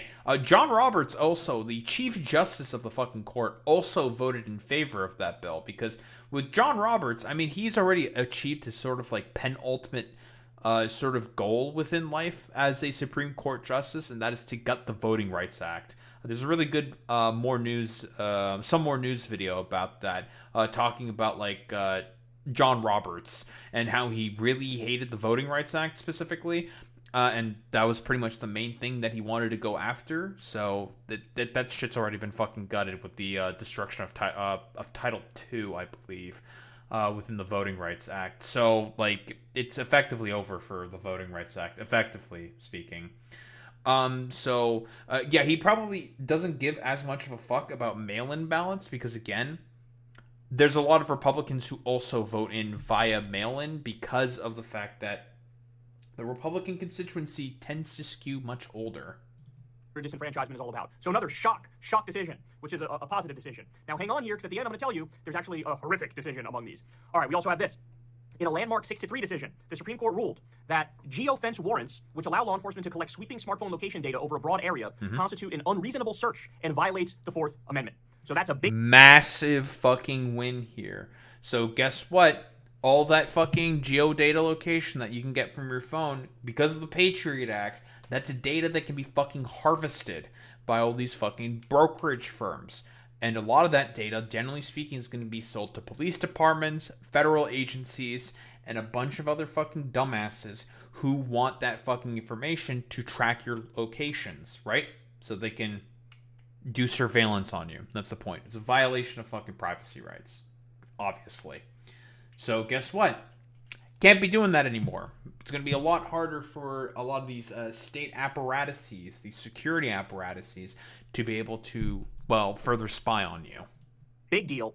This decision obviously is a massive win for privacy, for your rights, for the Constitution. And again, I have to say, I'm a little bit surprised that they made this decision. I definitely would have expected them to side with this mass surveillance and this mass data tracking, because we basically... Especially with ICE, right? I mean, effectively, because of the Patriot Act passing and all of the tools that, like, for, like, Palantir and, that a lot of these federal agencies have to track people. Like, I mean, again, like, American privacy is effectively already gutted within the United States of America. With this decision, it makes it such that it's going to be, well, maybe not like harder. It's going to be more difficult for a lot of these like state security, these state apparatuses to be able to further spy on you, which is a good thing, which is good. We already live in hell when it comes to mass surveillance and mass data tracking. Okay, we also have the Supreme Court prevented Trump from firing the Federal Reserve Governor, Lisa Cook. Okay, huge win. That's also another win because... The reason why, again, Trump wanted to do that is to have his thumb on the scale of the Fed. This is essentially a reinforcement of the Fed's independence. Obviously, Jerome Powell was basically doing everything possible to not give Trump anything he was looking for the Fed, because, again, he wanted interest rates lowered. Now, the reason why Trump wanted interest rates lowered is so then he can have all of his Wall Street buddies be able to gamble with fucking treasury bonds on the fucking, like it's a stock market, which is obviously really fucking bad because of all of his inflationary policies and the fact that the labor market under him is really, really bad. What you do is you raise interest rates so then people can't just borrow money all willy-nilly, because if they were allowed to borrow money all willy-nilly, it's going to further devalue the fucking currency and further destroy the economy. Again, the Fed has a dual mandate. That is to keep inflation low and hiring rates up. If that's not happening, the Fed will basically always raise interest rates in order to try to control inflation. This is a very consistent pattern of behavior, but Trump doesn't give a fuck about that because, I don't know, he's trying to like Great Depression max or some shit, like speed run any percent to the Great Depression to Electric Boogaloo. And by the way, the new guy, the new Fed chair that Trump wants to put in and is currently in right now, who's like a Trump sycophant, is also not lowering the fucking interest rates. In fact, what he's doing is the same line of sort of decision making that Jerome Powell is doing, who of course has an option of being able to stay on as a part of the Fed's board, but that's a little bit of a different story. He's currently not doing also what Trump wants, and that is lowering the interest rates. In fact, he's opting to keep it at the exact same, because again, if he was to lower it, like Trump basically wants, especially with the fact that the Iran war is still going on, gotta fucking talk about the developments of that shit at some point in time, it would only cause the U.S. economy to further spiral out of control. Fed independence. The vote was 5-4. This is a big, big deal. Trump has been, of course, obsessed with lowering the interest rates, and the Fed has been able to hold out and resist his political pressure. Jerome Powell, of course, has been leading the way on that. Well, now Trump, of course, took this to the Supreme Court, trying to fire the Federal Reserve Governor, Lisa Cook, and the Supreme Court said, fuck off, the Federal Reserve is independent, you cannot do that. Okay, so... And like I said before, the current Fed chair right now is also not doing what Trump wants. So again, he's just not getting anything he wants. So far, we're actually 4-for-4 on half-decent decisions. Ready for this? Now they take a massive diarrhea shit on their record from today. The Supreme Court backed Trump's firing of a Federal Trade Commission member, an FTC member. This is also a big deal. So that's really fucking bad because it makes it such that it's like a further erosion of the balance of power between all three branches of government, right? So being able to fire whoever the fuck you want from the FTC means that you can appoint whoever you want from the FTC. If you don't like a guy that the previous administration basically put within the FTC, you can just get rid of him and replace him with the guy that you like. Again, it's just more solidification of executive power within the United States of America, which is, should go without saying, is just bad. So as Kyle Griffin points out, the Supreme Court just overturned 90 years of precedent to transfer unprecedented new powers to the executive. 90 years, So this bro. is absolutely horrifying. Here's what Justice Sotomayor said in her dissent from the bench. She said, Dude, quote, it's fucking unitary executive theory shit. Like, this is what it is. They want to make a fucking dictator, or the Republicans do at the very least. today this court undoes centuries of political practice and concludes that all three branches of government have been acting in open defiance of the Constitution all this time. Its conclusion is wrong. True. In holding otherwise, the court gives the president a power unknown to even the English crown, against which the founders revolted, elevating him above his once co-equal branches by transforming a duty to take care that the laws be faithfully executed into a license to act in defiance of those very laws. So, this is fucking incredible to me. The fact that, again, the executive branch is getting powers that are akin to that of the fucking monarchy, more than that of the fucking monarchy, where, again, the point of this is that any fucking chair within the FTC or any chair of any sort of branch within the government can just be swapped out all willy-nilly to the ultimate whims of the fucking executive. Because, again, if you can do this at the FTC, who's to stop you from doing it to other fucking branches of the fucking federal government, of all those differing departments? You can essentially just do whatever the fuck you want in terms of putting in loyalists in positions of power. And then the next guy can come in and fire those exact same people and put in more loyalists. It's just not a good precedent to set. this one is not good. It's giving... Oh, 1000% there, Boy Meets Minnie. It is probably because of fucking Lena Khan, because of just how effective she was as FTC chair. Trump a tremendous amount of power in the short term here. However, the silver lining is that a Democratic president in the future could also use this power to get our way. All right, so I will say... Yo, fire whoever is the current FTC chair, and then just put in Lena Khan back in. I'm just saying. Overall, though, net, probably the wrong decision when it comes to the legality of it, when it comes to the constitutionality of it. However, the silver lining is, basically a long road play here. But not good for the moment. Certainly not good for the moment. So there your Supreme Court did... I don't even think, listen, I don't disagree exactly 100% with, what Kyle is saying here. I think it's just period, end of story bad. I don't even think, it's a good long-term play whatsoever. I think it's just bad, period, at every single point in time. Obviously, it's a disaster right now, because Trump can just, literally fire and hire whatever fucking loyalists he wants within positions of power, obviously, because that's what's more than likely going to fucking happen. The problem, fundamentally speaking, is the fact that, the fact that any president can just, fire and hire any fucking jabroni they want in those positions is the main problem. Decisions that we have as of right now. It's 11:40 a.m. Eastern time. I don't know. There may be some more stuff coming down. I know there's one decision that they punted on. Let's see if I could find it here. Birthright citizenship. So they were... So that's also another thing that had all the fucking conservatives mauling as well. Yeah, they decided to basically kick the can down the road for the birthright citizenship case, which is not a good look, right? Because if this becomes a pattern of behavior where they keep punting it, similar with that of the E. Jean Carroll case, where they punted it 12 times, and then said, no, we don't give a fuck, fuck off, on the 13th. If they keep punting the birthright citizenship question, then it's just going to probably not going to be ruled in the way that conservatives want. So this is good news in terms of the behavior of the fucking Supreme Court. Now, obviously, anything can change. It depends on the situation. But, overturning birthright citizenship would just be such an astronomically bad idea for so many fucking reasons.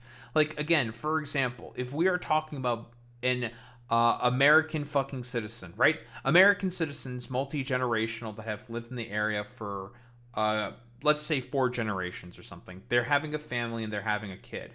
Okay, does the kid, the fetus within the womb, what is their fucking status as a citizen? Are they a non-citizen? What are they? You have to ask yourself these questions. And that's the problem with taking away birthright fucking citizenship. And that's what made it so fucking difficult. It makes it such that any fetus within the womb, the state has absolute fucking control over and can just do whatever the fuck they want. As soon as that baby gets popped out, the state can just be like, well, that was never a citizen to begin with. We're fucking yeeting them out of the fucking goddamn country alongside the rest of the family. Because obviously the rest of the family is not going to allow a fucking baby to be deported from the country. And that's the problem with it. But then again, conservatives don't give a shit about that. Because they can essentially do the same thing to white families as well. It doesn't matter. It's like, nah, those swarthy Germans, German family with German heritage. Oh, but we've been here for like, I don't know, multiple generations. Doesn't matter. We don't like your fucking baby. We're going to yeet it out of the country, back to Germany or whatever, and you're going to go along with it.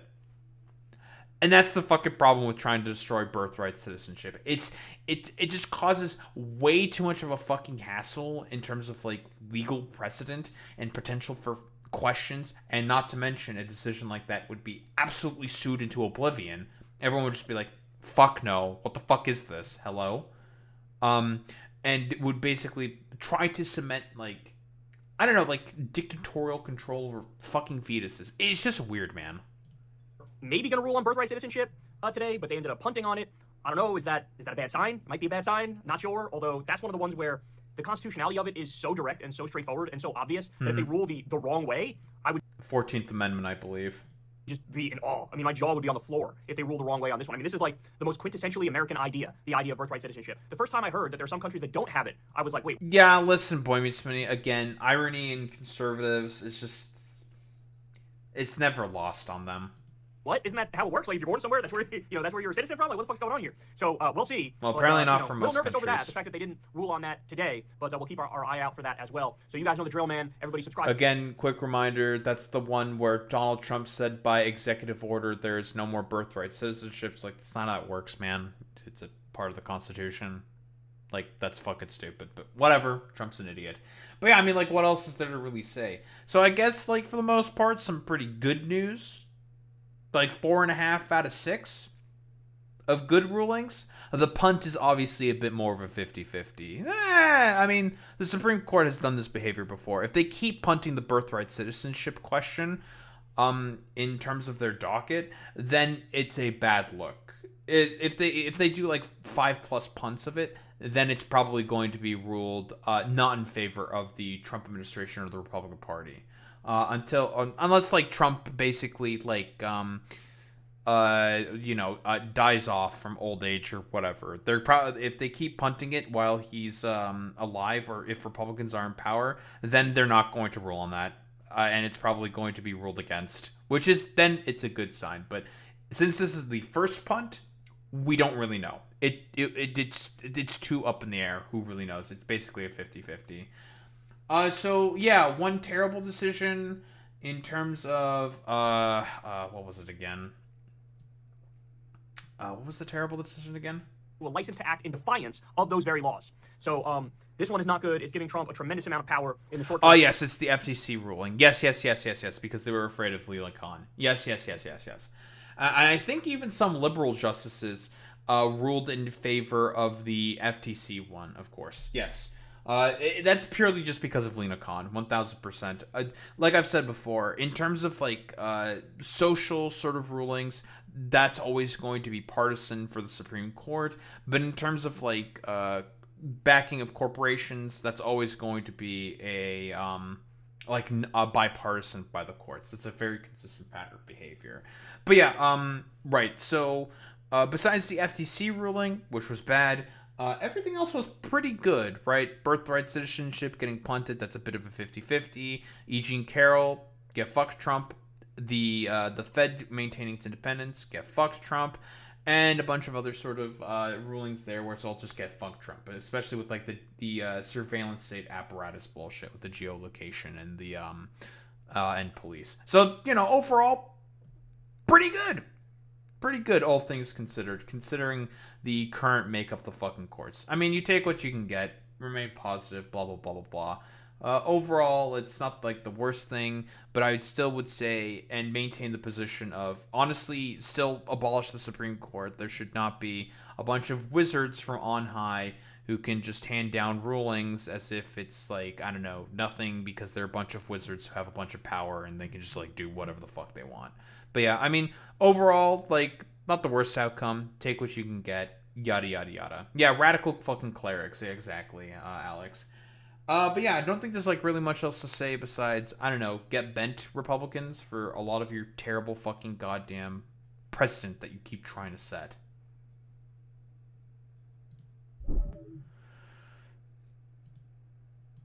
Cool.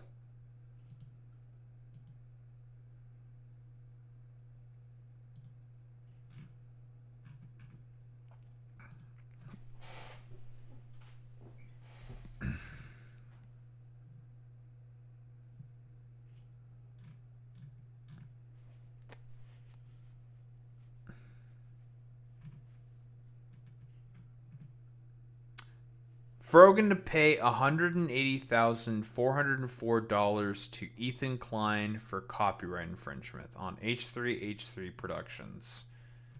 And these motherfuckers are the ones who constantly try to decry snark, yet they engage in all the same snark shit all the time. Nice fucking meme, dude.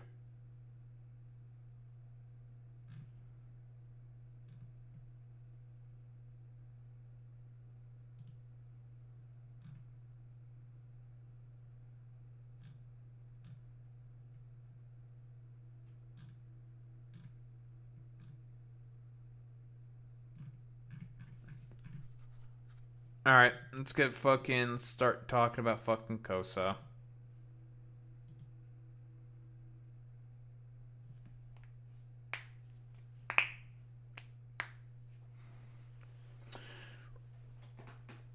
Alright, alarm bells should be ringing if you care at all about your private rights to privacy, and also, how much you fucking hate the Online Safety Act.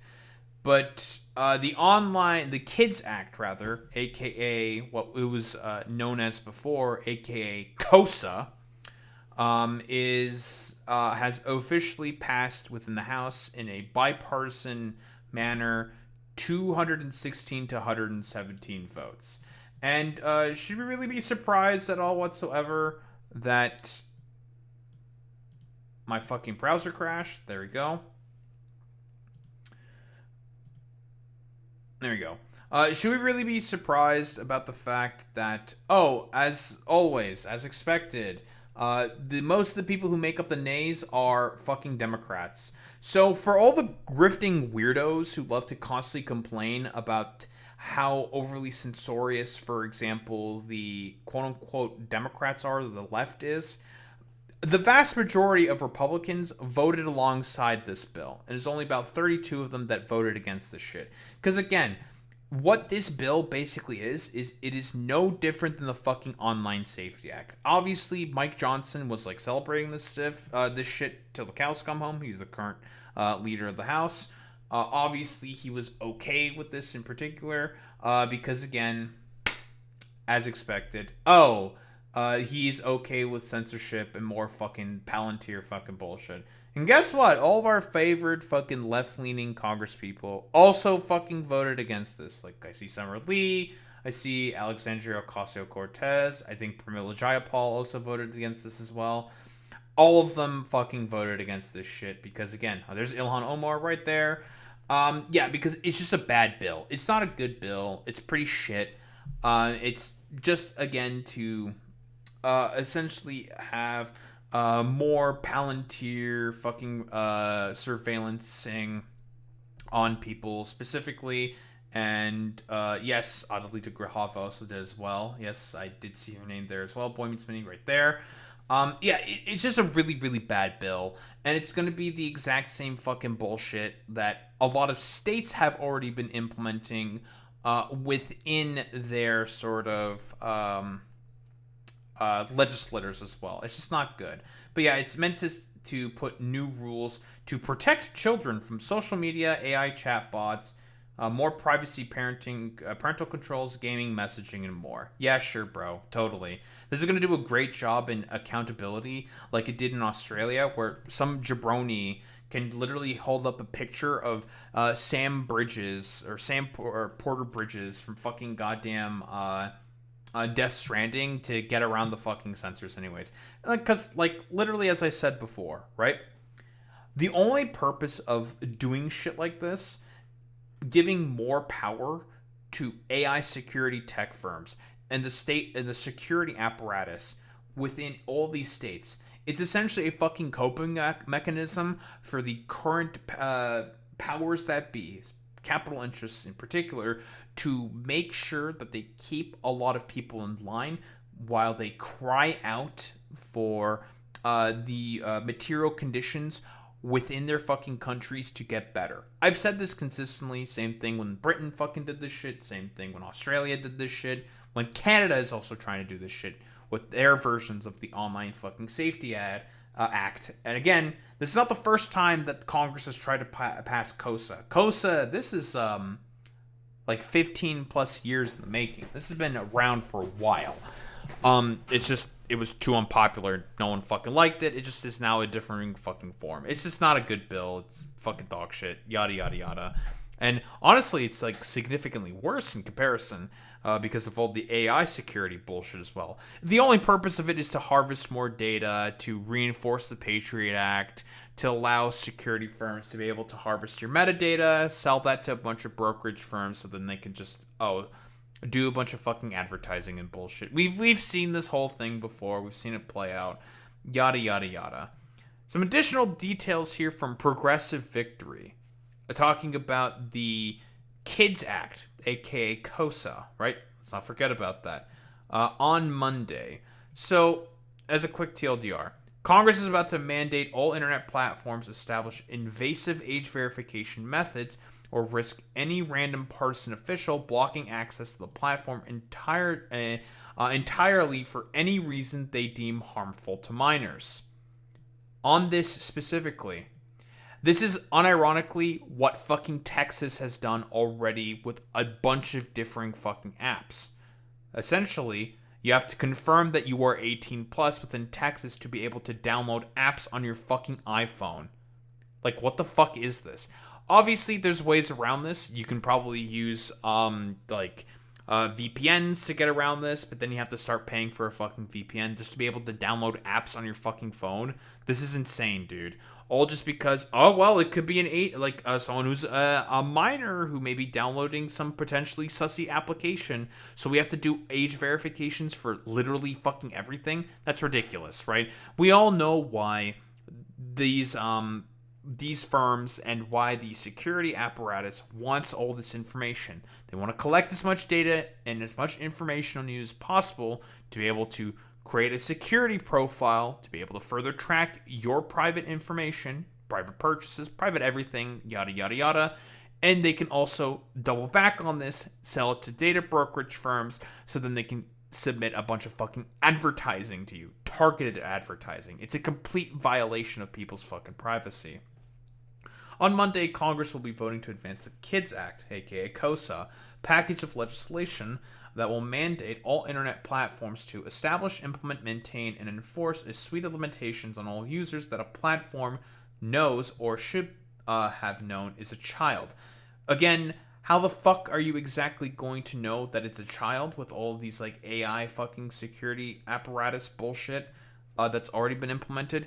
With the version of the Online Safety Act that exists within Australia right now, studies have shown that it's pretty much like ineffective most of the time.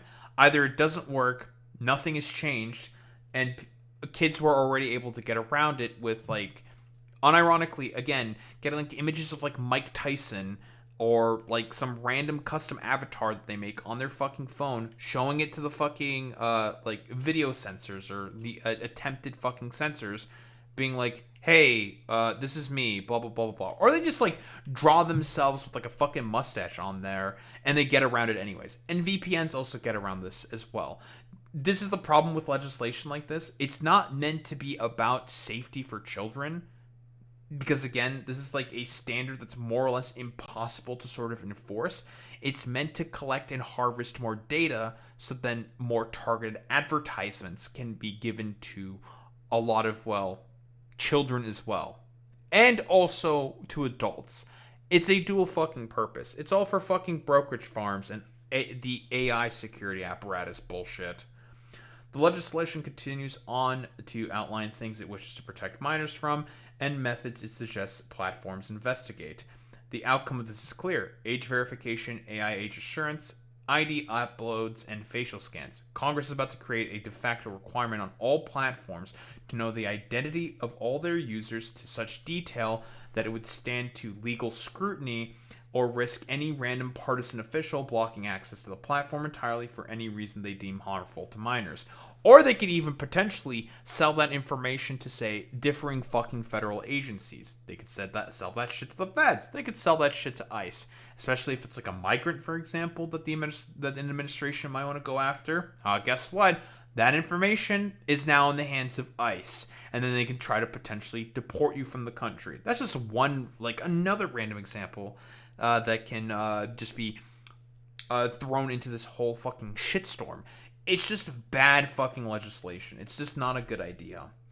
Earlier this week, Pete Buttigieg and his family were victims of a false CPS report, probably from a conservative, which saw his family separated for over 24 hours, probably because of a conservative.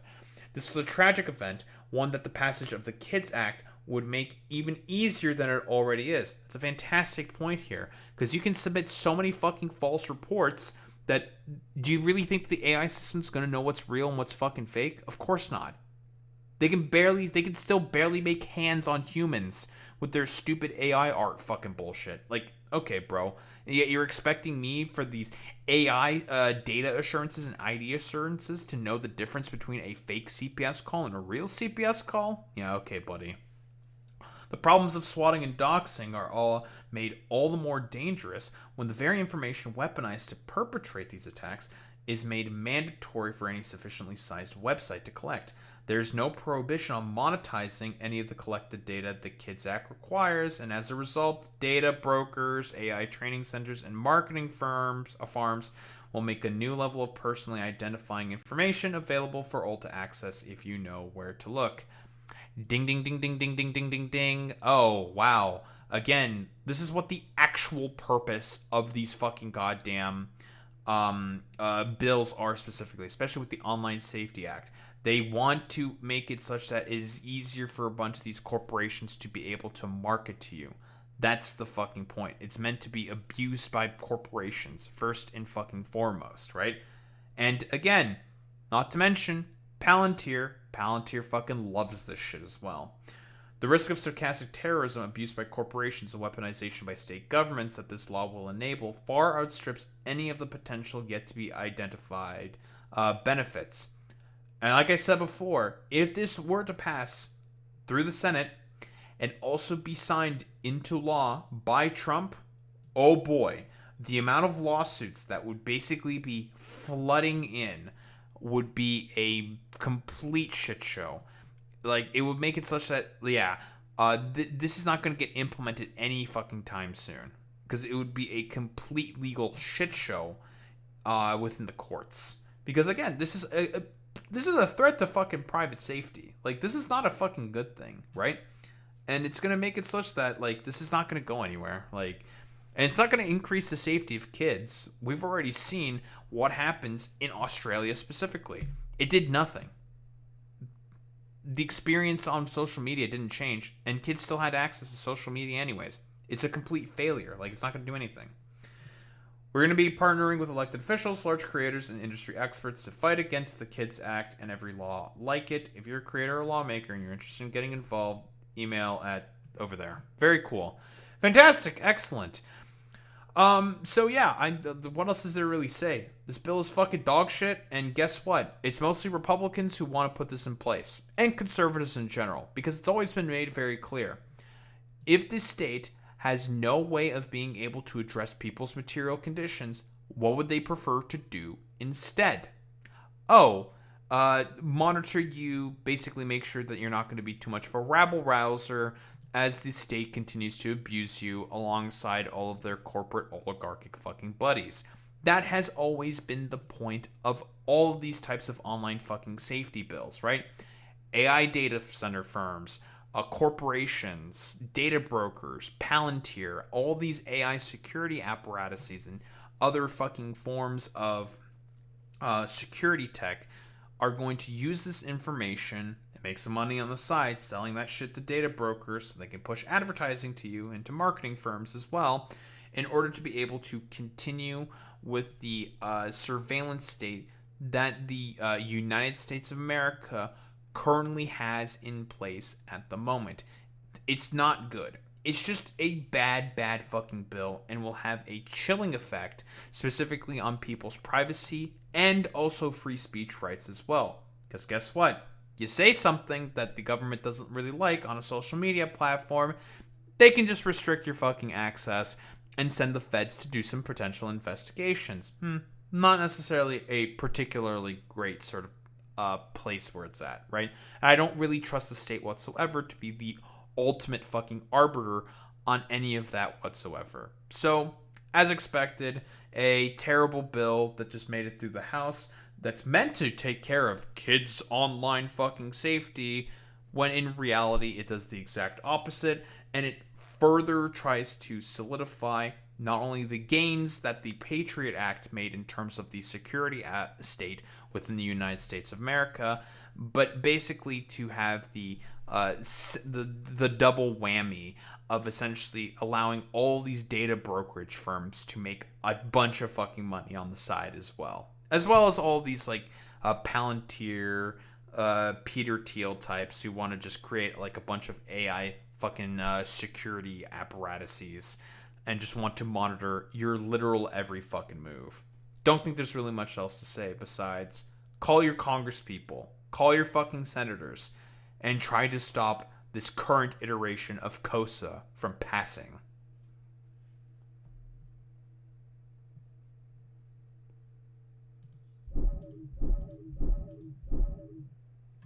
Alright. This will be a quick one.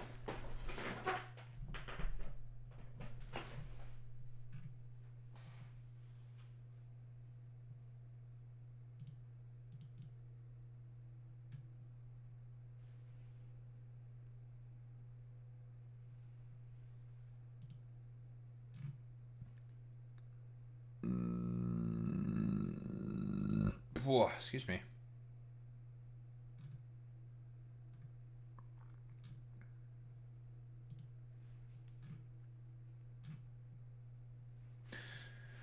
Alright, final fucking meme.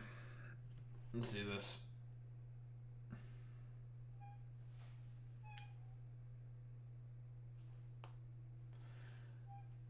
Hasan with a bad Ukraine take. Looking at some John Mearsheimer. Alright, we're throwing this out here real quick. John Mearsheimer is nothing more than a fucking Russian propagandist who basically decided to throw away a lot of his ideological fucking principles in terms of his international realist perspective in order to be able to get some Russia Today bucks. Yeah, nice fucking goddamn meme. He'll do the whole song and dance talking about how, well, the United States not deciding to maintain its sort of promises to Ukraine means that, oh, it's justified for Russia to be able to conquer the entirety of Ukrainian territory. What do you mean? And it's the same fucking America bad dreck that, again, someone like fucking Hasan is going to like, alongside with a lot of the dumbasses in his fucking community, because, you know, America bad. He also believes that this is all a proxy war for within Ukraine by the United States of America. Yada yada yada. If he can have a bad take about Ukraine, it's obviously bad. Like people who do think that Ukraine should fight down to the last Ukrainian. Now, I believe he's probably referring to a lot of like the NAFO types and like the weird liberals, quote unquote American hegemon liberals who say this. Ultimately, that's the decision of the Ukrainians to make. If we're talking about the sentiment of the war within Ukraine, it's obviously not good, but it's extremely obvious in the mind of the Ukrainians who is the main obstacle for fucking peace and some form of a ceasefire within the war. Oh, it's Vladimir fucking Putin. Yeah, he's the main problem at the moment, right? And obviously, if the Ukrainians can avoid going to war, especially young Ukrainians can avoid going to war, obviously they're going to try to avoid it because nobody wants to fight a war. Like, duh. No, obviously. Like, no shit. I shouldn't really need to fucking express that, but whatever. Unfortunately for a lot of these people, this is like a very, very complicated thing. And it's been made very obvious by the Ukrainians, they don't want to get conquered by the fucking Russians. Yeah, they don't want to get fucking conquered by the Russians. Anywho, the preamble aside, John Mearsheimer's a dumbass fucking grifter now, but whatever. What do we have here? They've decided to drop the whole... They decided to drop the whole ceasefire thing. They're just leaning into... more and more, they're leaning more into Israel's ambitions. Good example of this in a number of European. Is he talking about the Ukrainians or something? I'm not. Listen, this shit's coming from fucking Geet, who is like a DGG fucking weirdo. So I'm not expecting this to be like clipped particularly well. Leaders have basically said we should fight to the last Ukrainian, which I find kind of morally sickening. I mean, this is actually what we're doing. The Ukrainians are going to lose this war. I could lay that out for you. They should have quit a long time ago for their own. Oh, John, oh, John, oh, John. Someone clearly does not know the current state of the fucking battlefield. The Ukrainians have been pushing back the Russians on several fucking fronts ever since Starlink got cut out, and the Russians have had less effective fucking communications. Like, what the fuck is he talking about here? Listen... Like, huff that fucking copium. Yeah, the Ukrainians are losing this war. Meanwhile, the Ukrainians, not even that long ago, did bombings on fucking Moscow. Obviously, this was filmed, or said, about 3 weeks before the attacks on Moscow happened. And all of the Russian economy also happened. Because, again, it's the tug of war is basically, like... How many more Ukrainians are going to be able to stay on the fucking front lines in comparison to that of the Russian economy? Because it's the only thing that Putin's going to care about. He's going to keep throwing bodies at the fucking goddamn proverbial meat grinder until he perceives to be able to ascertain some form of fucking victory. But for the time being, that's not really working out for the Russians because they're having communications and logistical issues, especially with what they're doing to Crimea right now, essentially trying to completely isolate it from mainland Russia. And it seems like the choking out of Crimea is working to a fucking T.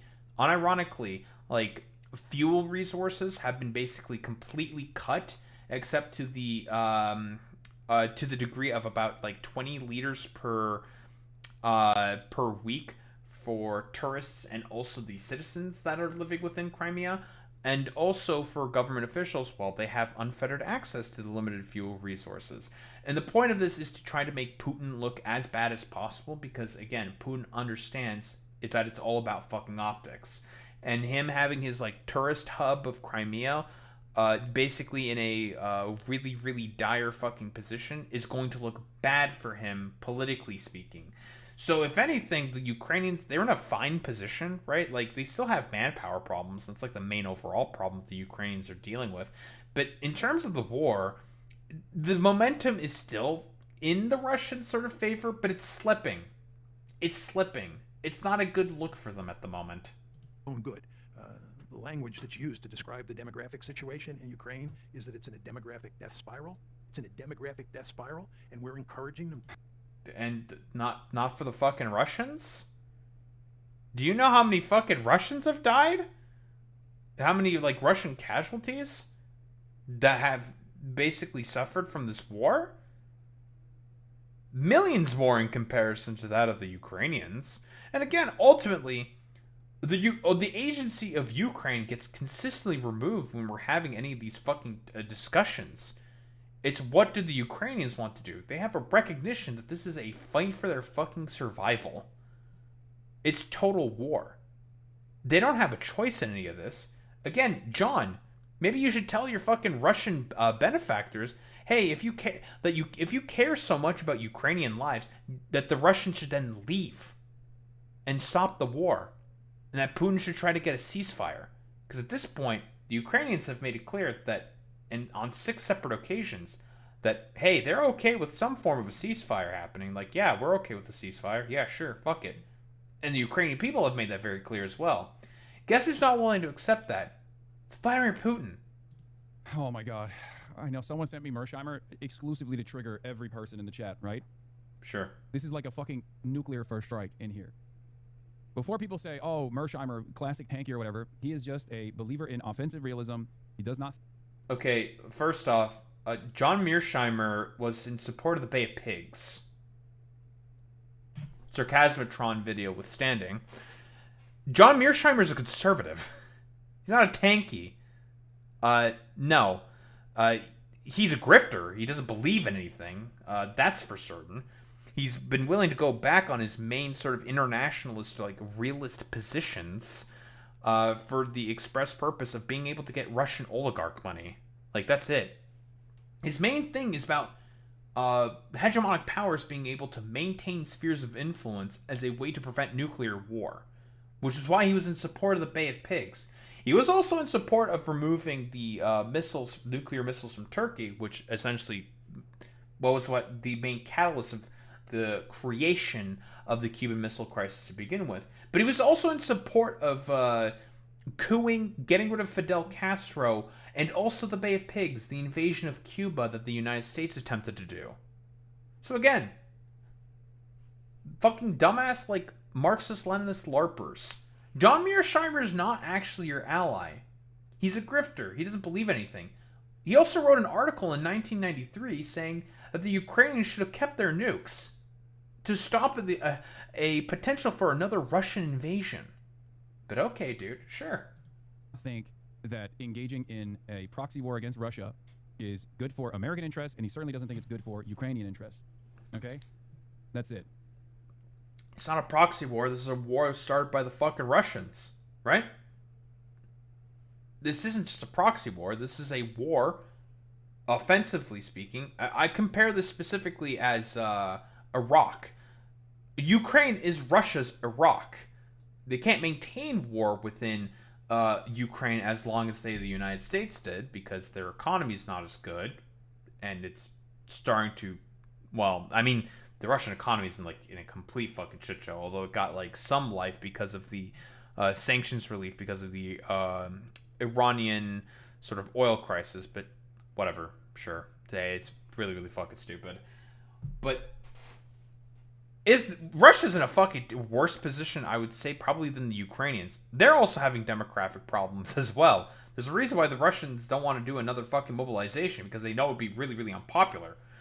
And the approval rating of Putin is already in the, like, not in the complete fucking shitter, but it's been going down and down and down. Putin's also not in a good position.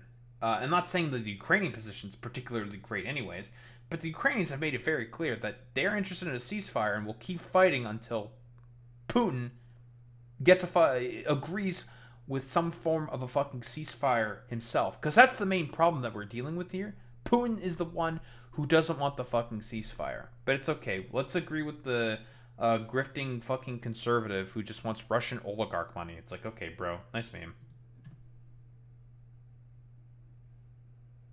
He's not a Russian operative. You just have a disagreement with him on this issue. But he gets paid by Russia Today. Now, he may not be a Russian operative. Sure. Might not be. But he's done a lot of segments for Russia Today. Parrots a lot of their propaganda. Okay, buddy. Who's going to get mad at that? He's right. People who are... He's not. People who do think that Ukraine should fight down to the last Ukrainian. To throw bodies? Again, it's ultimately the decision for the Ukrainians, right? The Ukrainians want a ceasefire. Putin does not. The Ukrainians are willing to do everything possible to make sure that the Russians do not continue invading their country. And the Russians keep invading their fucking country. So guess what? If that means they have to keep fighting, then so be it. That's the decision that ultimately them as a people have come to.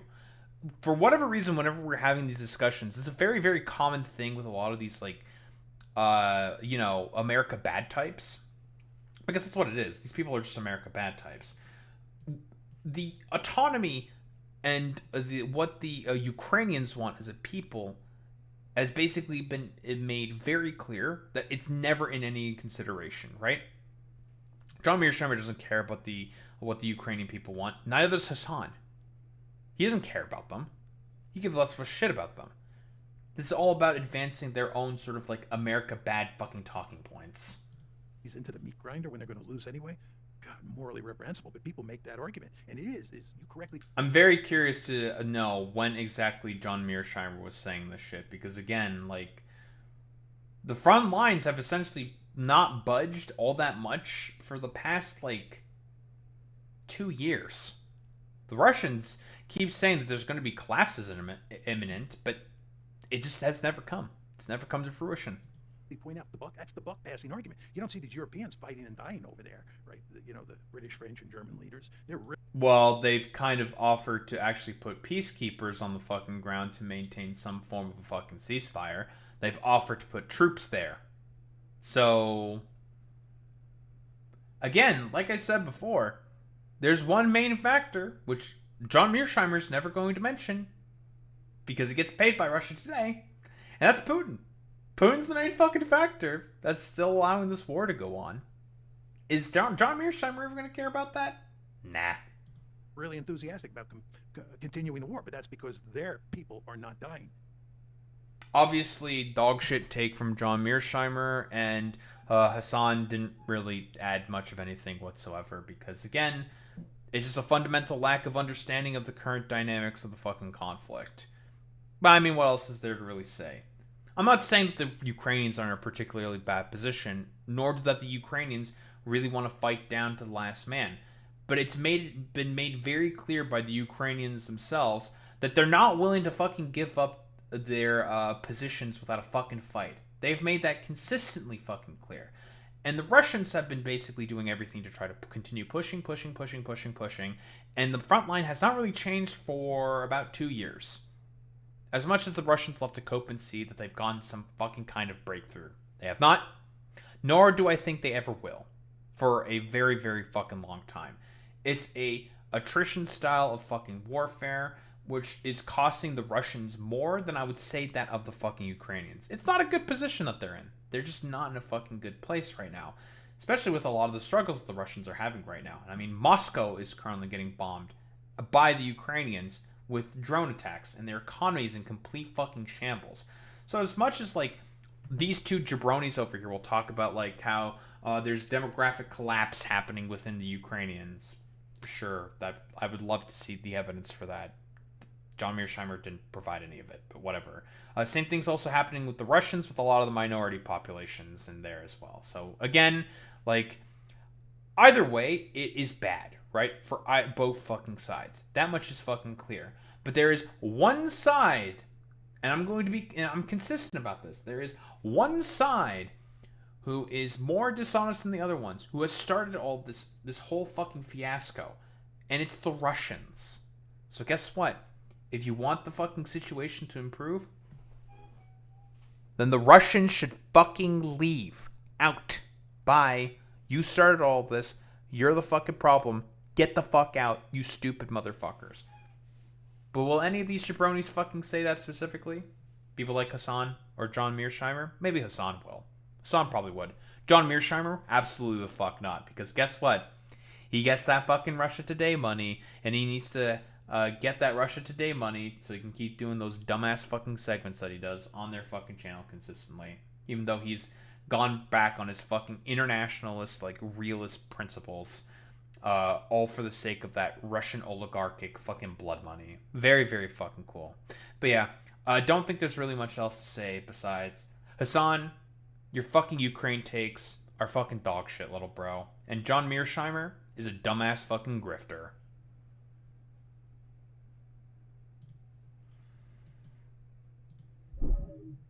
Cool.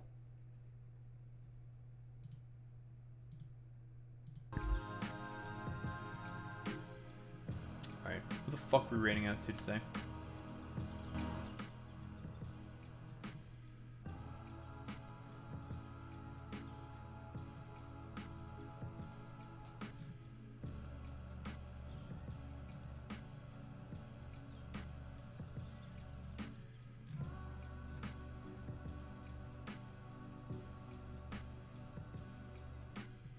There's not a lot of people on besides Echoplex. So we're rating out to Echoplex.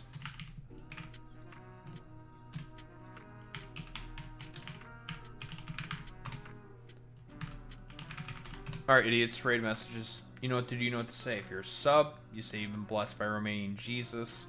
The Transstride with the Daharepa. If you're a sub, if you're a non-sub, you do the WoW with the Daharepa. That's how we show appreciation. Those are into the case gamers. I will be back tomorrow. And we'll be doing more of the same.